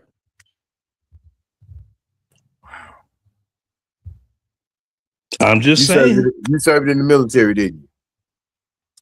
Yeah, I served in the military. What they got to do with anything? It makes sense. No, it makes total sense. No, you know what? I tell you. I tell you what. I get it. I totally get it. I know you get it, but I tell you what makes perfect sense. What makes perfect sense is growing up down the street from Larry Hoover when I was a kid, and those of us that made other decisions in life, like going to Washburn Trade School, or going to college, or going to the military, and building a life from there. We're always called the same things all the time. See? You got those that they tried to go on a dream instead of being grounded in reality somewhere. Bada boom, bada bing. So this didn't work out for me. So I got to blame somebody for it. I went to college and I still believe that the government is a bunch of bullshit. So I mean, so what's You the can believe difference what you can believe what you want to believe. That's your there? personal experience, brother. I'm just saying I'm confused on because you just made a statement on like, oh, motherfuckers that didn't go to college and they didn't do this and No, I do didn't that. say I didn't went to go college. to. I did. Okay, so you went to college and you majored in what's your major? What was your degree field in? Was it a marketable degree or was a degree in underwater basket weaving? Oh wow, no, it wasn't underwater basket weaving. Okay, so was it something marketable that you could make money off of? Because most Yeah. degrees aren't. Yeah. My major was music. Music, music composition, but and I minored in psychology. So yeah, no, I did things that I could actually make money from. So no, so I'm not one of those people that's like sitting here saying, hey, no, I went to school, but I can't make no fucking money. That's not me. So what I'm saying to you is, I actually went to college too. But I still believe that the government still has a bunch of bullshit on them that as well. So it's not just a broad brush that you can just paint to just say, oh, well, we went to college and we were in the military and people who didn't just didn't catch the no nigga. It was really and there's a lot of people who believe like I believe. Hey, I went to school and I did all this other shit, but hey, the government is still full of shit. People from the military should be the quietest winners on earth. Why? Right? Explain. Because you shouldn't brag about, first of all, it's two things majorly. One, you should not brag about being in the military when you ain't do shit. You ain't storm no beaches. You ain't stand no posts. You ain't invade no countries. You ain't topple no governments. You ain't rescue no victims. You ain't do shit. That's 85+% of military personnel never sees any combat at all. Right? And then the second reason is because you shouldn't brag about oppressing other poor people around the world. If you did, if you did see combat, if you was in Vietnam, if you have been to all these other countries, telling them what they can and can't do, boots on the ground where they don't wear shoes, and you walking and stomping all through their shit with boots, right? Become the bully in their town, become the arm of the bully in their town. You shouldn't be proud of that. So take your little $4,000 a month and be the fuck quiet. I'm glad I'm as a black man, I'm glad you straight out here. 4 bands, you should be good. But 4 bands? No, it's more like 6 bands, but who's counting? Even at 6. Don't talk Hey, shit. That's beautiful. Shit. Yeah, even at 6. Even at 6, that's somebody that's a working mope would have to make $100,000 a year to take that home. Yeah. Okay. So that person would be more respected. Because they I don't give a damn about the respect. I'm like, fuck you, pay me.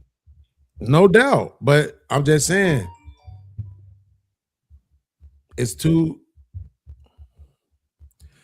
Yeah, hold on. Yeah, but I'm just saying it's too many. Like, and the reason why I'm so defensive against them, because since I've been on this podcast and shit, the last 5 years, it's been too many fucking veterans talking shit about quote unquote poor people, people who don't make $100,000 a year, right? All that fraud and all that motherfucking waste that they was talking about they was gonna find, but somehow they ain't find that shit in the military. right? They wrote them motherfuckers a bigger check and then already asking them for a bigger check next year. 1.8 billion. I'm sorry, 1.8 trillion. Right? So, but you know how many motherfuckers in the military is faking injuries? I guarantee you it's about 34% based on my math that I did. It's about 30%, bro. Niggas lying, 30 to 34% of niggas faking injuries. But then got the audacity to talk about people who may be lying to get food stamps or lying to get housing service or whatever. And all these niggas out here faking like they all got PTSD. And like they hear bells and shit in their ears and shit. Can't sleep and shit. Because it's just a script. You run the script down. They can't really say that you're not feeling this way. Mhm. And the more of y'all that say you feeling this way, the more y'all that say that's dealing with that, guess what they get to do? Ask for more money. Even though so much more of that money is going towards other shit, including rich white folks' pockets, right? Including all these quote unquote, what do they call them motherfuckers? When they come back over here from the military and they start their own security firms and shit, right? Like just lining these motherfuckers' pockets up with this bullshit. And then they had audacity to sit on the internet and talk about poor people. It's like, motherfucker, kill yourself. What the fuck? Okay.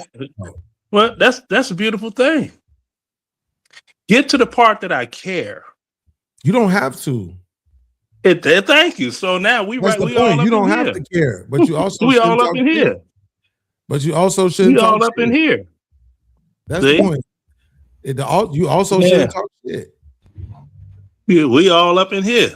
That's all. So that's all it like is. I said, I'm you happy know, for any motherfucker that's getting it. Yeah.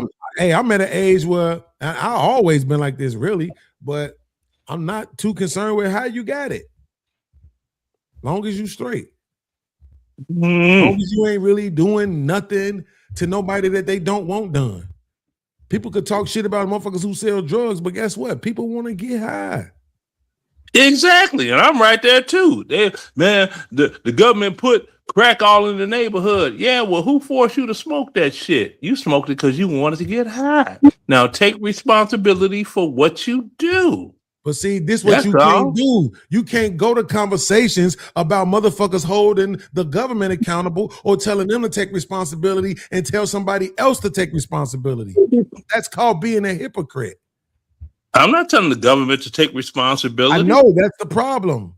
You will show up to a that's the problem. conversation. You will show up to a conversation where people ahead. are talking about holding the government accountable for what they did, and you'll want to talk about what they need. And they to do. did to who? What did the government do to you? It's irrelevant. If that's what the Exactly. conversation is about, they are Exactly. allowed to Like have I that said, conversation. the victim Olympic team. If you Right. got you got saying that Al while you're protecting Sharpton, another you got class, Al though. Sharpton, you got Al Sharpton and Benjamin Crump on this situation that happened in Mississippi, trying to make that boy Emmett Till Part 2 because It they don't see have a nothing to check do in with it. The government. It ain't got nothing to do with the government. Concede That to is the government exactly argument right. It before ain't you got move nothing to do goalposts. with the government. Right. So concede to the But government they gonna argument flip. before They you move already the done goalposts. flipped it talking about Trump, and then they gonna flip it talking about how there's no hate crime bills that have been passed on black people, but the Asians got one. Now that I'm like, that's some bullshit. The Asians got an anti-hate crime bill. The ubiquitous community got the same thing, but black people don't Let have me play something for y'all. I need y'all to understand this. Concede first. Don't talk to me about nothing else. Concede first. Concede first. Don't talk to me about. I'm saying, yo, concede first before you want to talk to me about it. You gotta concede first. Concede first. Damn. You can't go when somebody having a conversation about holding folks, the he had government on the accountable. 6-point star chain. What he folks? When somebody having a conversation about holding the government accountable, you shouldn't go to their conversation telling them to hold themselves or anybody else accountable. Okay, dude got the People are 6-point allowed to star. have What a he folks? conversation about the government exclusively. He BD, he GD. What up, though? What up with that? Right. Concede first before you move to go. Concede. I ain't got to concede shit. You partner. don't, but it will. I don't, and I'm not. But it will. Listen, but it will prolong your stay if you concede first. Oh, if you want me to leave, I can leave right now. I mean, I don't want you to do nothing. I'm just telling you how I'm operating from now on. Okay, I see how you black men operate. are gonna I mean, learn how to concede, bro, to each other. But look. We should be able to respect each other enough to be able to say, we do okay, respect I each see your other. point. Right, I see your point. It's not too hard. Y'all see what you're saying? No, that was Exactly. true. And That's I what you're saying, said, that's right, and right? also, I said, you got those that didn't, you got those that did. And you got those that didn't do what others did, trying to hold them accountable, saying that they doggone sold out or whatever they did, or think they better than, and all that other whoop-de-whoop. I'm like this here. Right. So if you hold the people, life is. Listen, so if you hold the people accountable who did drugs, you hold the people accountable who sold them too, right? Yeah, especially And the that ones that includes be the government, lying, right? talking about I was selling drugs just to feed my family. That Yeah, includes but the you government, ride, right? but you rolling the Benz, right? How many meals? But that includes the government, right? Hell yeah, that includes the government. Okay, Didn't so you? what was You know what? talking Hold on. You straight up forgot something that I said on your show before. I said, has anybody noticed every time a war jump off, the drug of choice changes? Vietnam, it was heroin. Desert Storm going up, it was cocaine. After that, you had Afghanistan and it changed back to heroin. But I guess you forgot that, huh? Even though I said it. I mean, why do you really think the military was over in Afghanistan? It was so the cartel couldn't take it over for the heroin. I know why we were there.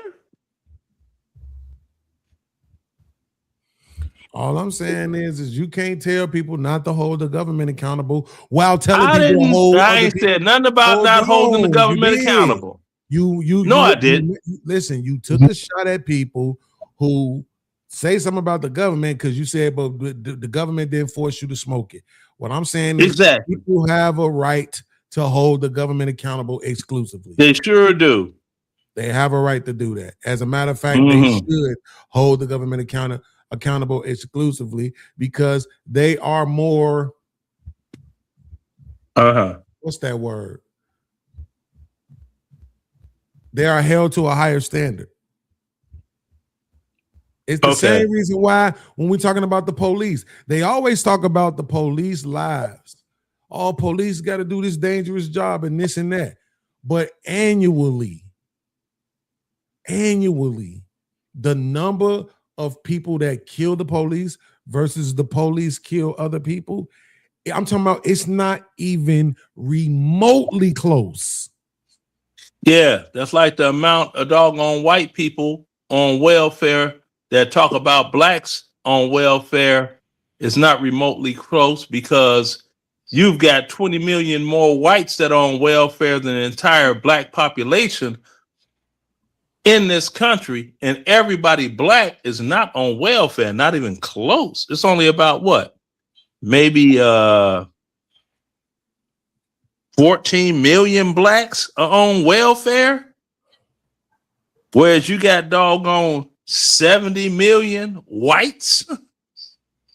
What? Now you get some black folk get confused. They say white folk, they don't break it down. See, when you breaking down white, you got to break it down like this: non-Hispanic white. Because see, you got white of Hispanic descent. You got to break that part off and get strictly to the white of non-Hispanic descent to get the true number. And that's 50% or 56% of the population. You did? Yeah. But hey, numbers don't mean shit. I mean, I know I only got it. I only got a 12th grade education. You know what I mean? So I ain't got no letters behind my name and all that old shit. You know. I'm about to get on up out of here. All right. I'm gonna turn your music on so that the people who watch it have something to chill to it. There we go, man. Listen, for everybody on my side of the stream, I appreciate y'all. I'll see y'all tomorrow. We got to get back to that Marquette versus the Big Lip Girl. That's turning out to be a pretty good video. So I'll catch y'all in the next one, man. I didn't catch that one. All right, I'll be up and you come through my feed, you know, because I'm subscribed. But everybody that goes live, for some reason, it don't ping my phone with an alert. So I don't know what that's about. Yeah, it's all good. Yeah. All right, man. All right, peace.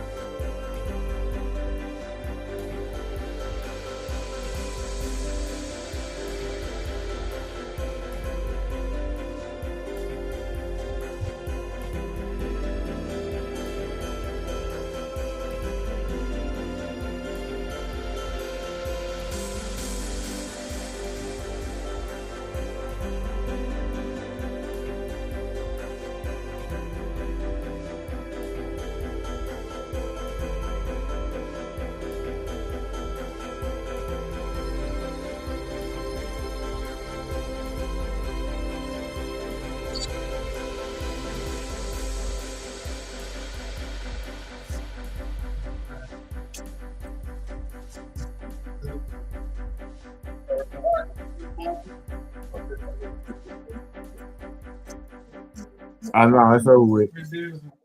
Nah, it's over with. Let me get one. Let me get one. You want me to hear me now? You want me to hear me now?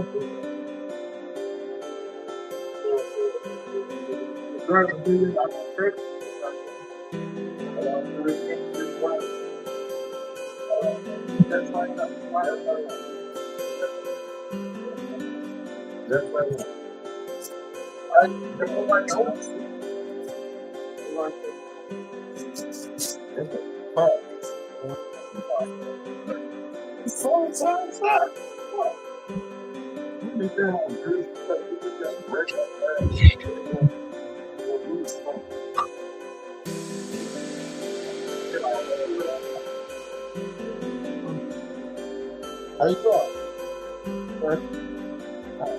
Oh, man.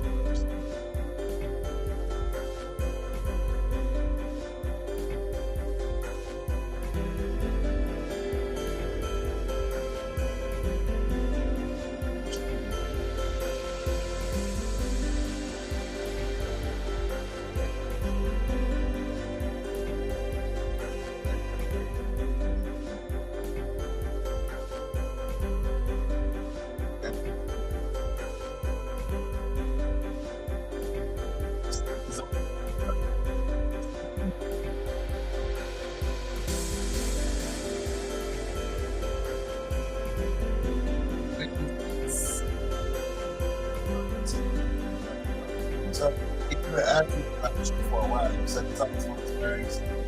That's what I asked you about about talking to you.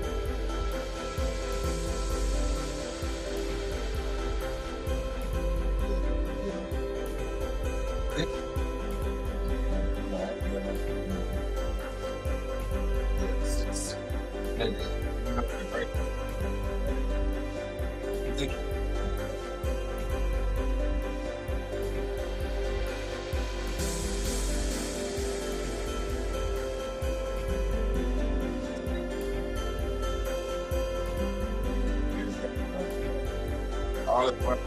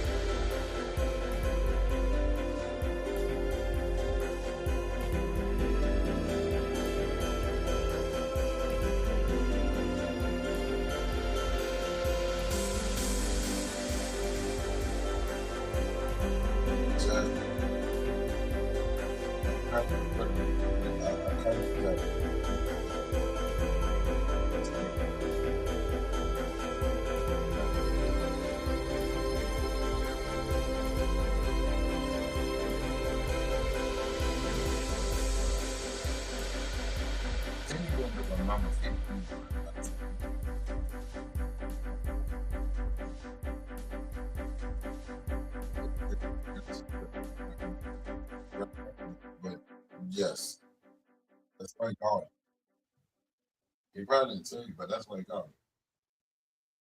He been on shit.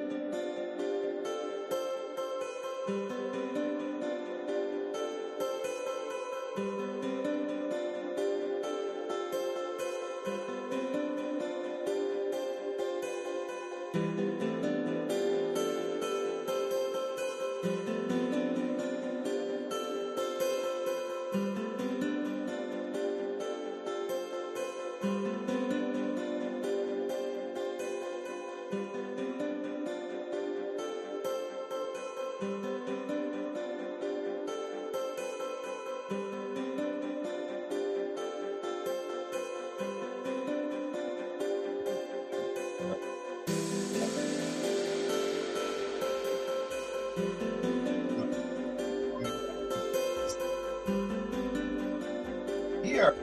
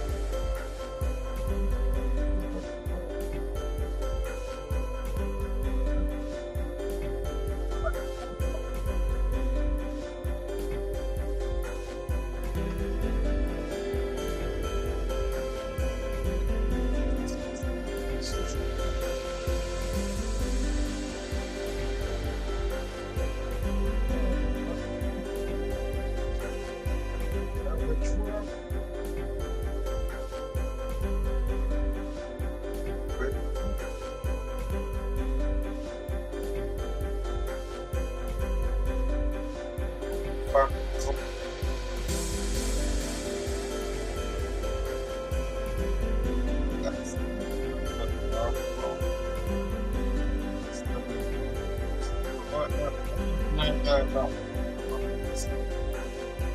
That ain't gonna work. What is that? I never told you.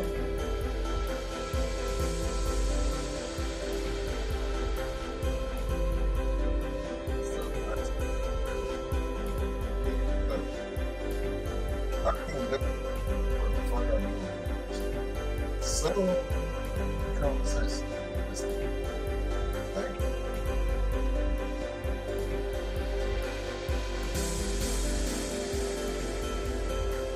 Stop. Thank you.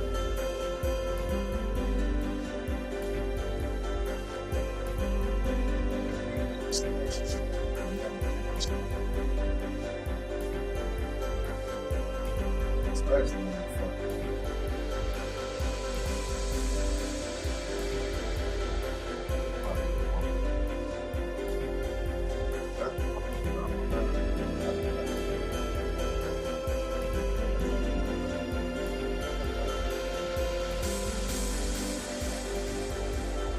you're outside the money. She gets back with on the estimates.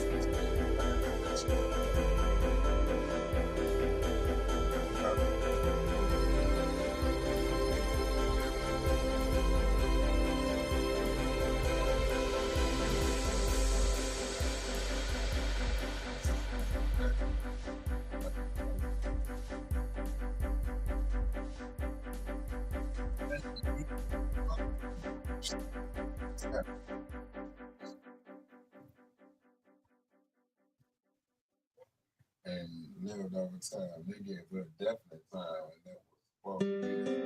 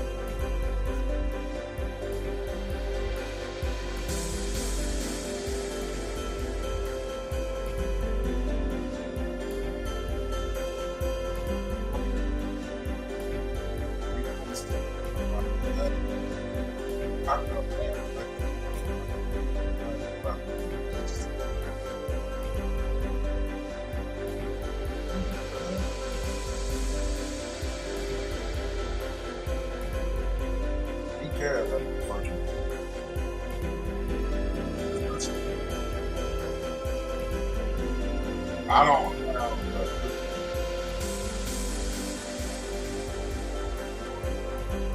Yeah.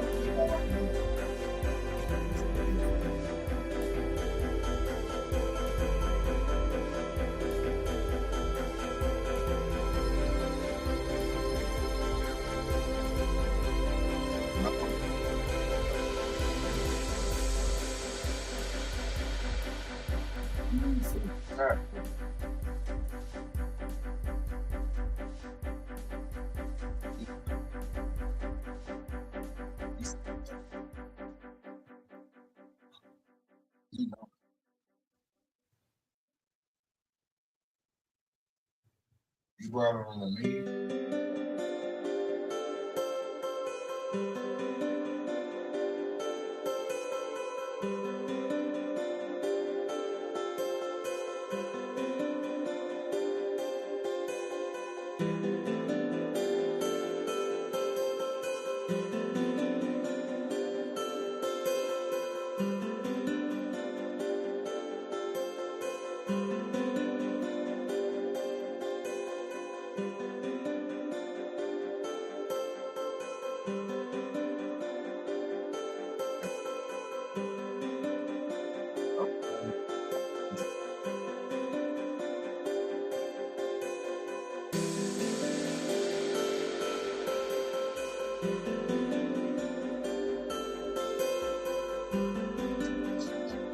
Get out loud.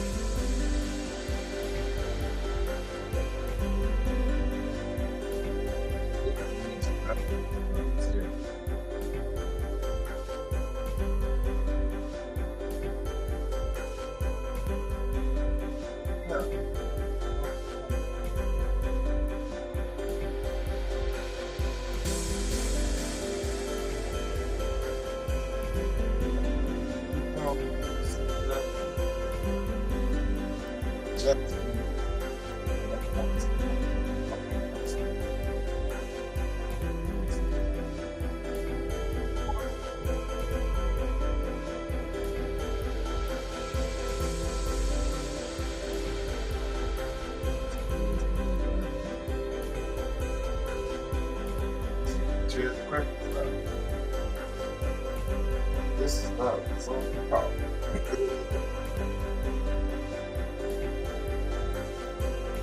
I'm proud.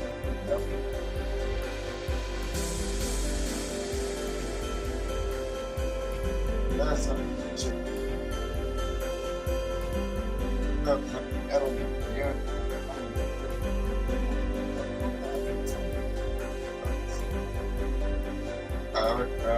That's it. I think they want to tell you guys what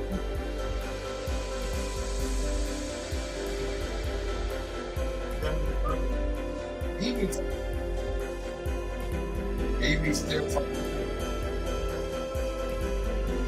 We're gonna say he coming to the party. That's fine. I'll call him back.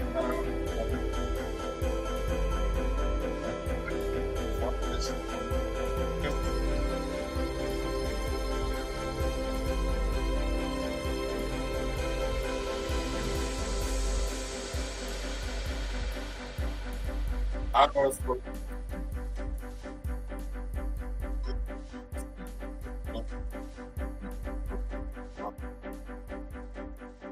Well, he's still running for mayor. Dad didn't from his last sponsorship. Fuck it. Want to bet? I bet I'll come back his ass out.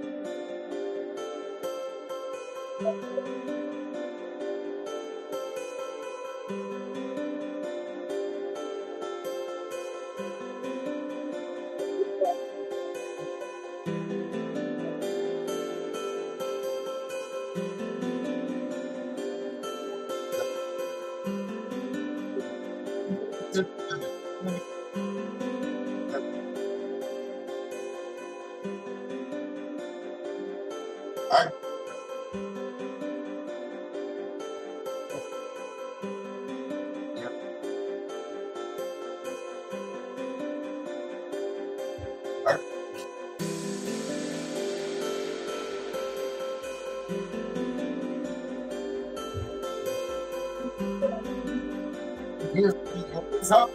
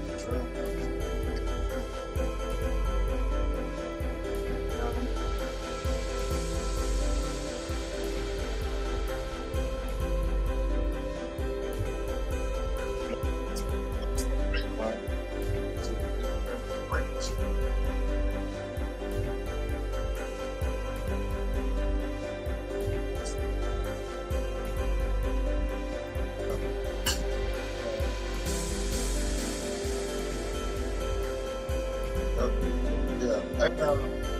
Ready? Come here.